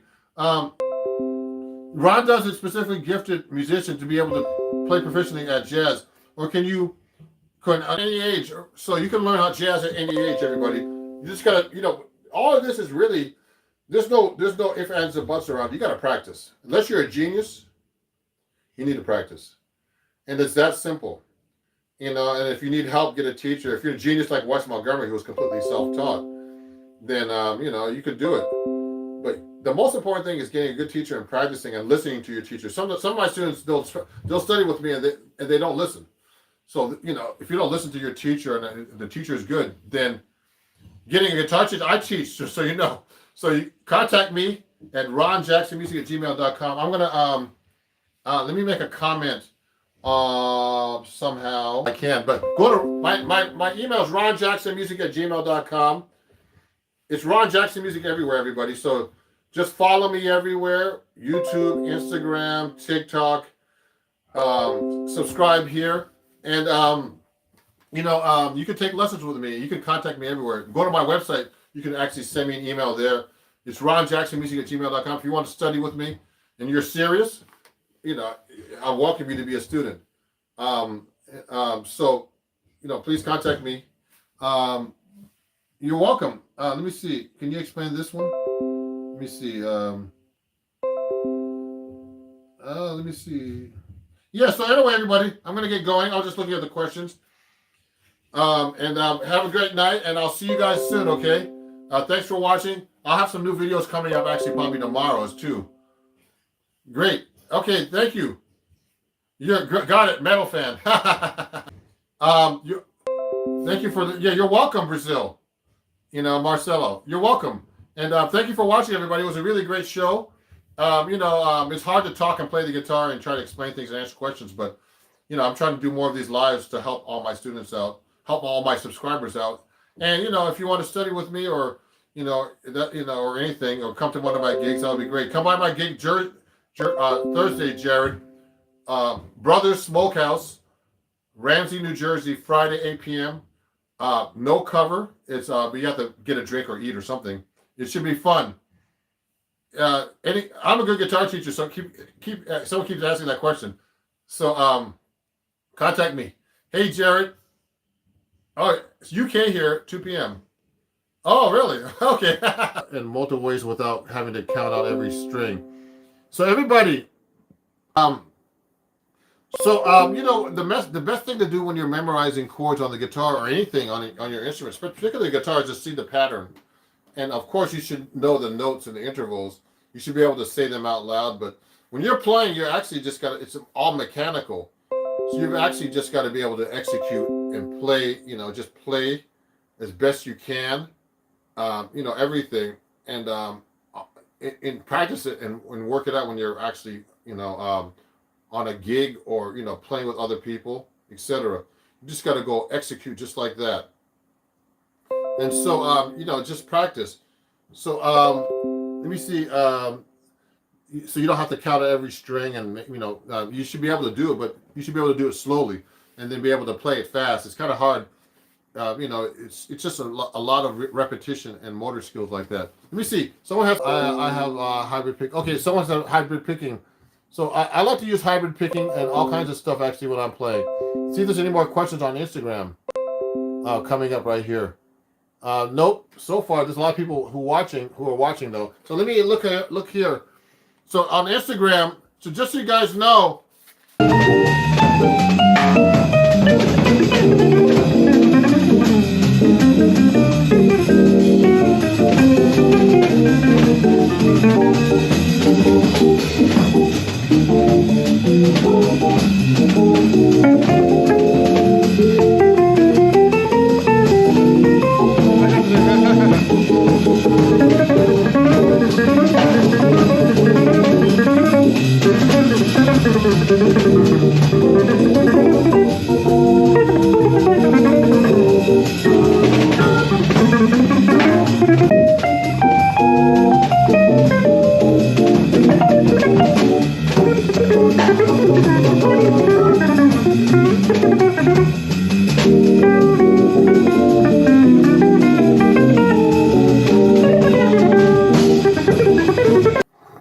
Now, you've been playing. Now, Chris has a question. Hey, Ron, I've been playing guitar for 2.5 years, and my ultimate goal is to be able to. There's some things I should work on eventually to get solos. You should learn.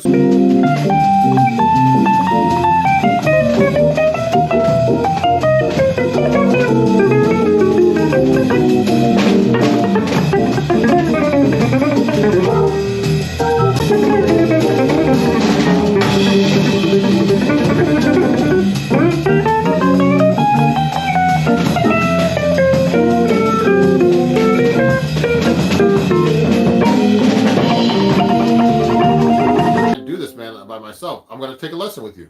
So he's going to, and I'll help you out. And, you know, it could be online, whatever. So, but, you know, you really need some people to guide you when you're practicing, when you're playing. There's a lot of things I need to work on. And I practice all the time, you know, especially when, you know, I don't practice as much as I like to, but I need to practice. That's how you get better, okay?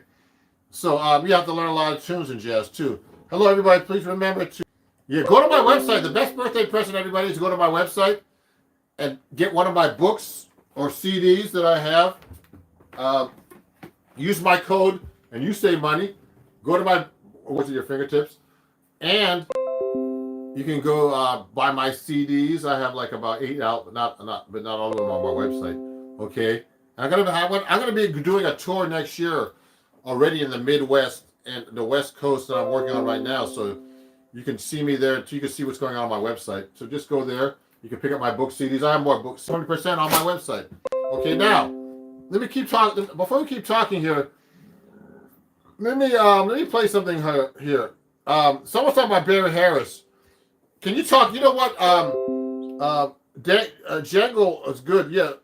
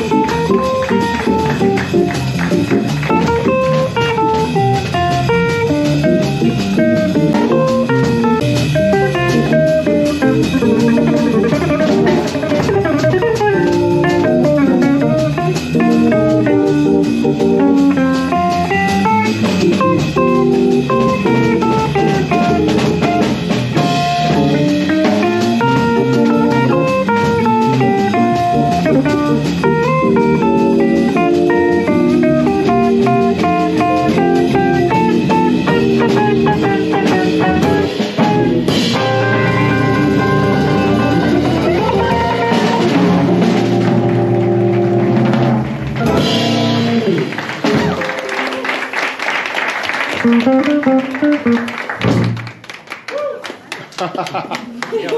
to do something else. Do a little different tonight. Frosty the Snowman. How about it for Ron Jackson, Pete Zimmer, and Dan Chase? Good evening. I'm Leslie Harrison. How's everybody? Yeah. A pleasure to be here. It's the same thing as major in minor, okay? And the melodic minor in jazz, the seventh and sixth are raised down and up, okay, or up and down. In classical, you do this. In jazz, you keep them the same, okay? It's easier actually to keep them raised. So if I'm playing on the sixth string, it's much harder. I gotta think about this. Wow.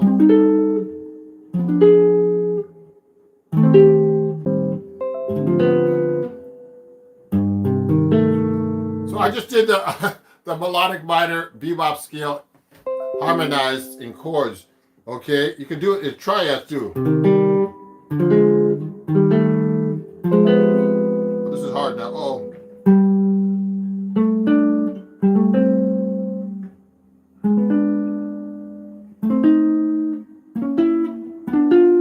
I think about it on TikTok.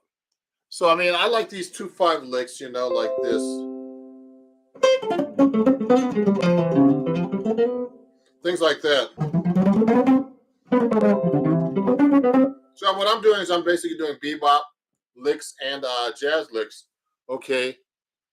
And what I'm doing is a 2/5. Someone question: can you circle the fifths and diminished chords and call it jazz? Sure. Someone who asked that question? Ethan, I think. Yeah. Yes, you can. I guess. Okay. That's a funny question. When I'm practicing things I don't know or need to review. So again, everybody, if you enjoyed the show on Instagram, you know, please send me a badge. If you can read this, okay. One badge, you know, they give me, you know, you can get donates $1 or $2, $3 is $5 on Instagram, okay. And if you enjoyed this on YouTube, you know, you can always donate to my Venmo, Cash App, and PayPal at Ron Jackson Music, okay? And everybody, okay? And you can actually save 20% on my website. Just go to use my code HBD and save 20% on my website at ronjacksonmusic.com. Someone has a request for let me see something here. Let me go down here. Do Meditation by Joe Beam. Oh, okay. You know, and if you want to donate, you know, for anything that I've done today, please go to my PayPal, Venmo, Cash App at Ron Jackson Music, and you donate there. Okay, so let me show you something right now. Someone said play.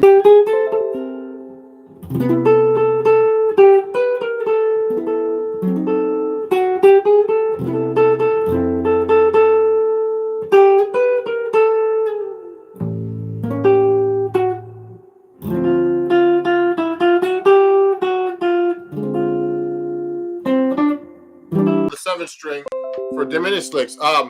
Just so you guys know, on tell my viewers about my badges.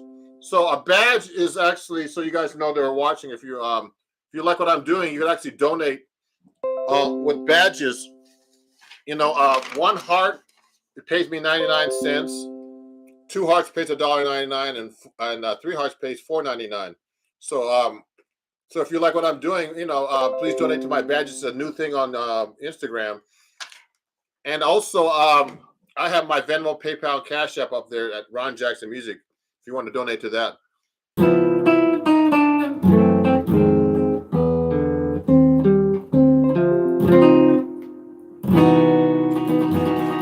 Yeah. Yay! So that was called Meditation for Rocky Shane.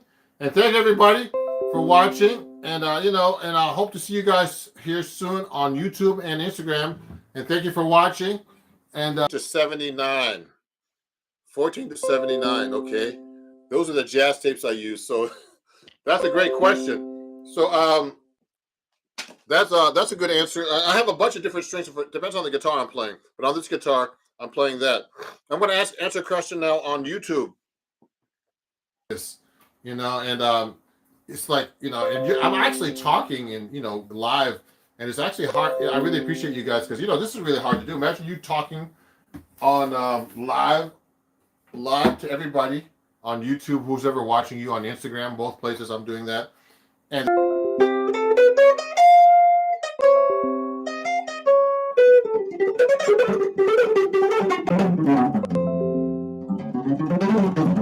so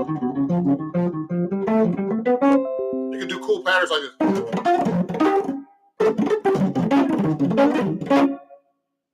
Me, I appreciate it.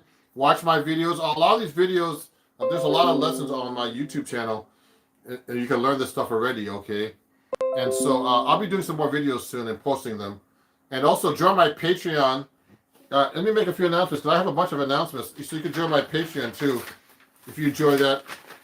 It's only $3 a month for like one lesson a month, and I post at least once a week. Recently, I've been getting busy, so I've been posting once a week and putting posts up in general. So go watch my, go to my Patreon and join for $3 and up. It goes up to like 600, or I forget how much a month, but pretty expensive. But you get real mentorship, and there's some people who want to study like that. So, join my Patreon. There's some other things here that I have. Also I forgot to mention, I use a little amp called the Henriksen amp. If you want to save 5% on this amp, they're henriksenamps.com, okay? And save 5%. And use my code Ron Jackson. Share that code with everybody, because it's a permanent code. I've sold a lot of amps for them recently using this code. So please, share it and use it yourself. You can get anything on their website. They make the best small guitar amps, man. And with a band, and it sounds loud if you can't carry a huge amp with you sometime, okay? So check them out. Everybody, we'll see you soon. Thank you for watching, and I'll see you guys very soon, okay? And thanks a lot. I want to say bye-bye. And we'll see you guys. Guitar right here has a Benedetto Seymour Duncan pickup. I endorse these guys. Seymour Duncan is actually a good friend of mine. So these are a couple $100. This is a 7-string guitar pickup, okay? They make it for Benedetto guitars. Actually, I want to get one of those. Duncan users, okay? So let me answer another question. Please do diminished 6 scale. Diminished 6. Oh, someone wants to add a lot of minor tunes in jazz. Let's say you're playing G minor. You go up the scale as a minor bebop scale.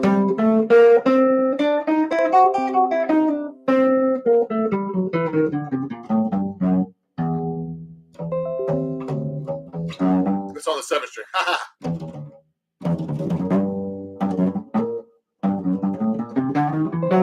So I'm playing that diminished, what he called a diminished 6 scale, but I'm 5th and 6th. So here's a melodic minor in G. Okay, you put the passage up between there. Now, if you play.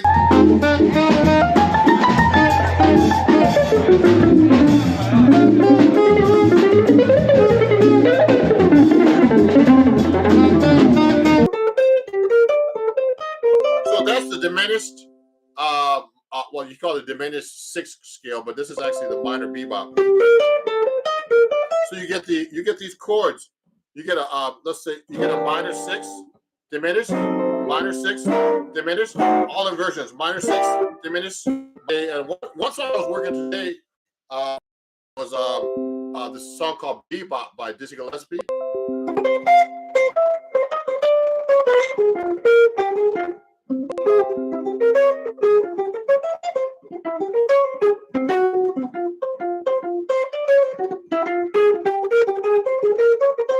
Okay, so that song uses the minor bebop scale. It goes. I mean, not all the. Some parts it just goes to the B flat there.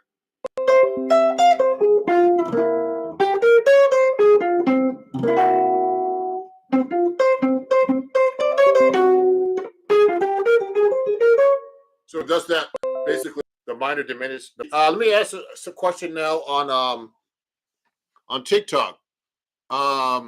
flat wound mostly. So I use flat wound and round wound strings, just so you know, because it depends on the guitar I'm playing. If I'm playing an acoustic guitar, I tend to use you know, these Tomastic strings. Okay, these have actually some flat wound parts to it, but you know, I love round wound strings on my acoustic guitar, so I use these a lot. Okay, so that's something I like to use. Okay, also, yeah. Okay, someone said they love Elixir strings. Well, guess what? I endorse Elixir too. So David May said he likes Elixir strings on YouTube. So I use these too. I use these on my solid body Paul Reed Smith that I have. I got these from them when I won some contests a couple years ago. The Elixir string. Actually, I got to put those on my website. I got to get rid of those vinyls. So those are manage my site to put those up. I forgot about those. So that's why I use Elixir strings. Let me answer a question now on YouTube. Also, guys, on YouTube and Instagram, everybody, you know, if you like what I'm doing, I actually have a. I want to try to show you this if I can find this thing. I have a Patreon site, you know, and here it is. I think, yeah, here. So I don't know about YouTube. I think it's YouTube is on it's backwards, but here.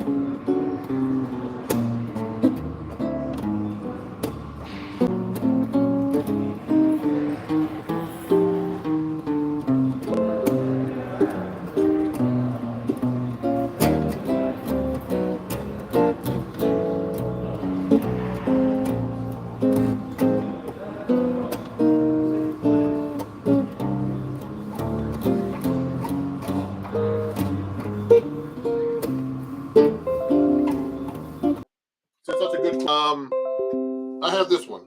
I don't think I can plug it in. That's the problem. Let me show you. So I have a 7-string acoustic right here. This is a steel string. Now this string guitar has round wound strings on it. Look. See that?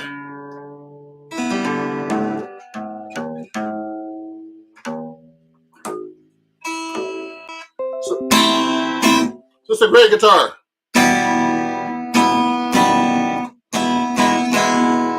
Okay, so this is a great guitar.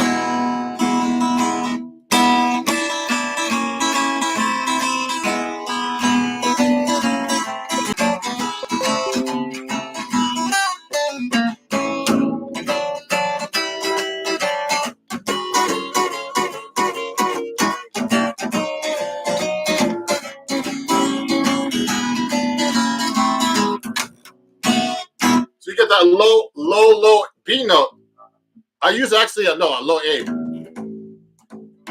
So I tune my 7-string guitars to a low A note. So this guitar is weird. It's acting weird when I plug it in. So that's why I'm not plugging it in. So I'm using an acoustic right now to demo it for you guys.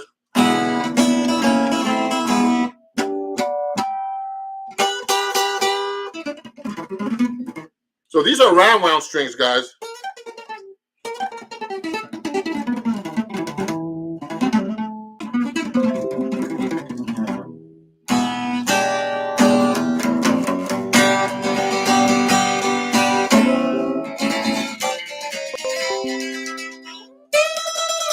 Let me see. Let me go to my 7-string steel strings. If you know, let me know because I like to get them myself. So I usually just put like these bronze master low wound string on the bottom. You see, okay. So that's my 7-string acoustic. Let me get to my 7-string jazz guitar back here. So let me take some more questions. Shredding them pentatonics. Thank you. Play your favorite solo. What guitar am I using? So this is actually a Eastman AR 810 CE 7-string. I can never remember that name. So this is a standard stock Eastman 7-string. Okay, and I changed the pickup to a Benedetto Seymour Duncan pickup. So let me play you guys something. Now, I'll just remind you guys, I'm having a sale this week. Okay, where is this thing? Oh, I don't know if you guys can see this, but here I'm having a sale all week on my website. All my items on my website at ronjacksonmusic.com are 25% off. I sold a bunch of books up there, and so I have sheet music with lessons and printables and CDs. And you can see this correctly, but I'm having a website sale.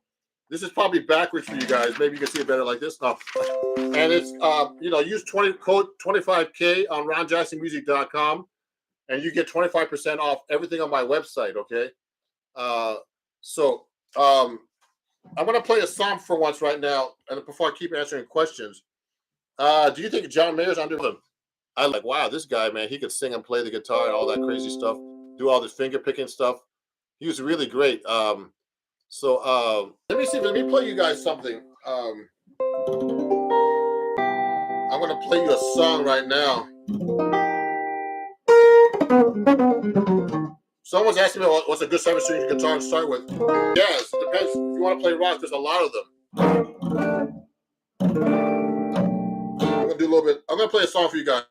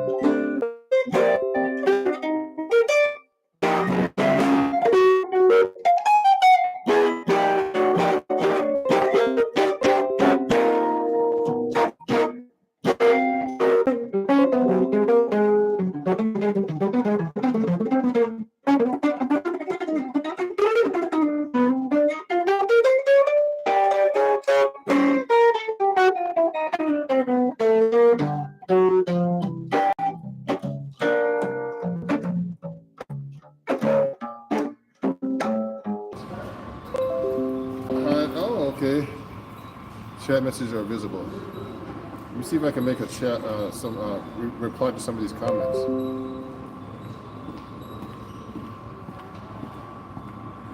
Okay, guys, and because yeah, so unusual. So let me continue, guys, because I'm on a gig, solo guitar, 7-string guitar, and if I can chat with you guys, I'll try to chat on my phone right here. Send me the questions, and if you want to give me a super chat or anything like that, that would be great. Let me see. Let me go to my channel right now to see what's going on. Okay, hold on. Because we're live. I gotta turn the volume down. Oh yeah, I can do that. If you're enjoying this,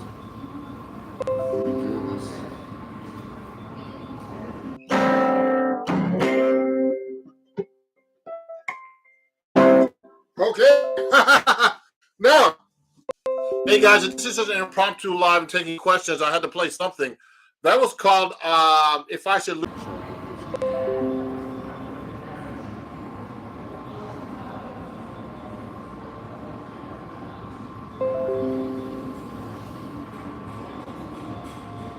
Let me see, yes. Let me continue, guys. Let me continue, guys. Okay. I haven't done a boss in a while. So I'm going to use my 8.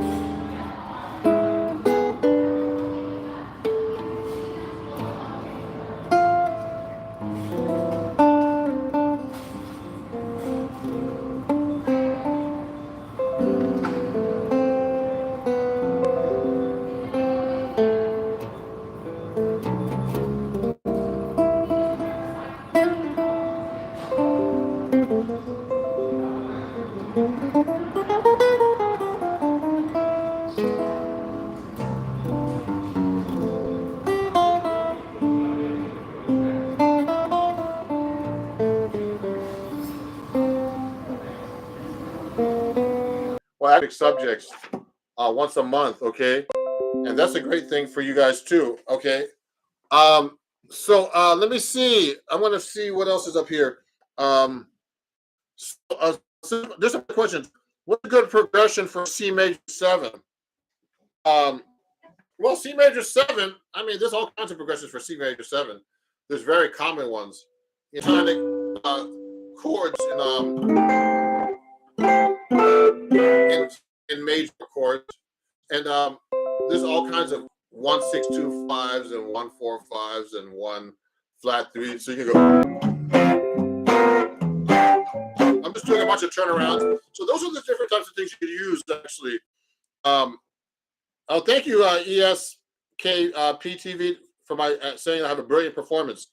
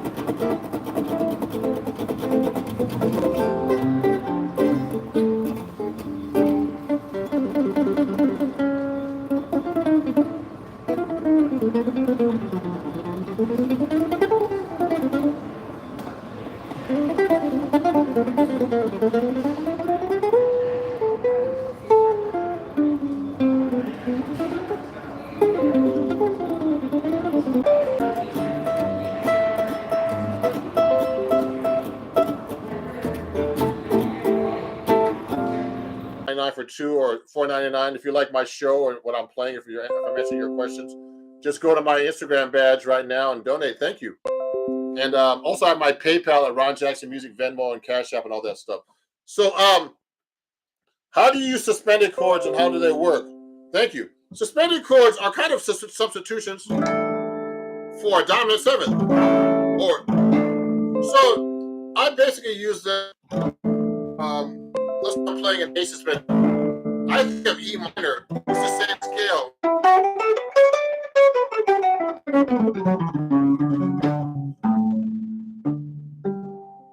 So what I'm doing is right this. What I'm doing is when you play a suspended chord, the most important thing is don't play that 3. Because you're placing the 3rd of the 7th chord to a 4th, okay? But people do it. They play both notes sometimes. It has a cool sound, both. So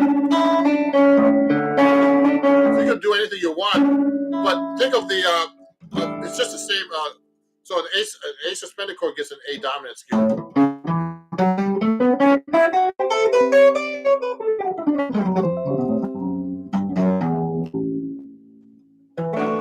So it's a really cool chord to use. I like the guitar. Can't see it. Oh, you can't see my guitar? Okay, I'll put this like this. Okay, good. Okay, YouTube. So some people can't see my guitar.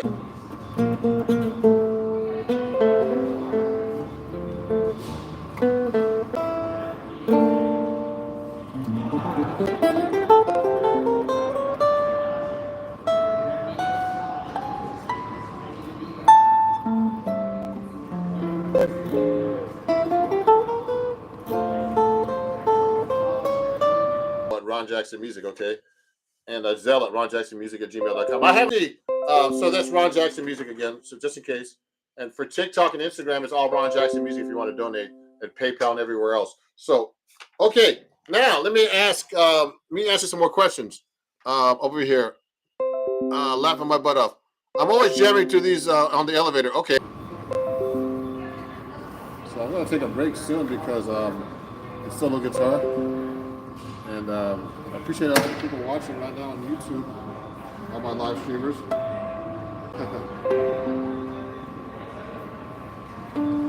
So I'm going to take a little break right now and come right back, okay? So we'll talk, guys. Let me go and come back and watch this a little later in about 10 minutes. Bye-bye.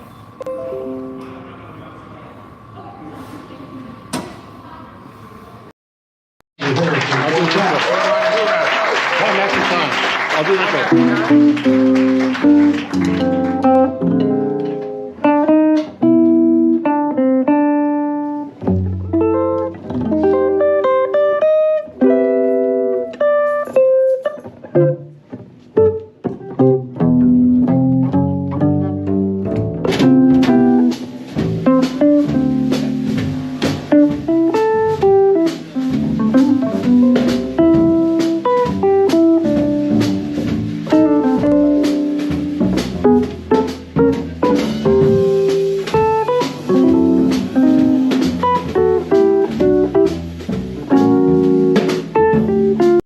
see the bottom. I gotta go from the bottom up. Top down. I can't remember that. I can never figure out on Instagram where the comments come from the top or from the bottom. Oh, let me see. There's a question here. Can you? Oh yes. To me, okay. So this is a great question, guys and girls, who's ever watching. I know. I can tell when people can play jazz because of the language they use. So when someone's taking a solo, let's say you're playing like in the key of B flat, and you're doing 1-6-2-5. So that's B flat, G minor, C minor, F7.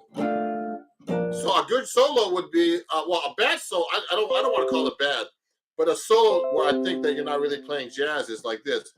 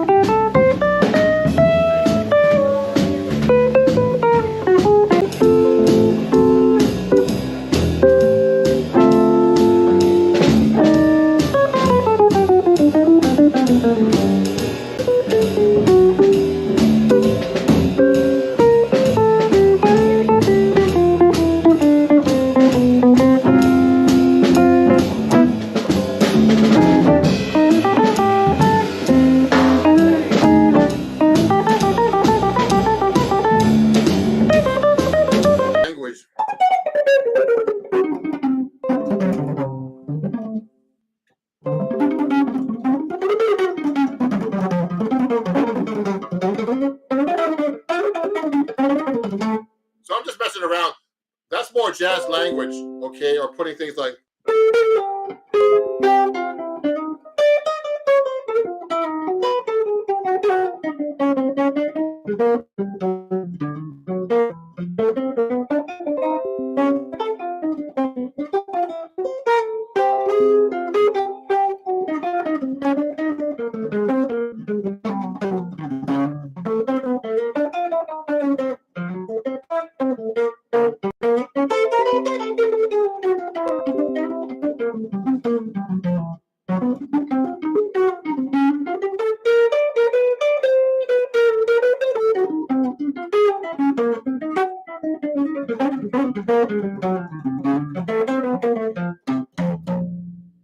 I'm just messing around.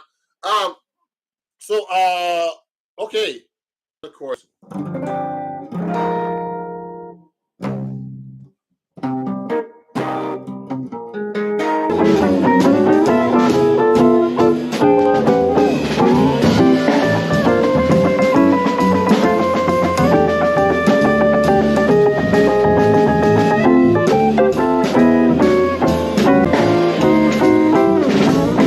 All the time, gigs and stuff when I had gigs. So, you know, such chords can be transposed and it sounds really cool. Let me see questions on TikTok. I don't want to leave you guys out. I'm sorry. Oh, there's some questions up here. Play anthropology. Oh, someone's asking me to play anthropology. That was how long ago was that question? Let me see if I can play that a little bit. It's weird. Like my positioning on the guitar is weird when I'm playing in this chair. I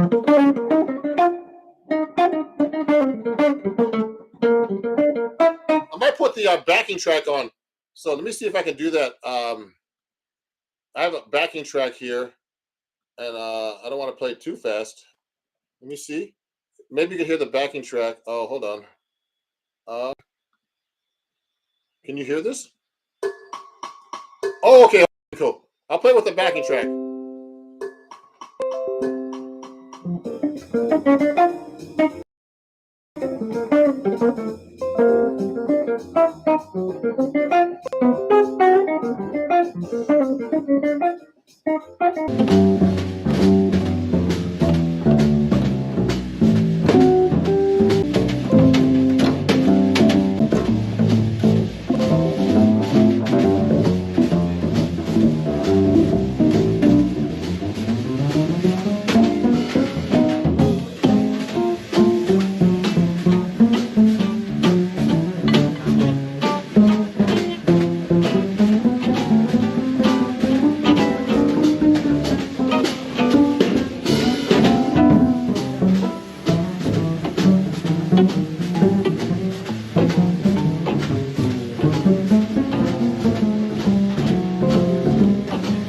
Water here. I'm talking too much. So yeah, that was a request from TikTok. I'm always playing like solo guitar stuff, so it's great to have a backing track once in a while called iReal Pro. So if someone's asking me, hi, I'm a classical guitarist. I would like to learn the basics of jazz guitar. Oh, so solos and playing with people and getting a good teacher. Go to Berkeley. There's a lot of great jazz school. Juilliard, Manhattan School of Music. There's a lot of places. Oh, okay, cool. Let me see. Let me go to TikTok because I haven't answered a question there in a while.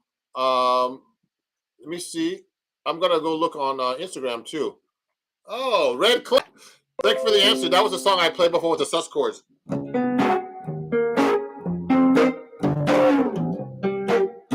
that was Red Clay by Freddie Hubbard. That's right. Took up Jazz Bossa Nova. Okay, I will probably. Yeah, let me try something. Let me see if I can. What can? Okay, now let me answer some questions here. Dave Matthews, do you do like Dave Matthews Band? Rashawn Ross, the trumpet player. He's the horn arranger. I love Dave Matthews. He's great. So yes, I love all styles of music. Just because I play jazz a lot doesn't mean I don't play other styles of music. So so yes, Dave Matthews is great. P9 looking pickups. Oh, this is an Eastman. Yeah, someone said the guitar doesn't sound like jazz. So when you guitar, you know what? You can make any guitar sound like jazz, everybody. So that means it's not a jazz is about how you touch the guitar and play, or play any other instrument. You can make any guitar sound jazz.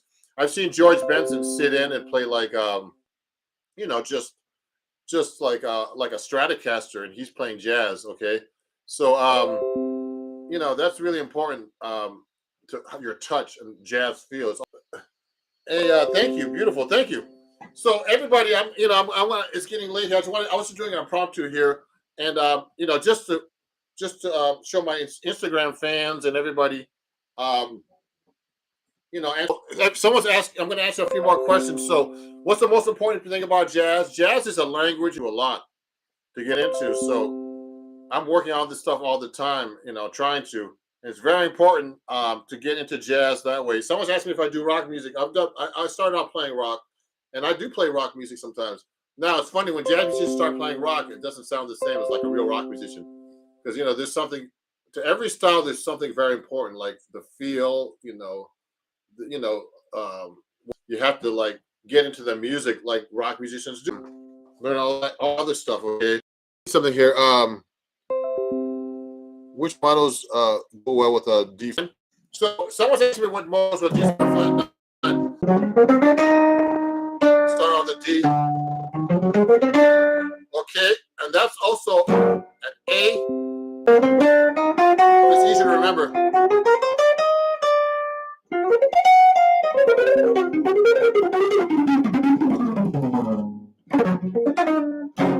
So you can use that scale. You can use diminish. There's all kinds of scales you can use. You can use harmonic minor sometimes on the G minor. On the G minor, on the D7 flat 9. Okay, so those are some of the scales you can actually use on the G7 flat 9. That's a great question. Yeah, someone's mentioned that. So yeah, I mean, some of these questions I probably got too late. If you're still on here, yeah, someone's gonna book a guitar lesson with me soon. So guys, if you enjoyed this, you know, thank you very much. Please follow me, and I have all these signs up here. That's just crazy. You know, I have a Patreon account for everybody on Instagram and on TikTok. Okay, if you want to join them, I need to find the other way. Yeah, this one here is on for YouTube. Okay, so if you want to join my Patreon for $3 or more a month, that's great. Also for Instagram, I forgot, where's that thing? This is a new thing, but if you enjoy when you saw I'm getting ready to go now, you know, you could send me a badge. You could buy a badge for these guys because this is only for Instagram. Okay, so that's a new thing Instagram offers. So if you like my show, please send me a badge, and you know, that'll be really nice of you guys. Okay, I'm getting ready to go, and also for TikTok and YouTube, you know, if you like my show, please donate $1 or more if you can to Ron Jackson Music at PayPal, Venmo, on YouTube. Okay, thank you very much for watching. I'm going to be posting this video everywhere, and you're gonna watch the playback on TikTok. You can, but I can download the video now. Okay. So guys, I'm gonna go. I'm gonna get lunch. I gotta practice some more, and I gotta do some more posting tonight on YouTube, TikTok, and Instagram.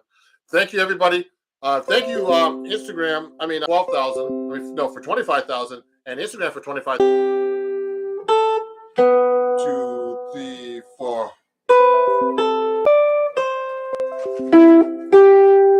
So that's the melody so far. That's the first 8 bars.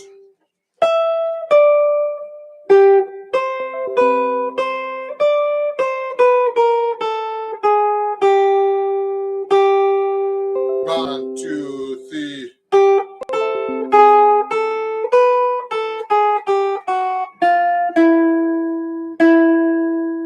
So that's the melody, basically. That's called A Fine Romance. I don't really know this song. I probably heard it. I was just playing that melody. What I did was I actually transposed this up an octave, okay? So the way it's written for guitar is a little too low to play chord melody. So I'm just sight reading this, okay?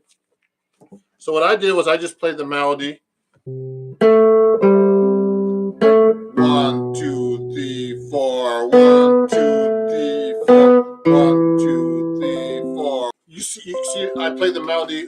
If you can read, I play the melody up at the way it's written, but on the guitar it sounds low.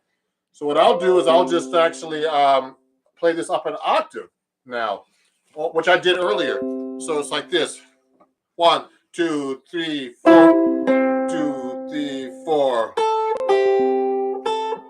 Okay, that's basically the melody. But now, what I want to do is I want to do chord melodies. So the first chord is actually a C6. We're gonna get started in a second. Solo guitar here at Inglewood Hospital. How you doing?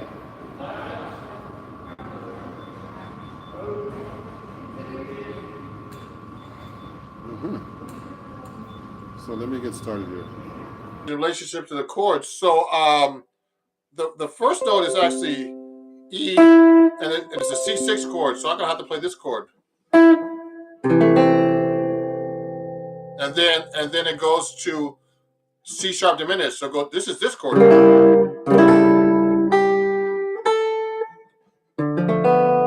the B, I put a B on top of the D minor 6 chord. So go then C, then D minor 6, sorry, and then D sharp diminished 7. So I'm sight reading this, and then D.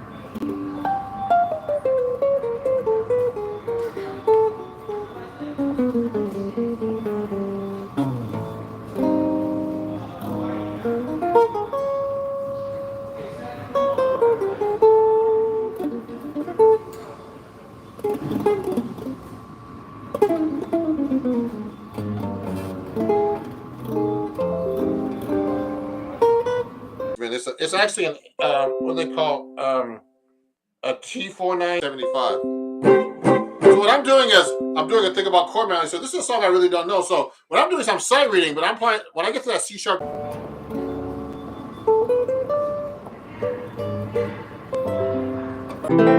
Instead of playing that C sharp diminished with that weird chord like this, I can do it here. That's easier to do than here. So the melody goes. If I did here, then it goes to the C sharp diminished. That's easier to play. I can do it here. Then it goes up. E, I gotta play E on top. Then A minor 7.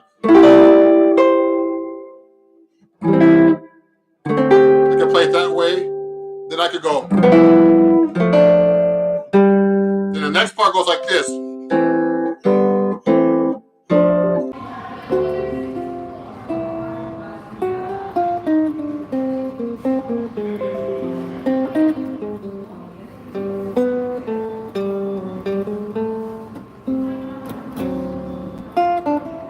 So to be able to play that chord melody, I have to play it up an octave. So, you know, if you want to be a professional musician these days, it's very important to know how to read notation and not only tabs. I use tabs as a guide, but tabs are only a guide. You should know the notes on the guitar if you're going to play, okay? It's very important.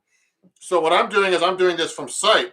And, you know, this is not a hard melody. This is all quarter notes and stuff like that and chord note triplets. When I'm actually playing, you know, I'm actually sight reading, so I'm playing this up an octave. So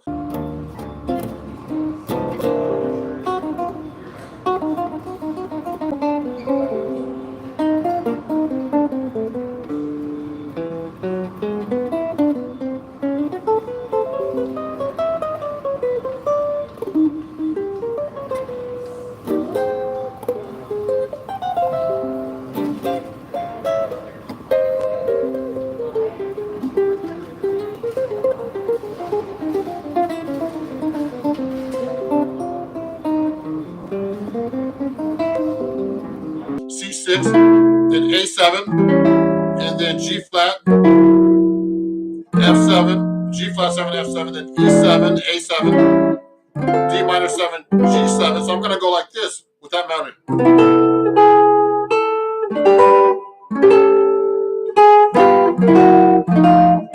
That's what's written actually.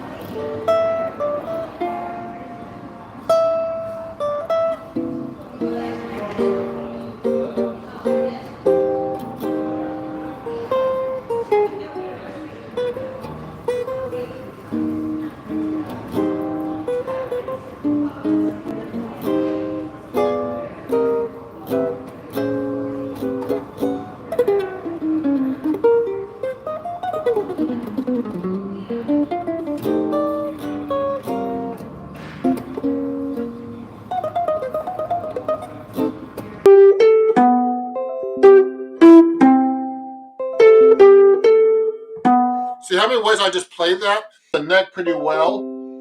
I mean, you know, just practice more actually. Like everybody, you need to practice and really learn the neck and be able to find all the notes. They all repeat a million times on the guitar because the strings kind of like are the same. You have to know how the strings are tuned. Here's an E, and there's another E, there's another E, there's another E, all the same note. Okay, G. You have to be able to find the notes. You can't reach this one here. And etc. All the notes I hit. So you know what I'm doing is I'm actually trying to you know, I mean you have to really know the notes on the guitar now. So I mean we talk about Cage, someone meant Cage, Victor Ribeiro. Yeah, that's kind of the same concept. So if I'm playing a C chord, people do the Cage system where you can go. It looks easy, but it's not because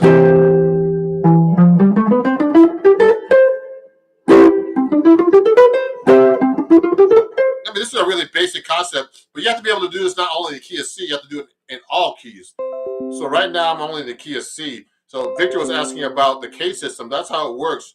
So moved up the neck like a C chord and move it up to an F chord, for example. And you're kind of playing the K system like that. But, you know, K system is limited because you're going to have to be able to play all the chords in the same key, all the notes and chords all over the fingerboard. So it's a lot of work to know the neck like that, okay? So let's get back to chord melody. And, you know, guys, I appreciate you watching. And, you know, if you're enjoying this practice session, you know, I just want to, I'm going to make a little chat here. You know, you could actually, Venmo, if you could get, you know, Venmo, Cash App, and PayPal at Ron Jackson Music, which is right here. If I can put this up correctly. I'm going to set this on a comment. Okay.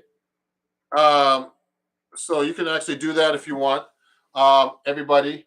I don't know how you make a comment on TikTok when I'm actually doing something. But anyway, let me see what's going on. Let me see. Oh, I can't share this right now. So you can do this on my, you can give me a donation.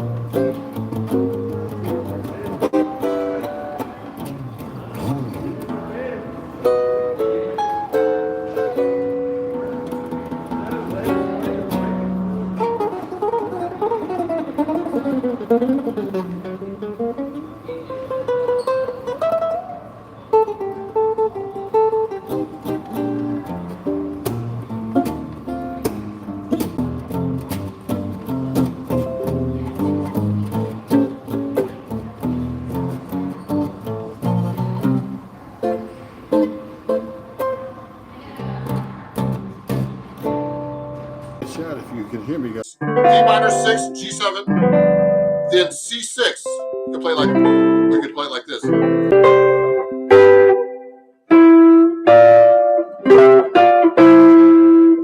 Eddie Van Halen ain't talking about love. You know, ain't just for, it's so unusual in that music. No. So you know, 7-string was used in jazz before rock, just so you guys know, okay? So yes, 7-string's been around for quite a while. And let me see if I can make a comment. Oh, okay, hold on. Let me see. Let me see if I can do something here. Oh, okay. Chat messages are visible. Let me see if I can make a chat, reply to some of these comments.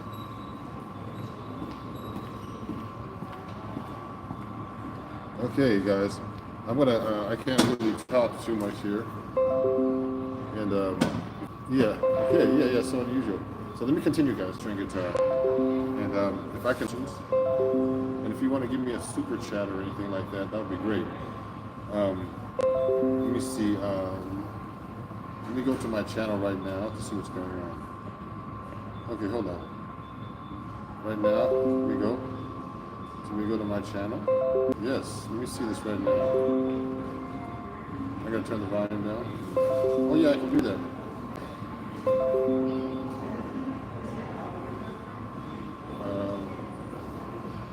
There is super chat.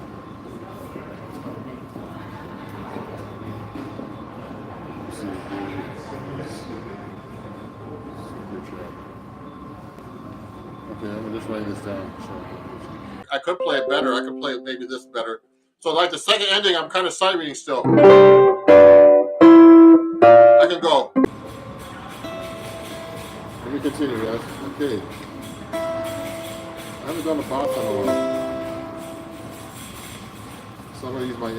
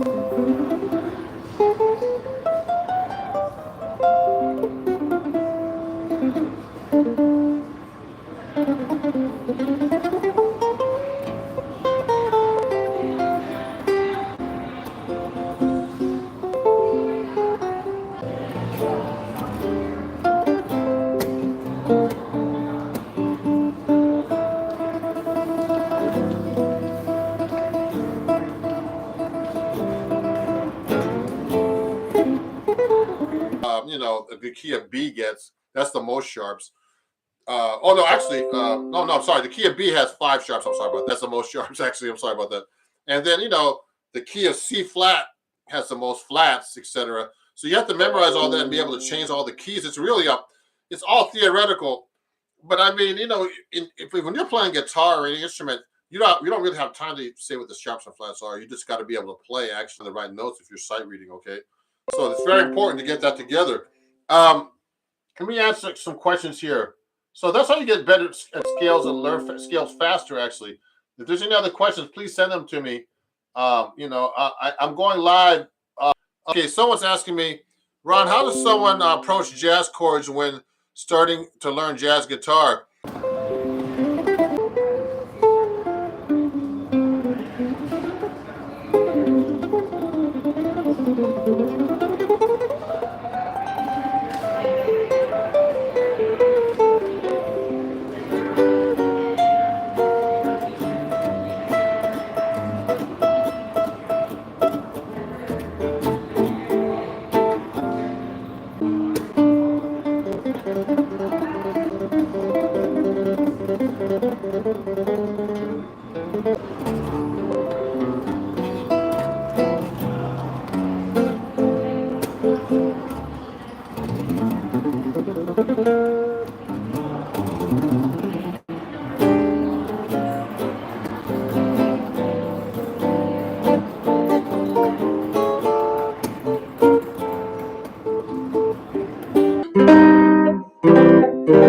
So I'm changing C major to C minor all over, for example. Just all your versions like this on the same string.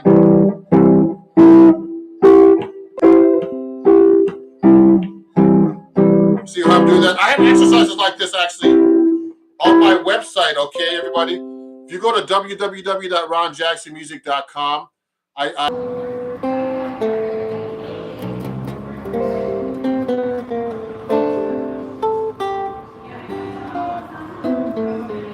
oh yeah, someone's asking for a request. Can you play I Remember Clifford? I don't know that by heart, but I can. I Remember Clifford. Maybe not. Request. And I don't know if it's in this book like this. I Remember April. It might not be in this book, unfortunately. Oh, yes, I do. So I'm going to play this for somebody a little bit, just for fun. Maybe take me a second to set up. So I'm going to pull out my 7-string guitar. So this is an impromptu session about chord melody. And if you have any other questions, let me know. I'm going to take out my 7-string guitar right now, which is this one. Let me unplug this for a second. Actually, let me plug this in. Take my 7-string out, so I can play for you. So you know what? I'm also transmitting on YouTube. I need to actually, you know, that's helping my viewership, and people love my live online like practice sessions like this, and you know, checking out what I do. And I appreciate you guys for following me and be like what I'm doing. You know, I have a new album out that came out about a year ago, and I have a new one coming out soon. Please pick one up. It's Ron Jackson, Music Standards and Other Songs. It's a great record, you know, and I'll be coming out with a record.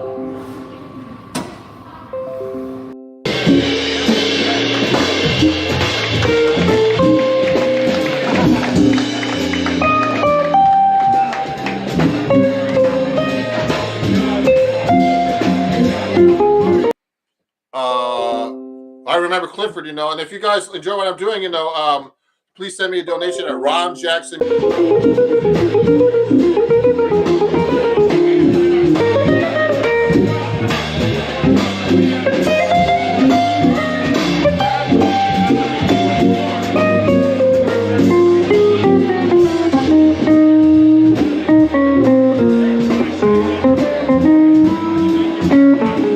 Now.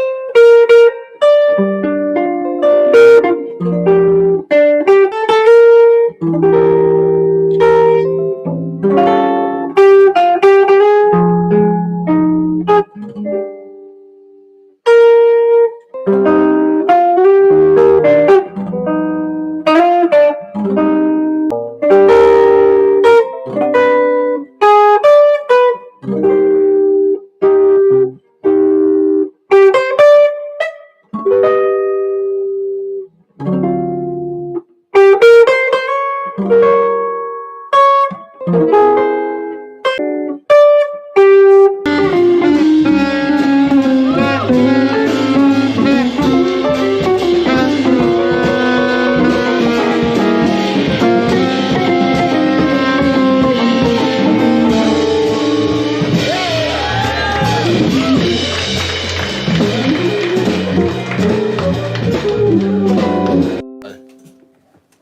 and stuff, this takes a little maneuvering.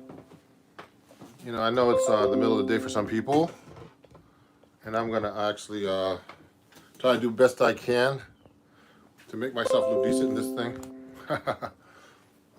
with this phone. So let me see, and I'm gonna go to my other computer. Oh yeah, I'm live right now here, so I just want to make sure that people, that I can see all the comments that are coming in and get going here. So, I'm actually transmitting to YouTube as well, everybody. So we're going to be talking about playing melodies correctly today. And so please ask questions about that. Because people always asking me other questions all the time.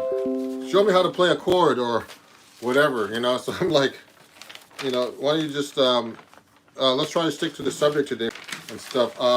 So I'm just setting up. I'm going to be going live on Instagram too at Ron Jackson Music. Subscriber here on YouTube. I appreciate you guys. YouTube just suddenly started taking off in the last few. Well, actually since December when I really started posting more on YouTube, and it's actually been working out pretty good. So thank you very much, everybody. It's been really fun being on here. And I try to do lives every few days, just to, teach people some new stuff. So, let me see. Oh, we're trying to fix the background here. Get my guitar and set up. This is too wide. So let me see. Let me see. Let me see. So let me go to. But most people, they don't take the time to learn how to read on the guitar because it's really hard to read on the guitar. So no, I'm not using tabs at all. I know, I write for a magazine, actually, acoustic guitar. Let me show you something. So I write for this magazine, acoustic guitar magazine. You see this? I have a new article out, guys.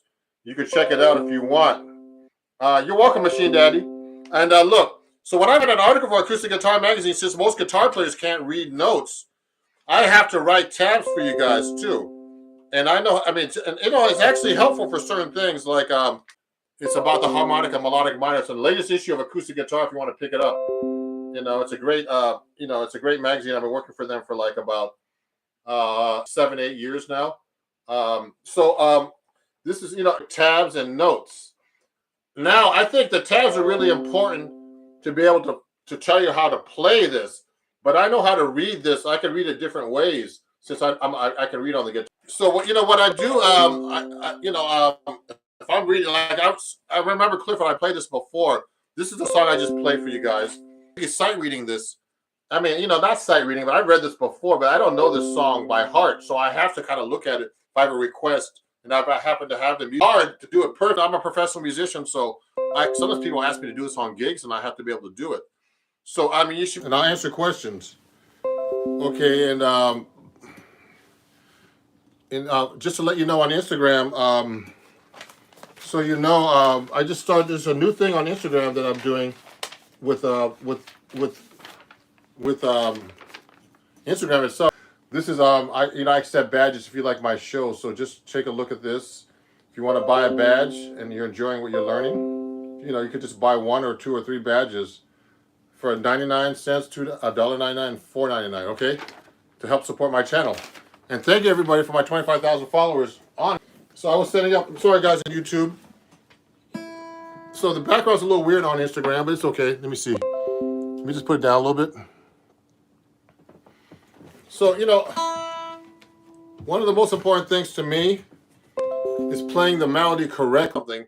I can write it out the way I want him to play it on the tabs, but they have to be able to hear it. So that's the problem with tabs. It's a great question, but TikTok and on Instagram that's called, put some music in front of, how you stop a guitar player from reading? Put some music in front of them. That's how I mean, if I'm playing, excuse me. So, you know, that's the problem. Is you gotta have your stuff together when you're reading on the guitar. And, you know, it's hard. I mean, I'm a good reader, and I still think it's hard. You know, I have to practice this stuff all the time. So let me see. There's a lot of questions here. So let me see. Came from TikTok. Hey, okay, Carmen. What's that song arpeggio? So let me do something here. So you should be able to arpeggiate any kind of progression, any kind of chord. So when I was doing this song, I remember Clifford, you know, has all kinds of arpeggio things like this: E flat major 7, G7. So if I'm playing through this, you should be able to arpeggiate major triads. So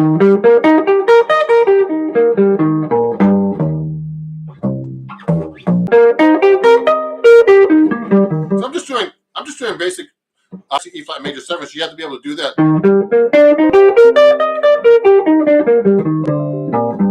Those are basic.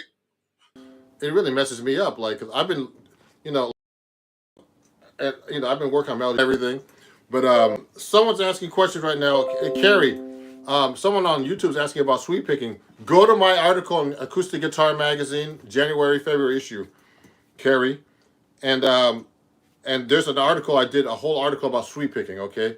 So go to the January, February issue of Acoustic Guitar Magazine. I might even have the issue here. Do I have it? Yeah, it's this issue. In this issue of Acoustic Guitar Magazine, Carrie, my sweep picking cover. So I use sweep picking all the time. So go there and look at that article and read about it on Acoustic Guitar Magazine. You can actually go to their website and check it out, actually. Okay. So we're talking about melodies today and playing correct melodies. My student Yumir is up here, and he talked about the song called Misty. And Misty is a great song, and he didn't know there was lyrics to it. He says, I didn't know Misty had lyrics. Listening to the lyrics helped the phrasing of the melody of the guitar in general. But I don't go out of my way to listen to jazz singers. I should start. Yeah, it's a very, very important if you're going to be playing a melody, everybody. I'm going to play in a second. Is to listen to singers sing the melody. But sometimes the problem is with singers, they start interpreting the melody their way and they start embellishing the melody. I'm like, uh-oh, what are they doing? Because sometimes you don't even know what they're, if they're singing the melody, the way the melody is supposed to be, like really like, like, I don't want to say the real book because the old real book had melodies wrong. So just in case you guys use real books, get one that's really written correctly. And even those ones that are written correctly, like the ones that have like the publishing, like I have this book right here. It's one of these, these real books that are like, the ones you have to pay for, where they pay the royalties to the publishers. So they try to make sure the melody's accurate. And, listen to like great singers. One of the best people to listen to for straight melodies is Frank Sinatra. He sang the crap out of all those standards, man. And he was like perfect intonation. I mean, just a great singer. So let's say you're playing let's take a song like Misty. Like, I've been working on that melody for years. So I'm playing through those chords I played earlier, just a few minutes ago, playing the scales through them now. You have to be able to play through the scales.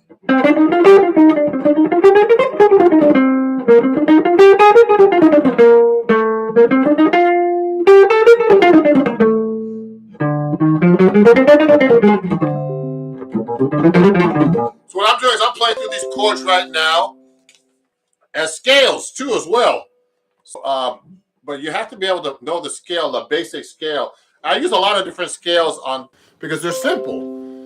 It's hard to play simple, actually. Play a simple melody and play it correctly. So, I mean, melodies recently with my students, and I actually put an arrangement up. It's a song, Autumn Leaves. Now, a lot of melodies have like 10.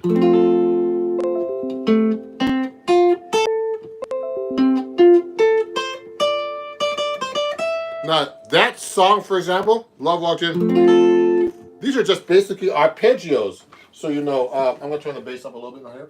It's a little low. I hit the button by accident. So, it should sound like this.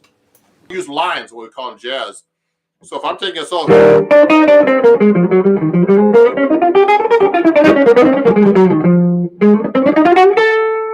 I'm using lines now in my solo.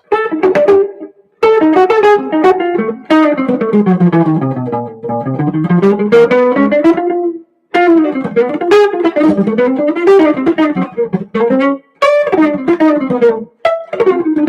I'm just basically playing lines through the chords now. As a solo, as a jazz musician, we don't really play scales. You learn scales in the beginning to be able to get through the changes in arpeggios, but you actually learn how to play lines. Now, lines are the language of jazz, actually. So, that's what you do in jazz. You learn lines. So let me see. How do you learn advanced jazz? Do you need theory, or do you need it to become a successful musician? Hey, Monty. That's from Divine on Crack. Walked in, goes like this. Now, watch how many ways I can play that.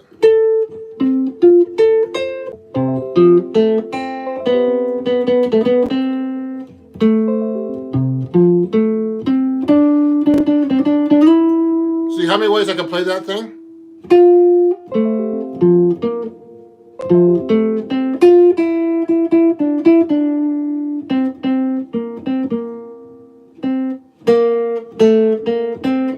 See, I have to figure out the melody playing it that way. So that's really hard on the guitar, because if you're playing melodies like different ways, I mean, there's so many ways to play the guitar melodies on the guitar that you can mess that melody up very easily because you're just trying to find the notes correctly. So I usually try to memorize a melody on the guitar. Now, when you start transposing keys, that's a whole different story. So you got to be able to transpose these melodies into different keys, and it's very important to start working on these kind of things, everybody. So let's take a song like Autumn Leaves. Find these things in melodies like that. See that? That's a scale pattern.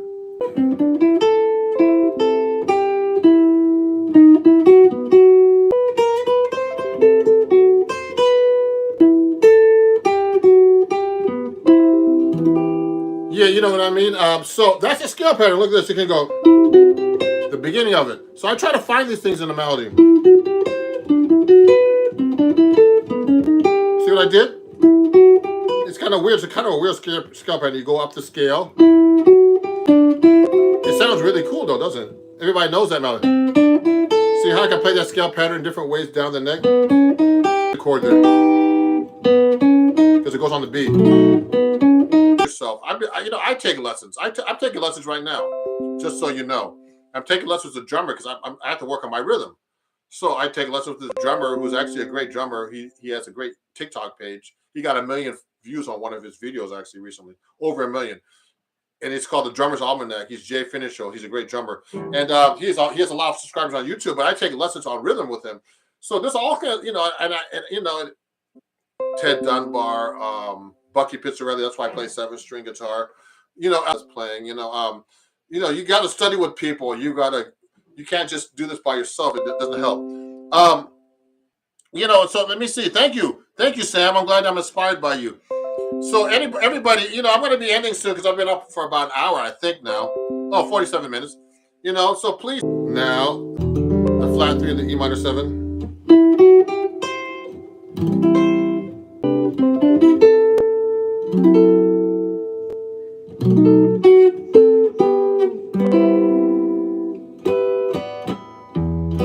So what I did was I just did chord melody with the melody, but you should always know how to play the melody separately, everybody. Hours feels on YouTube, just so you guys know that if you're trying to develop your YouTube channel, you need to do a lot of things. Hold on. Let me ask you a couple more questions, because I got to eat dinner soon, and it's late in New York here. It's Beatrice. I'm with Beatrice Bakari and Eugenia Silva. They're sending you saludos. Who's this? You know what, guys? Let's keep in touch. If you want to do chord melody on guitar, you should learn, like, for example, if I'm learning like a really like a ballad, Heavy Man Miss Jones. I'm just picking up any song right now. So, for example, you have to learn the melody straight and try to find the most accurate version of the melody written out. And if you can't read, you should learn. And I think guitar players are too dependent on tabs these days to learn. So I don't want to put guitar players down, but the joke that if you put music in front of a guitar player, they'll stop is true most of the time. So, So it's really important to try to learn notation, look at melodies from books like the real book like this. I'm just getting Have You Met Miss Jones out because I haven't played it in a while.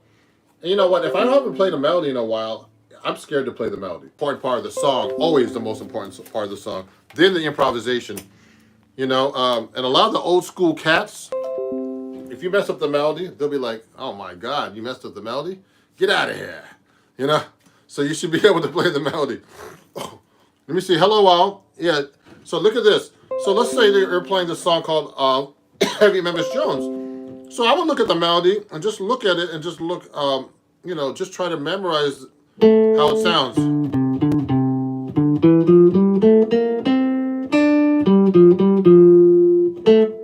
And there was no music. I had to learn this. I had to just like find the notes and play through the whole gig, like 4-hour long gig.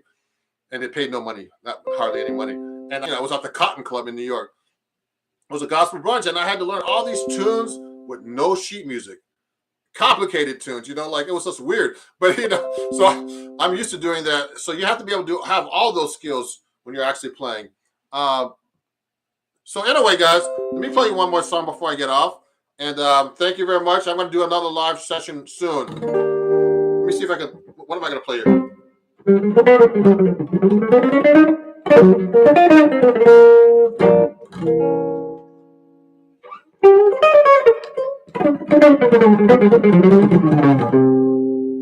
going to try to think of something. You sound real stiff there. He looks stiff too. You see? You're gonna play the melody like this. You're gonna interpret the melody. Once you know the melody really well, you're gonna go swing it.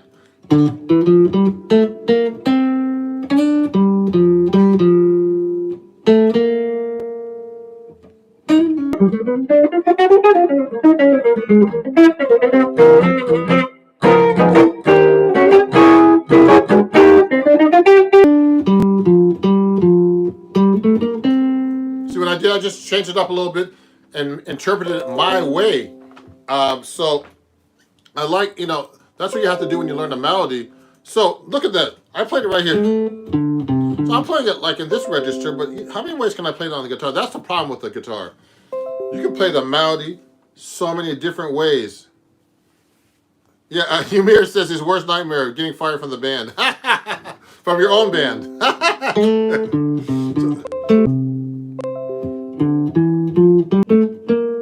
See what I did? On the guitar. So that's the hard part of the guitar. You can play these melodies so many different ways that, it can be...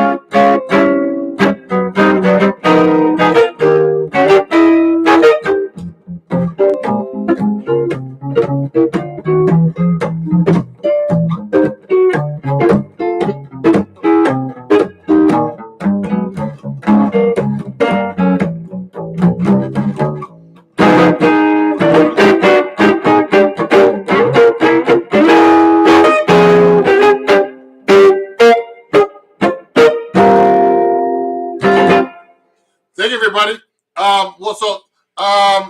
Yeah. Thank you, everybody. Some more comments here before I get out.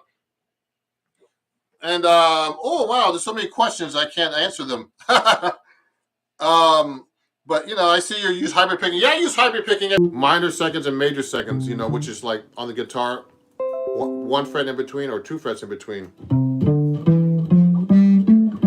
Up the scale. You should be able to go up the scale on the same note. Finger picking, hybrid picking, economy picking, alternate picking. I do all the picking. Finger picking and finger licking good at Kentucky Fried Chicken. So, thank you everybody for watching. So keep in touch. Again, I'll put my website on the comments. There's sheet music there and all kinds of stuff. It's ronjacksonmusic.com. All my what's it called? The intro to reharmonizing a melody. Would that throw off people when you jam? Oh, if you're going to jam session, Yumir, someone's asking. Yumir, my student, actually, Yumir, he's a great guitar player. He said, with a good intro to reharmonizing a melody. Well, there's all kinds of things I don't know if we want to get into reharmonizing a melody right now, but there's so many things you could do to reharmonize a melody. But if you're in a band situation, it's really hard to reharmonize a melody when you're in a band because they don't know what you're doing. So different types of things that are simpler, like maybe put a fourth under there, or different things.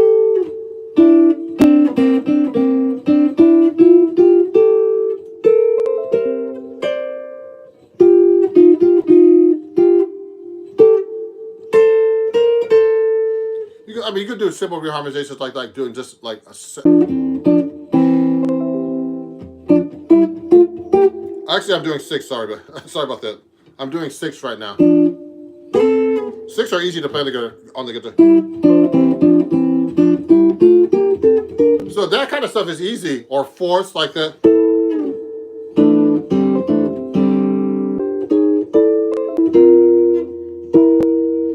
Simple things like that you can do with a band. Now, when you get to melody reharmonization, I don't want to get to that yet because we want to make sure in this impromptu live workshop here, or lesson, whatever you call it, question and answer, that you know how to play the melody without all that other stuff, because that's hard enough to play the melody. The fourths sound really cool. They fourths are good sound. The seconds sound really cool too, like this. Or things like, wow, that's a little too easy. You could do all kinds of weird things on the guitar. 7. I'm doing 7. 1, 2, 3, 4, 5, 6, 7. I could do 7. 7 something really weird stuff.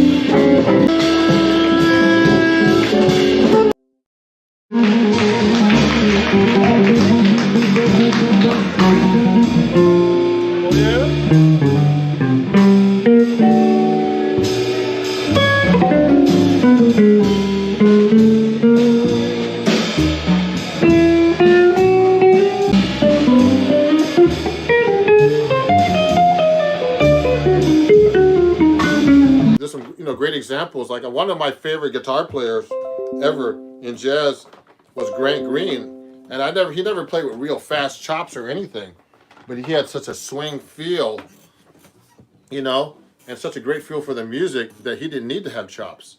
So that he's a great example of someone like that. So it's kind of weird. There's a little distortion coming out of my guitar, but Michael says I have a beautiful tone on the guitar thing. Okay, so let me see. I'm gonna continue with learning melodies here. So another important thing is to learn. When you're working on melodies, is to learn the melody correctly and make sure you play it accurately, because who's gonna know you mess up the melody? Can anybody guess? The audience. If you play a melody wrong, like it's my life, it's now or where to walk. You play a song like that and stuff. Who's gonna know? The people watching you. And they could be like not a musician at all. They could be like a lawyer, walking in from his work, and he's like, man, he messed that song up, man. It don't care how good you are, you messed up the song, so they look at you badly already. So so it's important to know your melody, everybody, and learn these songs correctly, and and practice them correctly. So I work on songs all the time, and I'm still trying to get this stuff together. Unbelievable voice. Thank you, Howdy Dodge is my singing, so that's another thing I did practice. So let's talk about learning bebop melodies. So we'll get to that just a little bit. So for example, I work on bebop melodies all the time, and then I forget them, and then I have to relearn them. So the hard thing about bebop melodies is that they're fast. There's a lot of notes. You got to find the right fingerings. Learn, like, let's say, here's one of the songs I've been working in the pandemic is like Moose to Mooch.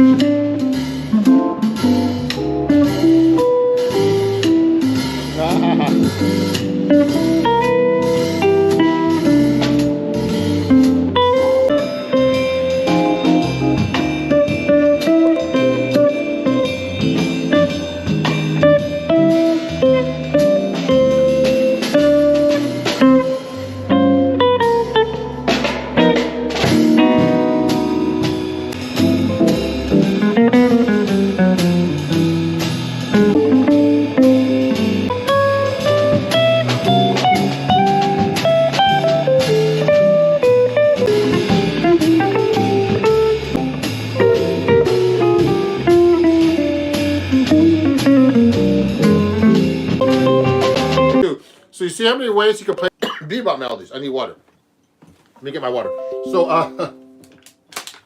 let me go. Let me get my water. I'm talking too much. So that's the hard part of the guitar. Playing these melodies in different ways. Be able to be free enough to be able to switch the melody.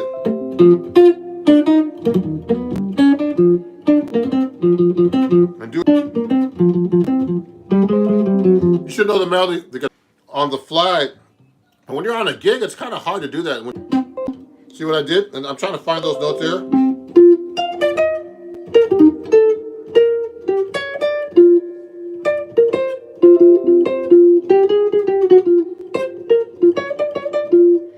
See, that's all complicated when you start switching it all around. So think about it, everybody. When you're learning melodies, I'm sure you're thinking the same thing. Wow, which way is the best way to play these melodies? So I think it's all about your experiencing them. I always tell my students, because when you're on a gig, you should play wherever when you mess it up, there's gonna be a lot of people watching going, oh my God, you messed that up. You know what I mean? So thank everybody who's watching on Instagram.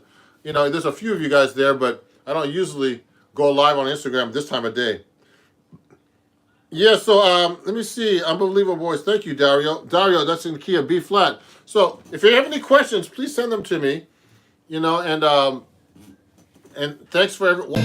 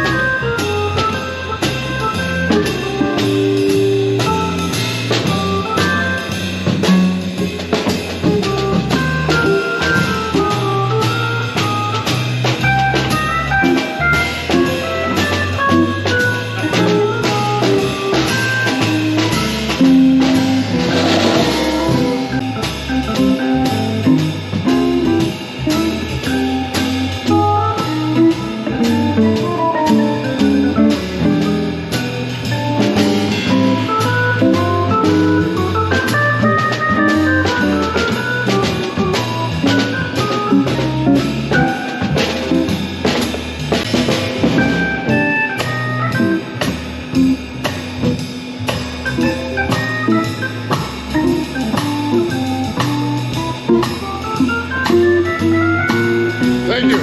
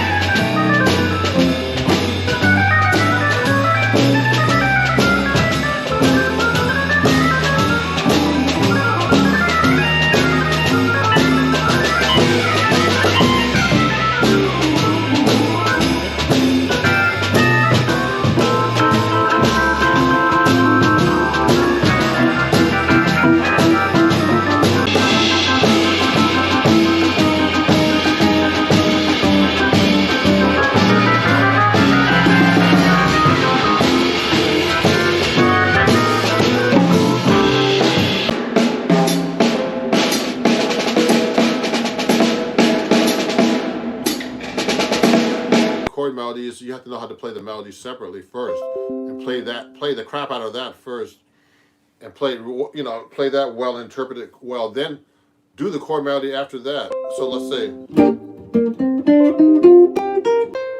so that's There Will Never Be Another You. I've been playing this for a long time. So now that I know the melody, you can go.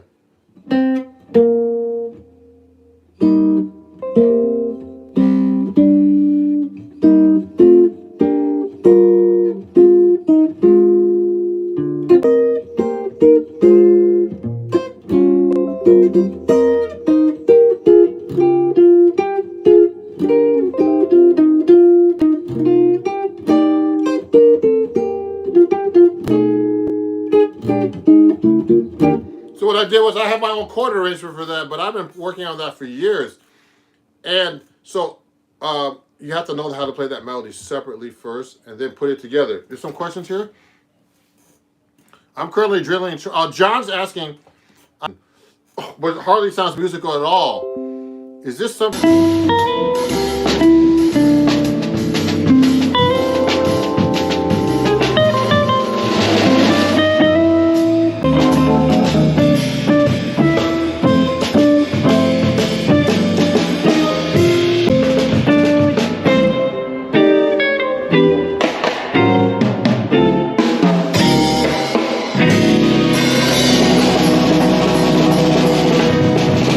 What we did last time.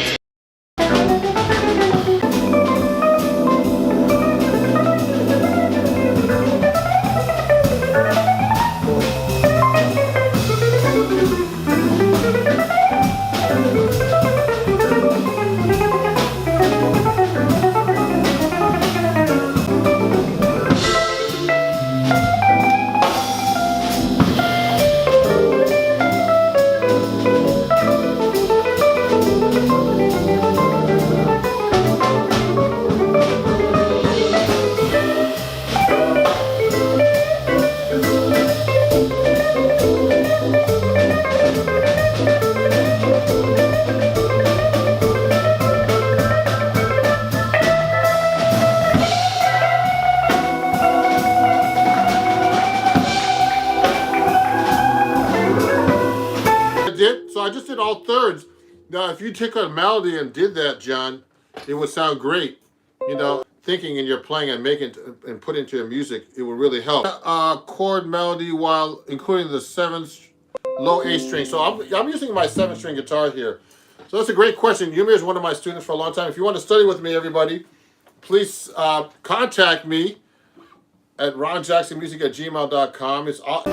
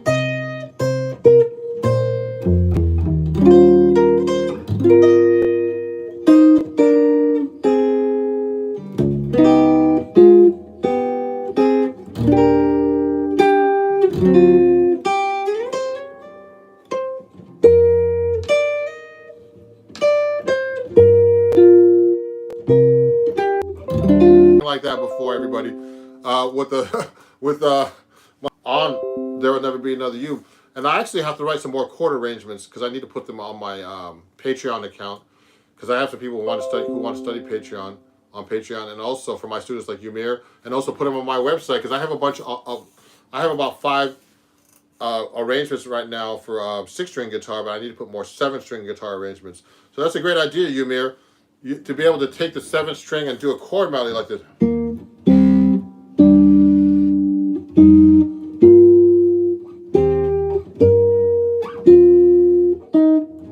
See how I throw that 7th string in there? It's a lot of work. I have to think about it.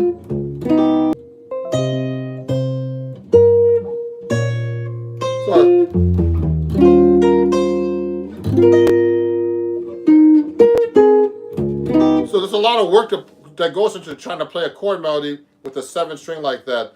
But it's a really great question. Let me see. How many standards will you have to say you know? Thank you.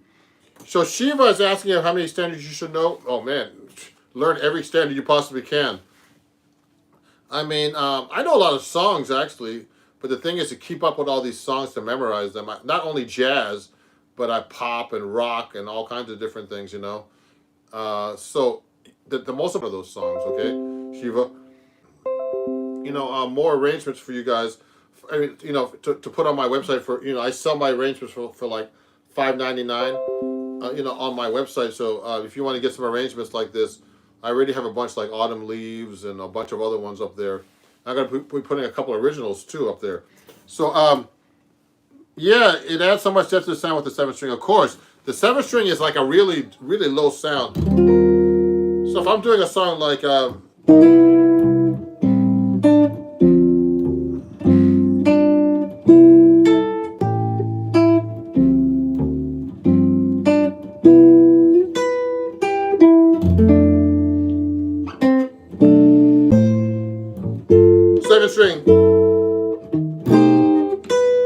seventh string arrangement.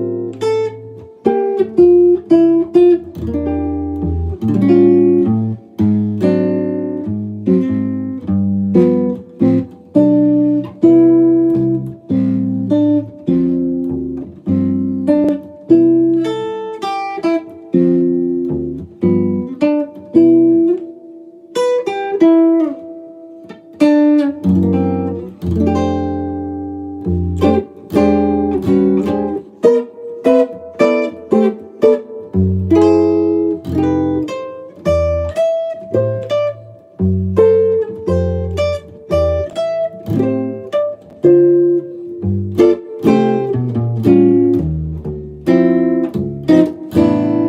the 7-string and to put it on my website.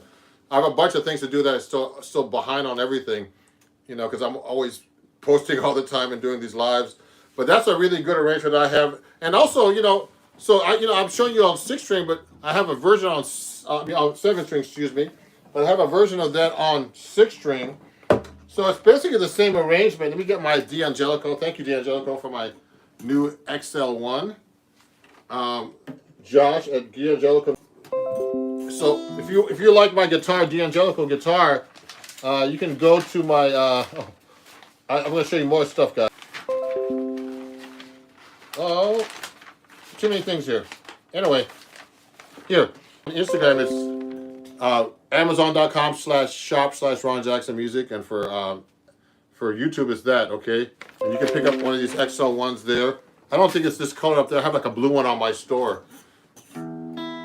Grab it quick because one of my students wants to get one.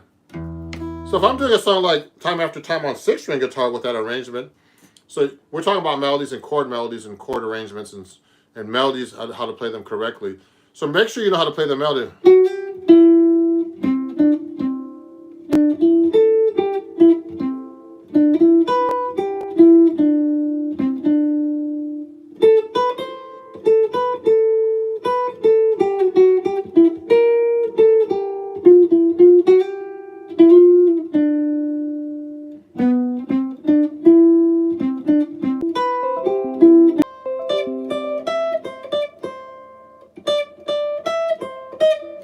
Sorry. So now I have a chord arrangement for that.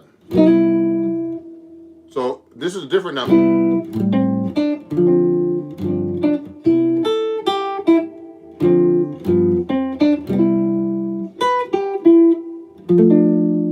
I have to adjust my fingering now. It's not 7-string.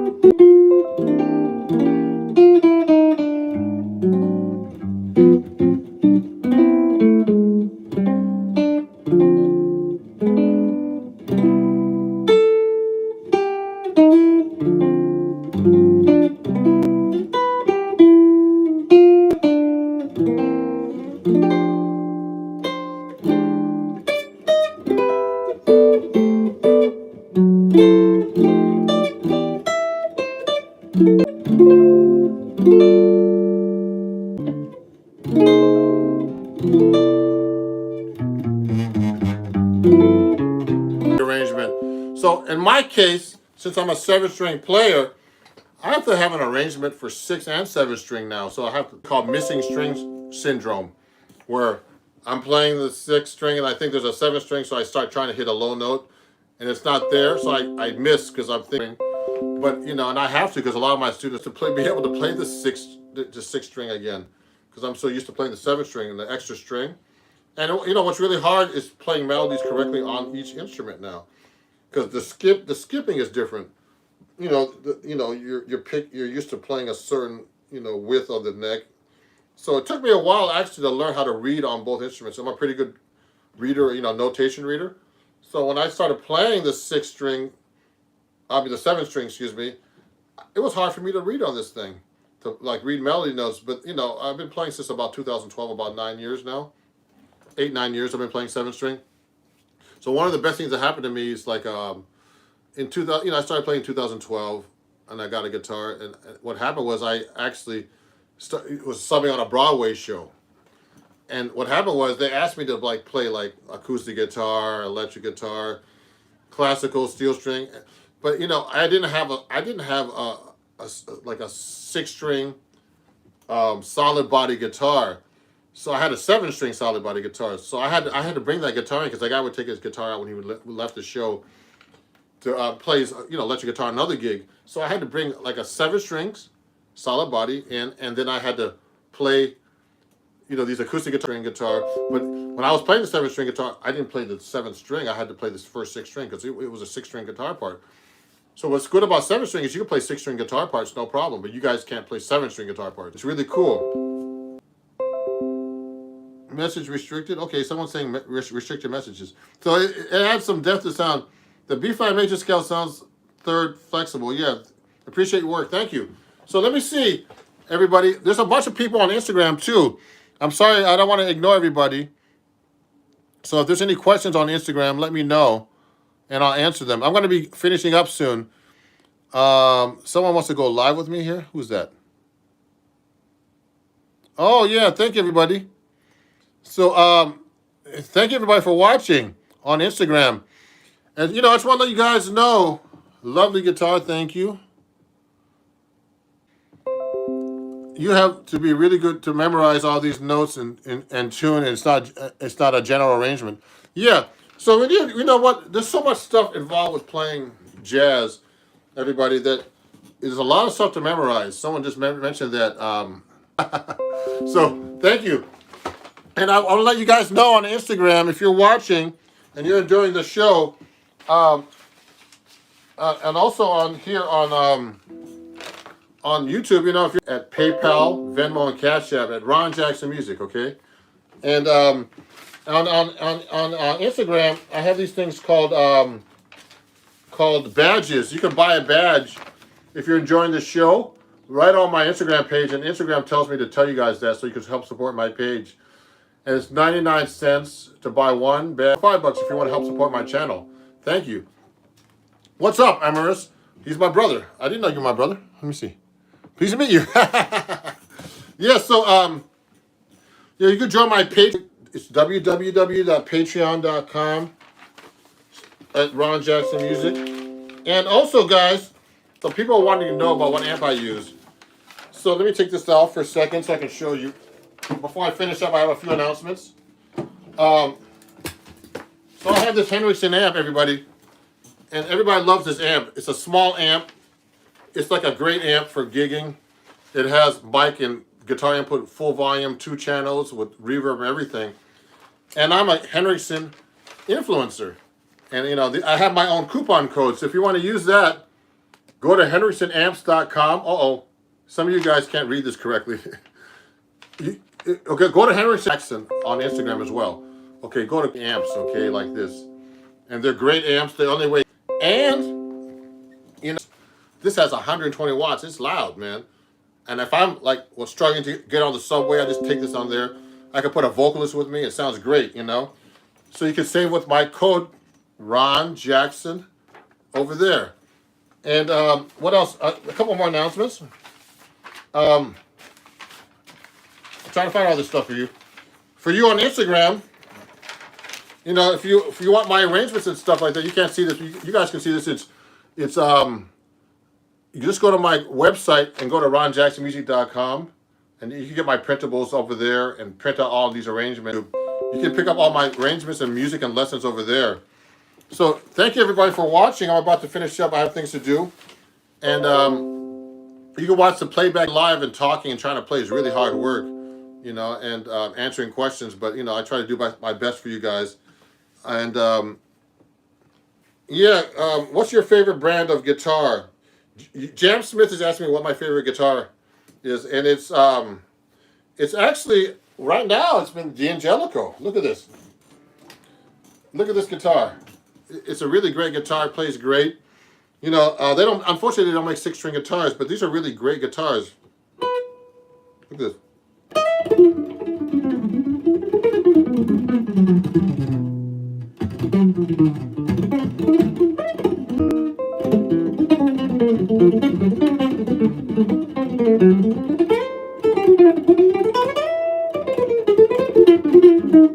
It's a really nice guitar. So, I like to thank them for giving me this guitar. So, this is a really great, I really like Benedettos. So, I'm trying to work out a deal with Benedetto guitar, but they're really, really, really expensive. So, I'm trying to work out a deal with them to get a 7-string guitar, though, just so you know. So, I don't need another 6-string guitar. So I have this. I'm using my D'Angelico, the top of the line D'Angelico, but I want to get a Benedetto eventually on 7-string. But I really love this Eastman guitar as well. For 7-string, this is a really a carved wood guitar. So it's a great guitar too. So everybody, thank you very much. So please follow me everywhere at Ron Jackson Music. If you're not subscribing on YouTube, subscribe please. Music. If you want to donate, go to Ron Jackson Music. You can pay me everywhere at Ron Jackson Music as well. And thanks a lot, everybody. Yeah. I'm gonna get off the line. I gotta do a few things right now. Okay, we'll talk. Okay, I'll see you guys soon. Bye bye.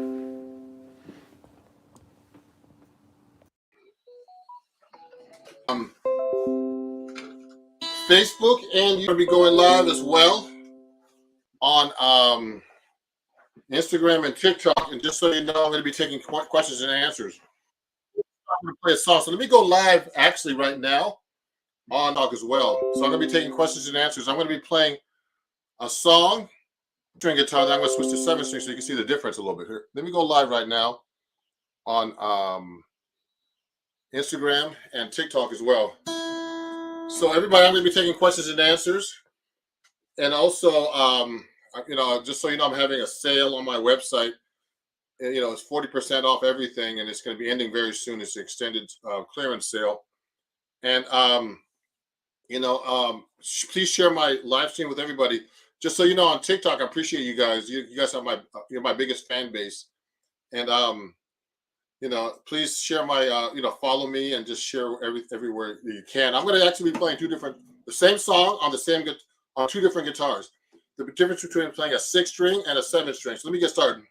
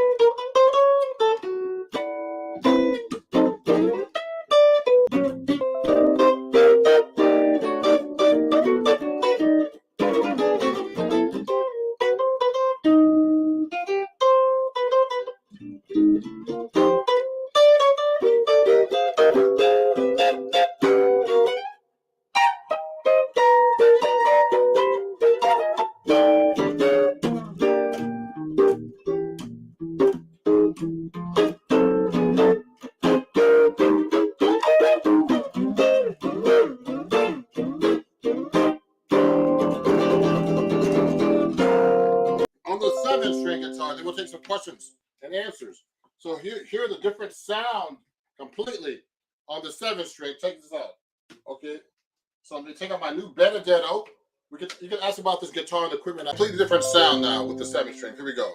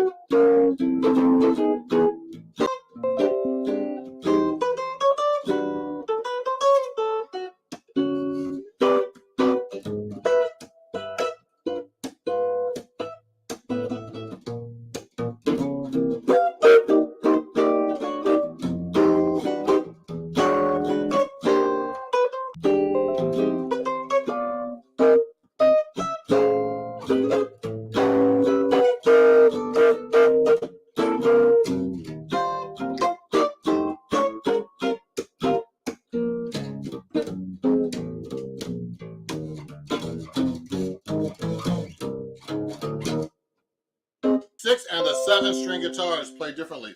So let me take some questions and some comments here from my fans out here. Hey, Bill, can you hire me for your next record? I promise to practice. Okay, yes, Bill.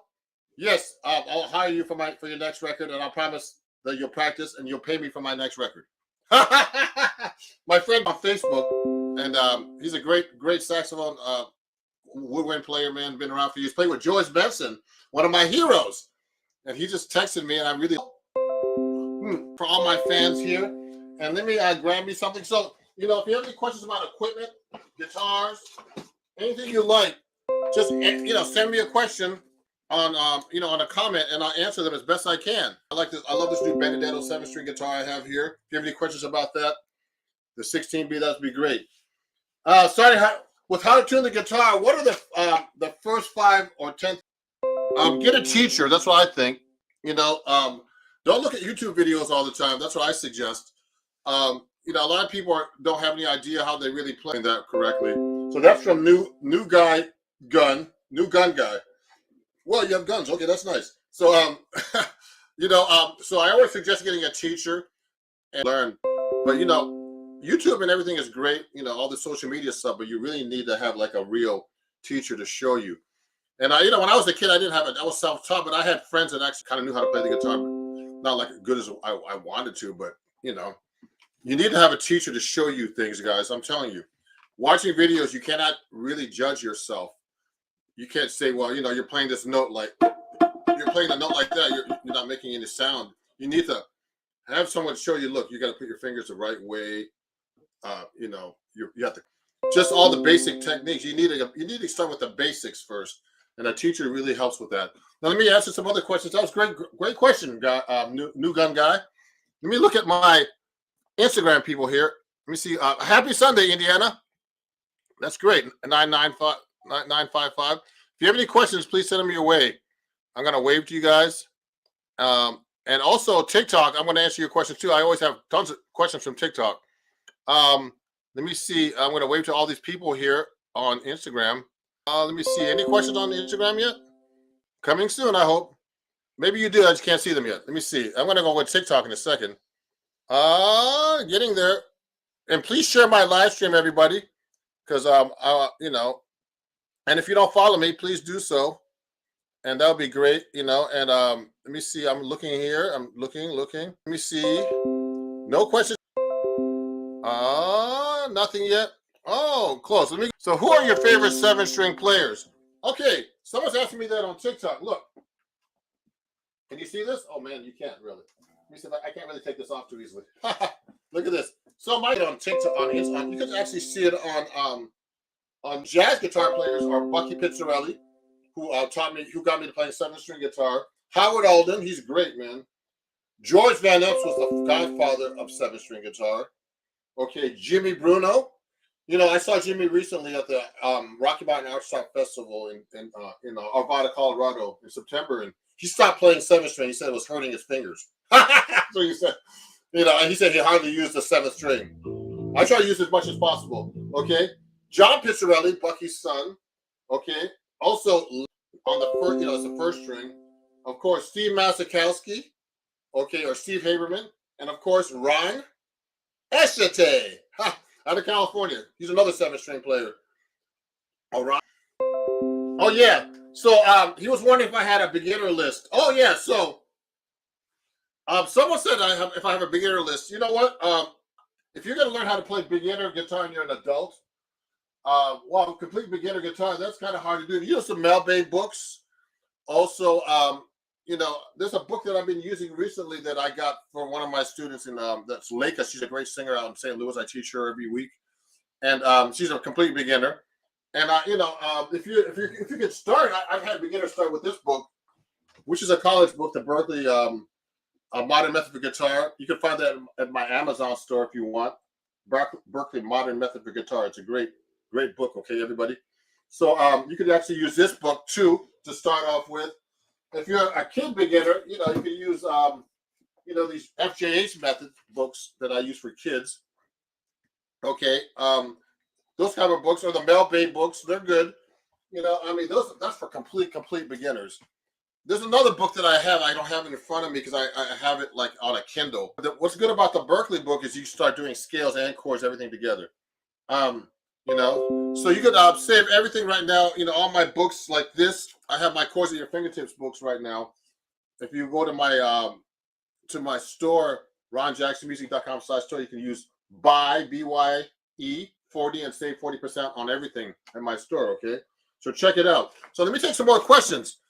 Okay, that's and so you can get everything at vinyls as well on my store on my new album. Okay, so let me ask you some questions.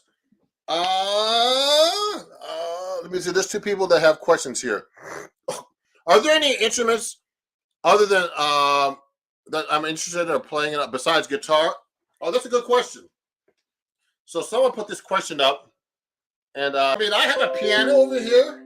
I have banjos, and I play some drums. But you know what? It's so hard to keep up with the guitar that I mainly focus on the guitar, especially 7-string guitar. I find it easier to play the 6-string guitar. You know, it's just, you know, after playing 7-string guitar, when you play 6-string guitar, except for what I call missing string syndrome, I find that it's a little easier to play the 6-string. So let me take that out for a second.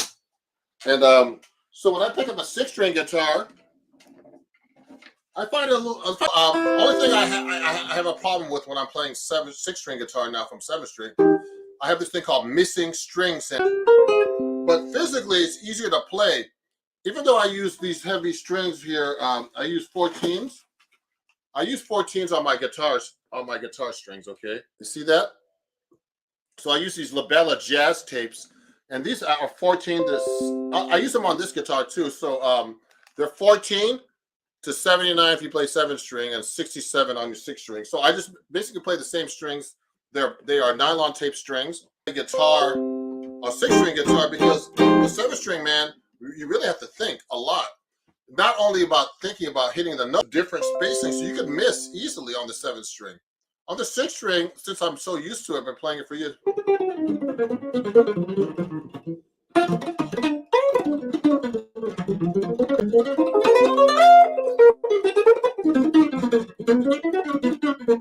So, I mean, it's a little easier to play on the 7th string. If I'm trying to do that, I have to think a little bit more. Watch this. If I'm trying to play really fast stuff on the 7th string, there's a 7th string there, so it kind of messes you up a little bit. Let me do that right now. I can do it, but it's like weird to play really fast on the 7th string. So, you know, that's why I don't play any other instruments right now.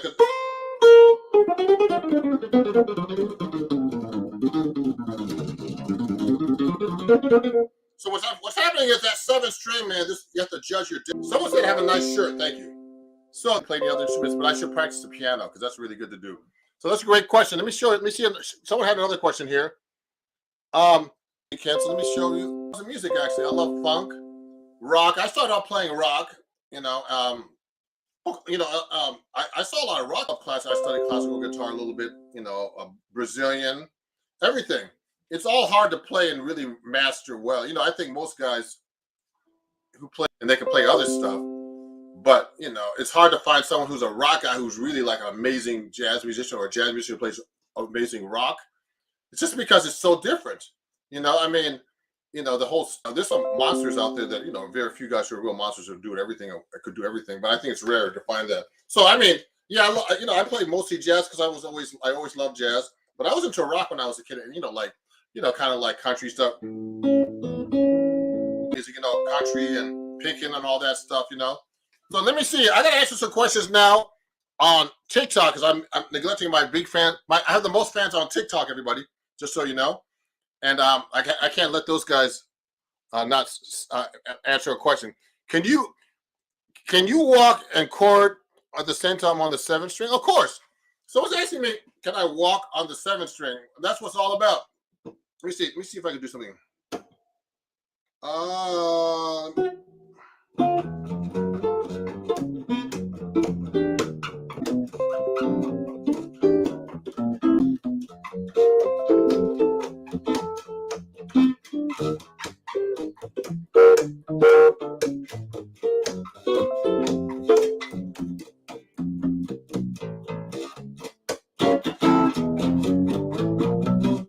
Yeah, so that's walking on the 7th string, which is very common on the 7th string to walk. Okay, that's a good question. Do I ever rip it up on nylon string? Actually, someone asked me if I play nylon string. I'll show you real quick. Nylon right here. I got to tune it up. It's been hanging. Oh no, this is my. I don't want to drop these things. So watch this, everybody. So someone's asking me if I have a 7th string, a nylon. Here's a nylon. So this is a 7th string note. So this is a really great guitar made by Cremona. I'm a Cremona artist. If you ever want to get a Cremona guitar, let me know. So this is a 7th string nylon, everybody. Look at this. Hey, man, how many guitars do you actually need? Oh, man, you know what I say, Liam? Someone's asking me how many guitars I need. I need as many as possible. It's funny. I talk about guitars all the time, but we have too many of them. Actually, I just traded one in recently. I have like at least 20 guitars, but I get them a lot from companies directly. Like I have 4 or 5 of these Cremona guitars. So this is a 7th string. So these are nice guitars.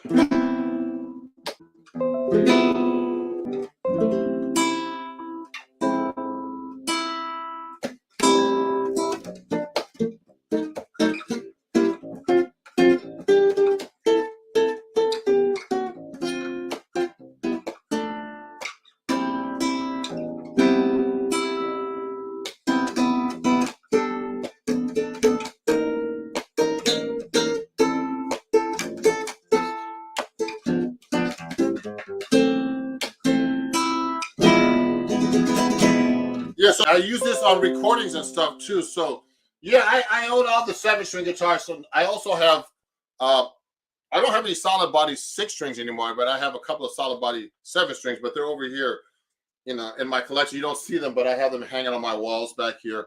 So yes, I play nylon, just so you know. Thank you. So yes. Let me see. Let me keep answering. Let me ask you some questions now on TikTok. Wow, as many as your wife can afford. That's a good one. Yes. So everybody, that's a good one. Yeah. So I have as many guitars as my wife can afford. And you know the saying. You know what a musician is who has no wife or girlfriend? He's homeless. That's a dumb joke. Anyway, so yeah. Any question you want to ask me, everybody, just ask me right now. I'm gonna go for probably about 10 or 15 more minutes. Yeah, someone has a nylon gold on guitar Santa. Yeah, guitar Santa. You have a guitar for me for Christmas? Anyway, I tried those go down 7 strings. I used to have one a go down actually. I sold it about 10 years ago, but I need to get another go down. So, well, maybe not because I don't know if I need all those guitars anymore. But yes, those go down guitars are great, man. Especially back, they're great guitars. Here, do you know how to get jazz guitars to leave your house? No. Tell me later. Tell me later, Guitar Santa. Let me answer some other questions here. 1 second. Someone says, God damn, you're mad good. I'm trying, man. You know what? Just so you know, everybody, I'm trying to practice as much as I can, but it's hard, man. Too much business, and actually, last year was my one of my best years as a musician, and so it's just so hard to keep up with this stuff, all the social media and my Patreon and my stores and all this and all my fans. Thank you everybody for being a fan, and please share my page with all your friends. If you're not following me, please follow me. Let me keep looking at your messages here. Lenny did some amazing country type stuff too. Lenny, bro, yes. Have you ever enjoyed any metal or anything like that? Of course. You know what? I don't want to show you guys, but I have one of these Abasi 8-string guitars back here.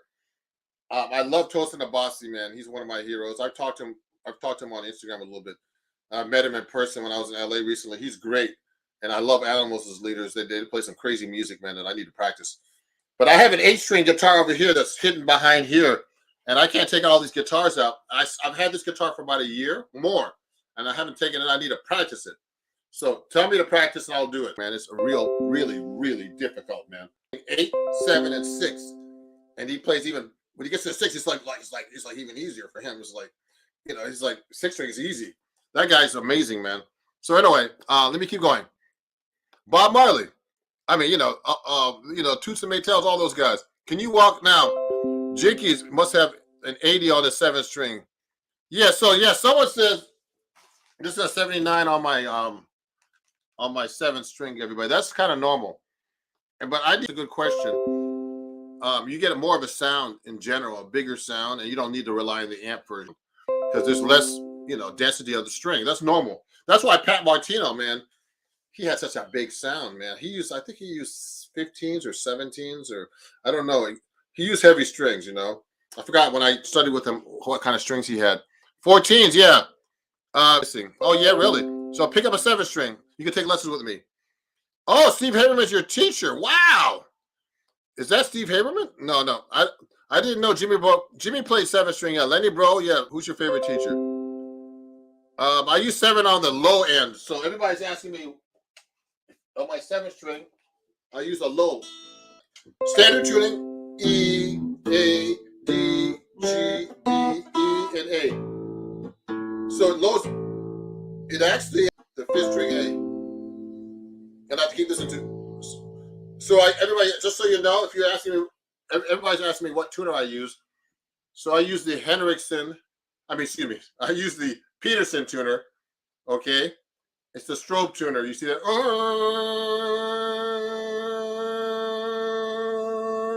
So that's the A note, kind of. I have imperfect pitch, just so you guys know. And these are great tuners. They're the best tuners. I'm one of their artists. I have the Seymour Duncan hat on. So anyway, I'm one of their artists, and they're great, and they make the best clip-on tuner. Store and check it out. The Amazon clip-on tuner. Go to Amazon.com/store/Ron Jackson Music, and you can get this. They're like $85, but they're worth it. This newest model has a long-lasting battery, and it's the most accurate tune you can buy. So these are great. So look at this. So this is a low A. So with the low A, you can get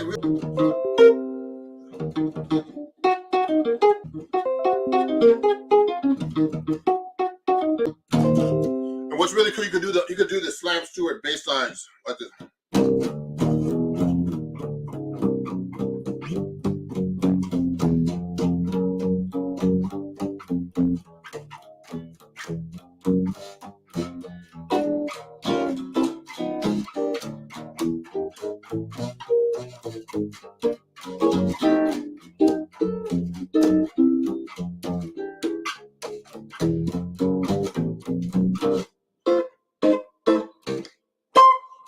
So you can do those low fits on the bottom of your guitar, okay?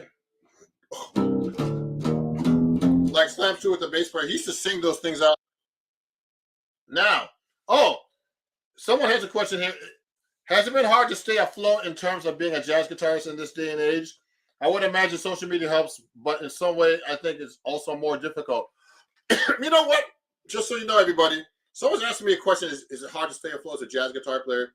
Yes. It's hard to be a jazz guitar player, but you can do it. It just takes a lot of work. And, that's what I love to do. Actually, it's been really good for me to have all the social media, people following me on social media. But you know what? I like to perform. So I've been touring more and, booking stuff overseas and all over the country. You can't just do social media. You got to have live events and other things happening as well. So I'm also involved with teaching, and all kinds of stuff. So I'm trying to make events and as well as, doing my, I'm doing a lot of stuff with my website. So I have my books. I'm going to be doing ebooks soon, everybody, of all my licks, like these type of licks, like the dominant, all the licks that I sell on my website. I'm going to be putting a book together. So check that out. I have those already on there, but I'm going to be putting a book together with those different kinds of things like chord melody and all my favorite jazz guitar riffs, picking techniques. I do a lot of my own business stuff, everybody. Kanye West, all those guys, they don't only do music, man. They do like clothing lines. So I have my shirt back here. If you see my shirts, I'm going to do hats soon. It's all on Amazon too, so check it out, everybody. I have my own Amazon store at Ron Jackson Music. Okay, so you can't just do that. I think with jazz musicians, with playing, of course, you have to be a great player. I think, and I think that I think a lot of jazz musicians shun the aspect of marketing and all that and selling things. I think it's very important to actually do all kinds of other things. So I don't only focus on playing jazz. I mean, of course, I play jazz, but I focus on the business as well. Okay, so it's very important to do that. That's a great question. So yes, it's difficult to be a jazz musician, but jazz is only less than 1% of the market. So I try to reach people who don't listen to jazz. That's what I'm trying to do. Not only jazz musicians. Don't support other jazz musicians in general. I think it's other people that's other stuff. But will they buy something from you, or will they take a lesson with you? Will they come to your concert? No, most likely, no. So a lot of us are busy. Like I mean, sometimes I go see concerts, but sometimes I'm working, so I can't. So I think it's important to reach across the aisle too, and have different different people follow you. I don't know what your opinion is, everybody, but you can save your opinion too on here. Let me see what other questions there are on my Instagram, because I haven't talked to anybody on Instagram in a while. And just so you guys know, I have to teach within about an hour with a student I met on Instagram, who's been like a great student of mine. He's probably watching right now. His name is Chris. I helped him get into college, and he met me on Instagram and stuff too, if you want to get into that. And he's been, exactly, skills, networking, and whoring yourself over and over. I like this guy. Like, you got to think about those guys like Kanye West. Man, they don't make money just playing music. They make money. Oh, thanks, String Snare, for your donation. of $10 on YouTube. I appreciate you. Let me feature you. I appreciate you. Thanks for your donation on YouTube. And you know, if you want to donate us here or go to Ron Jackson Music, it's all Ron. Everything is Ron Jackson Music. Just follow me or whatever you want to do. You know, so yes, so those guys are really smart. You know, you got to think like that. You know, you got to think. What are these rappers, man? They're not billionaires from like just rapping and doing concerts. They have like Ciroc line. I think that's P Diddy. You know, the Yeezy or whatever. He has all kinds of stuff that he sells. So he's a great guy, man. For that, who doesn't? So, but yeah, no, thank you for putting yourself. I see you grinding here for a long time, and I really appreciate someone mastering their craft. Yeah, you know what, everybody? I try to master my craft, but you know, I try to do good quality stuff. My posts, I really think about them. It's really important to put that up there. Someone said play some AC/DC. Look.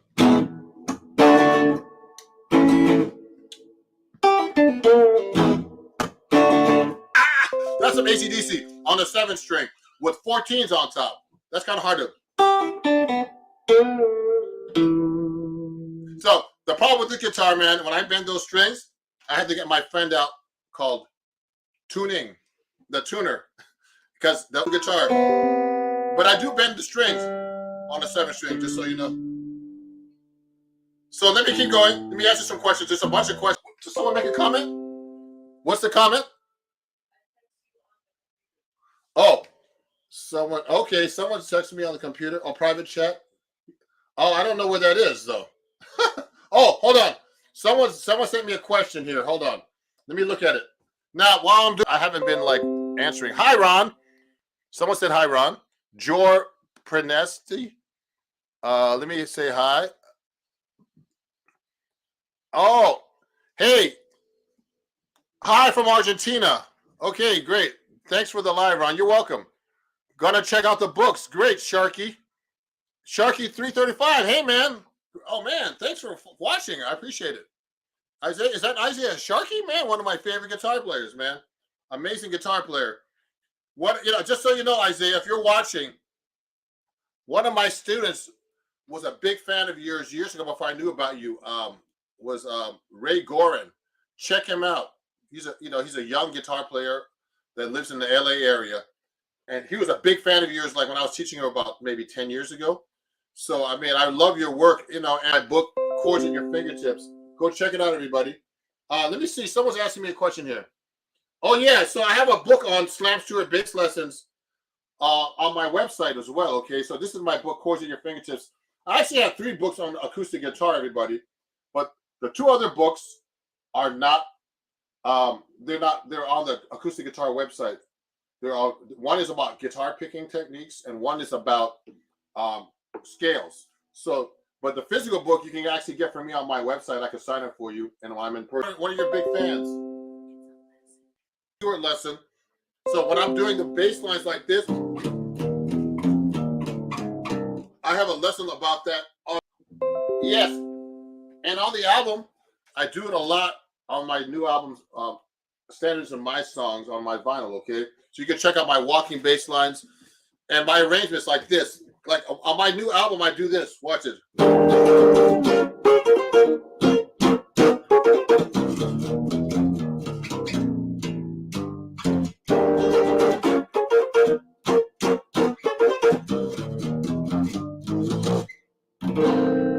So that's a 7-string arrangement with my Slam Stewart bass lines. Okay, so I like that arrangement. That's the song called Will You Still Be Mine? It's my arrangement with a Slam Stewart kind of bass line like this. So I go.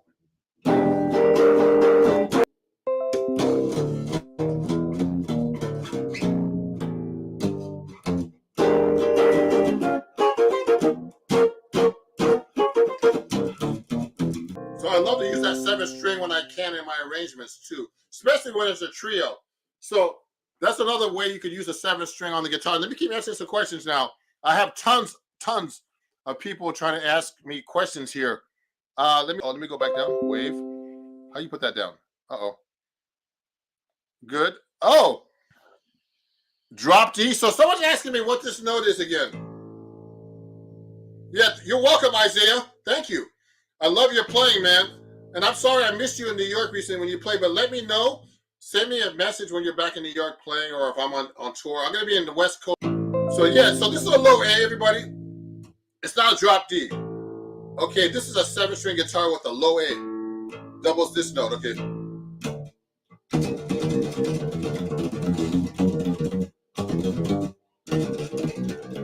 It's really good for things. Let me see. See if I can do that right. Here we go.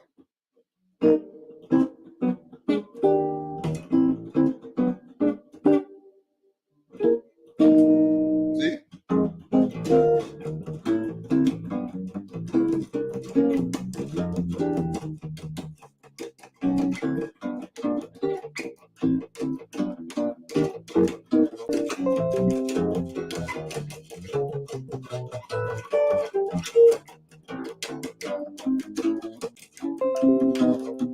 So I'm playing giant steps on my 7-string, but it's tricky on the 7-string, man, to even play giant steps because all the notes are so different. I find it easier to play giant steps on a 6-string because of the missing string.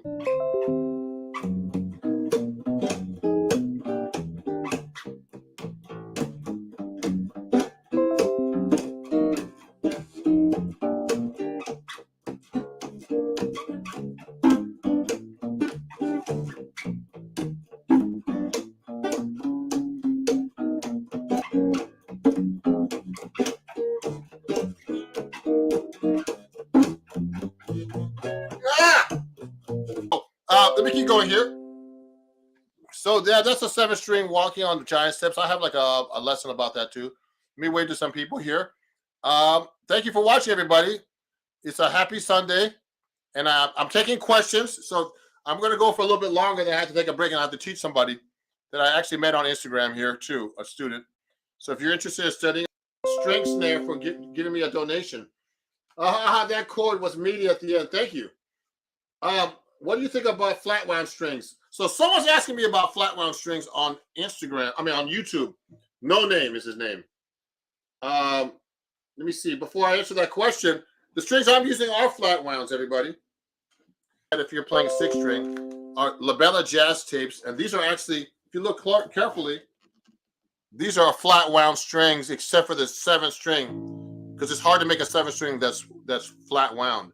This is round wound. Everything else is flat wound except for the first 3 strings, of course. So these are actually, nylon tape flat wound strings. Okay, so they are. Let me see something. Okay, good. Let me see. Putting yourself on YouTube. Thank you. Oh. Now let me go over here and answer some questions right now. Thank you. So that's I love to use. Hey Robert, Happy New Year. Robert Madio. Hey, are those tape wounds? I love tape wounds on my bass. Yes. So these are tape wound strings, everybody. They're nylon tape wound strings. So you know what?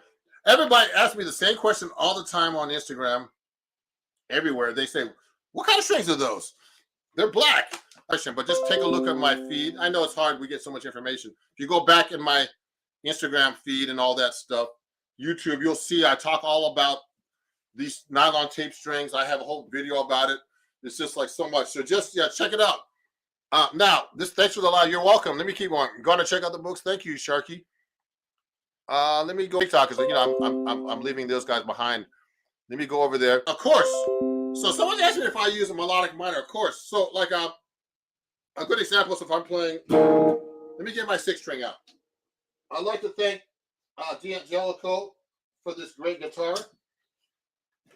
XL1. Okay. So someone's asking me if I play the melodic minor. Sure. So let's say I'm playing like a B7 flat 9 sharp. So I use a melodic minor. So you get the ultras good.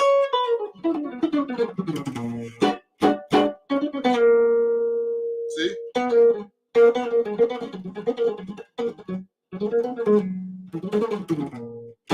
So I use on the altered chords. I like to use the melodic minor on a dominant 7th.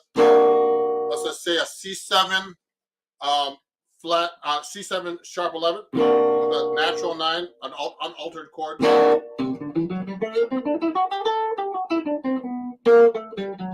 So I'm actually using a G melodic minor.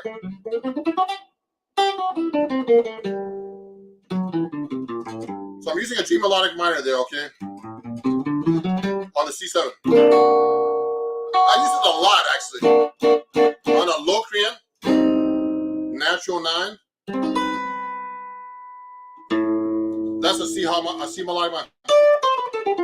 So that's a Locrian natural 9 scale. Also called a Locrian natural 2. Of course, you know, when I only play the scale, I use like bebop phrases using the scale. So I'm using more of like.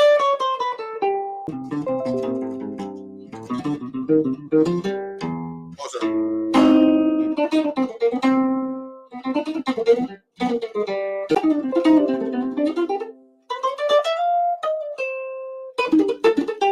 So I'm using passage.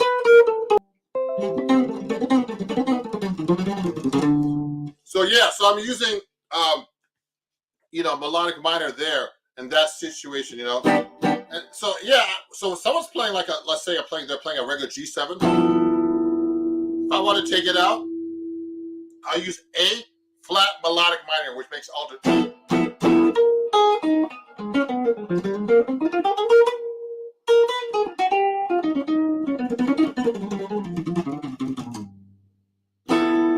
While they're doing the regular chord, I'll play alter like that. So that makes it more interesting when you're playing. So when you're a jazz musician, we always use reharmonization or substitution to play outside.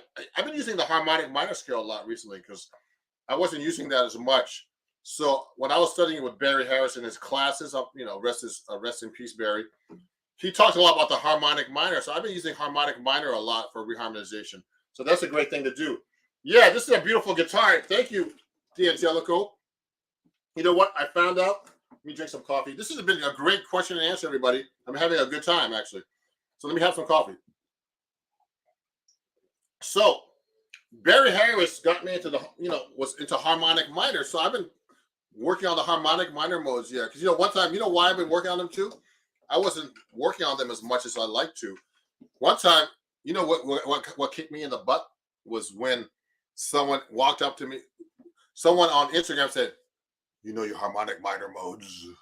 I was like, "Oh, I do, but I don't know them as well as I should. Thank you."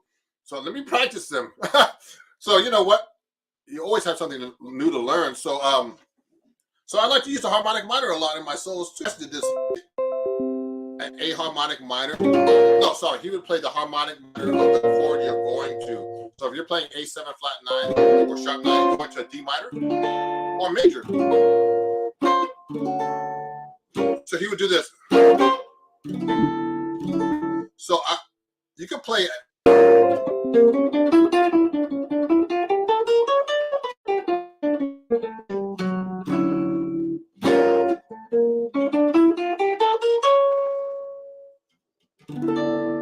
You could do that reharmonization, okay, everybody? So I've been using that a lot in my solos. And Barry would have us practice it like this.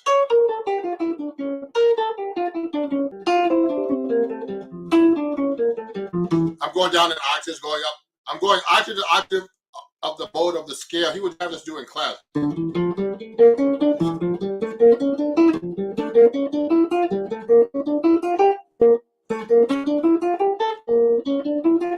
It's a great exercise, actually, to play that melodic minor. I mean, the harmonic minor up the scale, octave to octave, and you're playing each mode of the melodic minor. So I like to use a melodic minor a lot. Like, say you're playing a C major 7.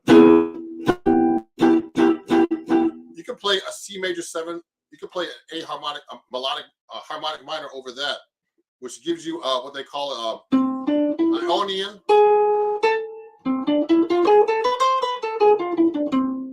They call it an Ionian raised flat 6. They call it. So that's actually a melodic minor, a harmonic minor. When someone else is playing, you know, a regular chord, that's just reharmonization. We call it substitution. I'm thinking another chord there, like an A major 7 sharp 5.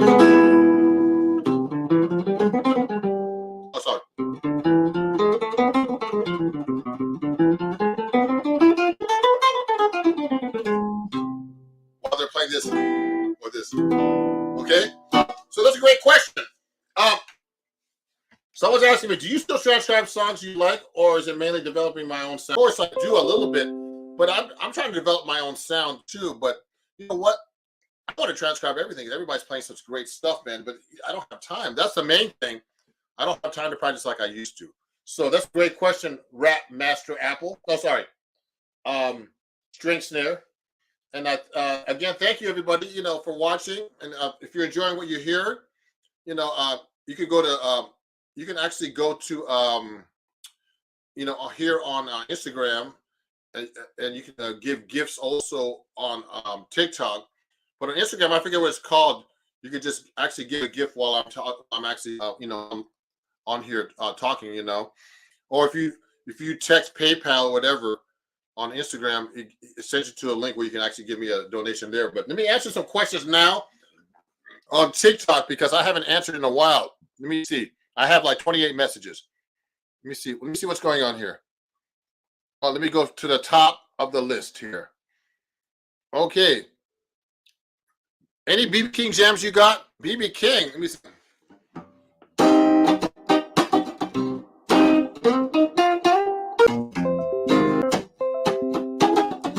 Bill's gone. I mean, this is really a question and answer kind of thing, more than request session. Loving the jazz. Thank you. Affirmation. That's great. Great playing. Thank you. Affirmation is a great tune, actually. So this is Benedetto. Let me show you that seven string Benedetto. It's a 16B. Let me get that for you guys. I just found out. I don't know if I think it's true. Someone said that this guitar is called a Benedetto. This is a Benedetto 7 string. Look at the headstock here. Can you see that? Oh, I gotta wipe this. See that Benedetto? So that's a Benedetto 7 string. Okay, can you see that on TikTok? I guess you can. Okay, and this is so I'm using a D'Angelico on Benedetto. Just so you know, Benedetto was taught by D'Angelico, the original guy. This is not like a real, one that was made by D'Angelico himself. This is like the stock model from that's made in Korea through D'Angelico America right here. But this was made by this guy studied under Benedetto. I mean under D'Angelico. So that's a great question. What's the difference between the top? Okay. Let me see. There's other questions. What's my favorite guitar? I don't have a favorite guitar, but I think this one right now is for now. Let me keep answering. I see George Van Ed, Lenny Bro. Yeah, let me see. It's brutal, man. I don't know where you find the energy for all this. Pay for pizza. You know how to get a jazz music guitarist to leave your house? Oh, God, the guy has questions.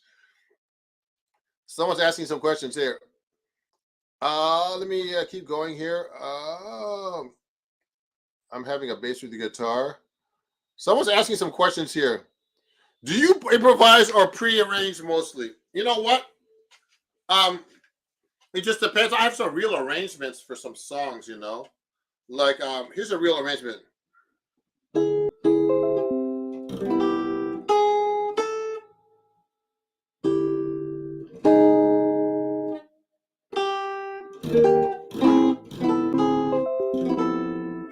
More Than You Know. So I actually have a 7-string arrangement. So this is a real arrangement that I wrote. It goes like this.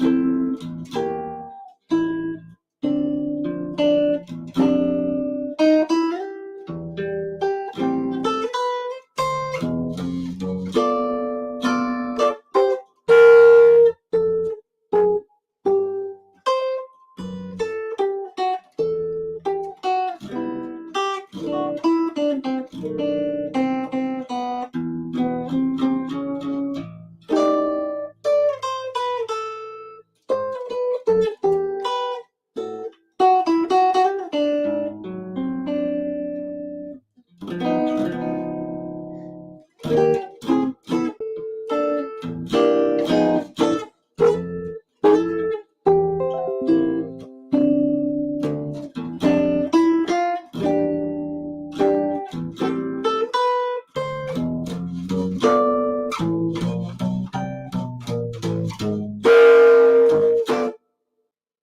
was actually an arrangement. So the melody is like this. That's More Than You. It goes like this.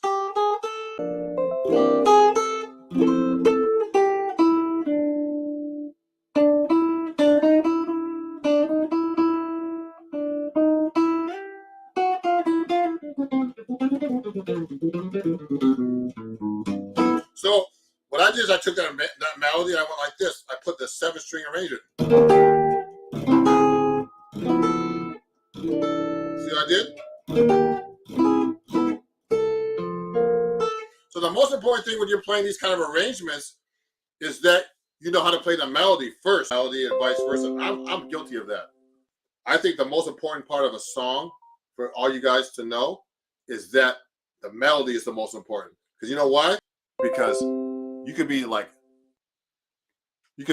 Elon Musk and not know the melody. But if you play the melody, I mean, so Teslas and SpaceX, but if you play his melody wrong and he doesn't play any music, he'll know it. So you got to know your melodies, guys. It's very important to know your melodies and know how to play them clearly. The melody is the most important thing. I used to, and the melody is the most important thing. So when I play a melody wrong, I hate myself basically because the melody is the most important part of a song, actually. So because everybody knows the melody, you could be like a farmer or a rock climber, and you play your melody wrong, man, they'll be like, "What? You played that wrong, man." This will play anything, So that's very important, guys. Let me see. When do you normally stream? This is fascinating. I'm really enjoying this. You know what? I got to stream more often. Someone said, Rat Master Apple said I got to stream more. So yeah, I got to stream more in general, but it's hard to do all this stuff. I should just put my camera on when I'm playing live and just once a month right now. So I'm trying to make an effort.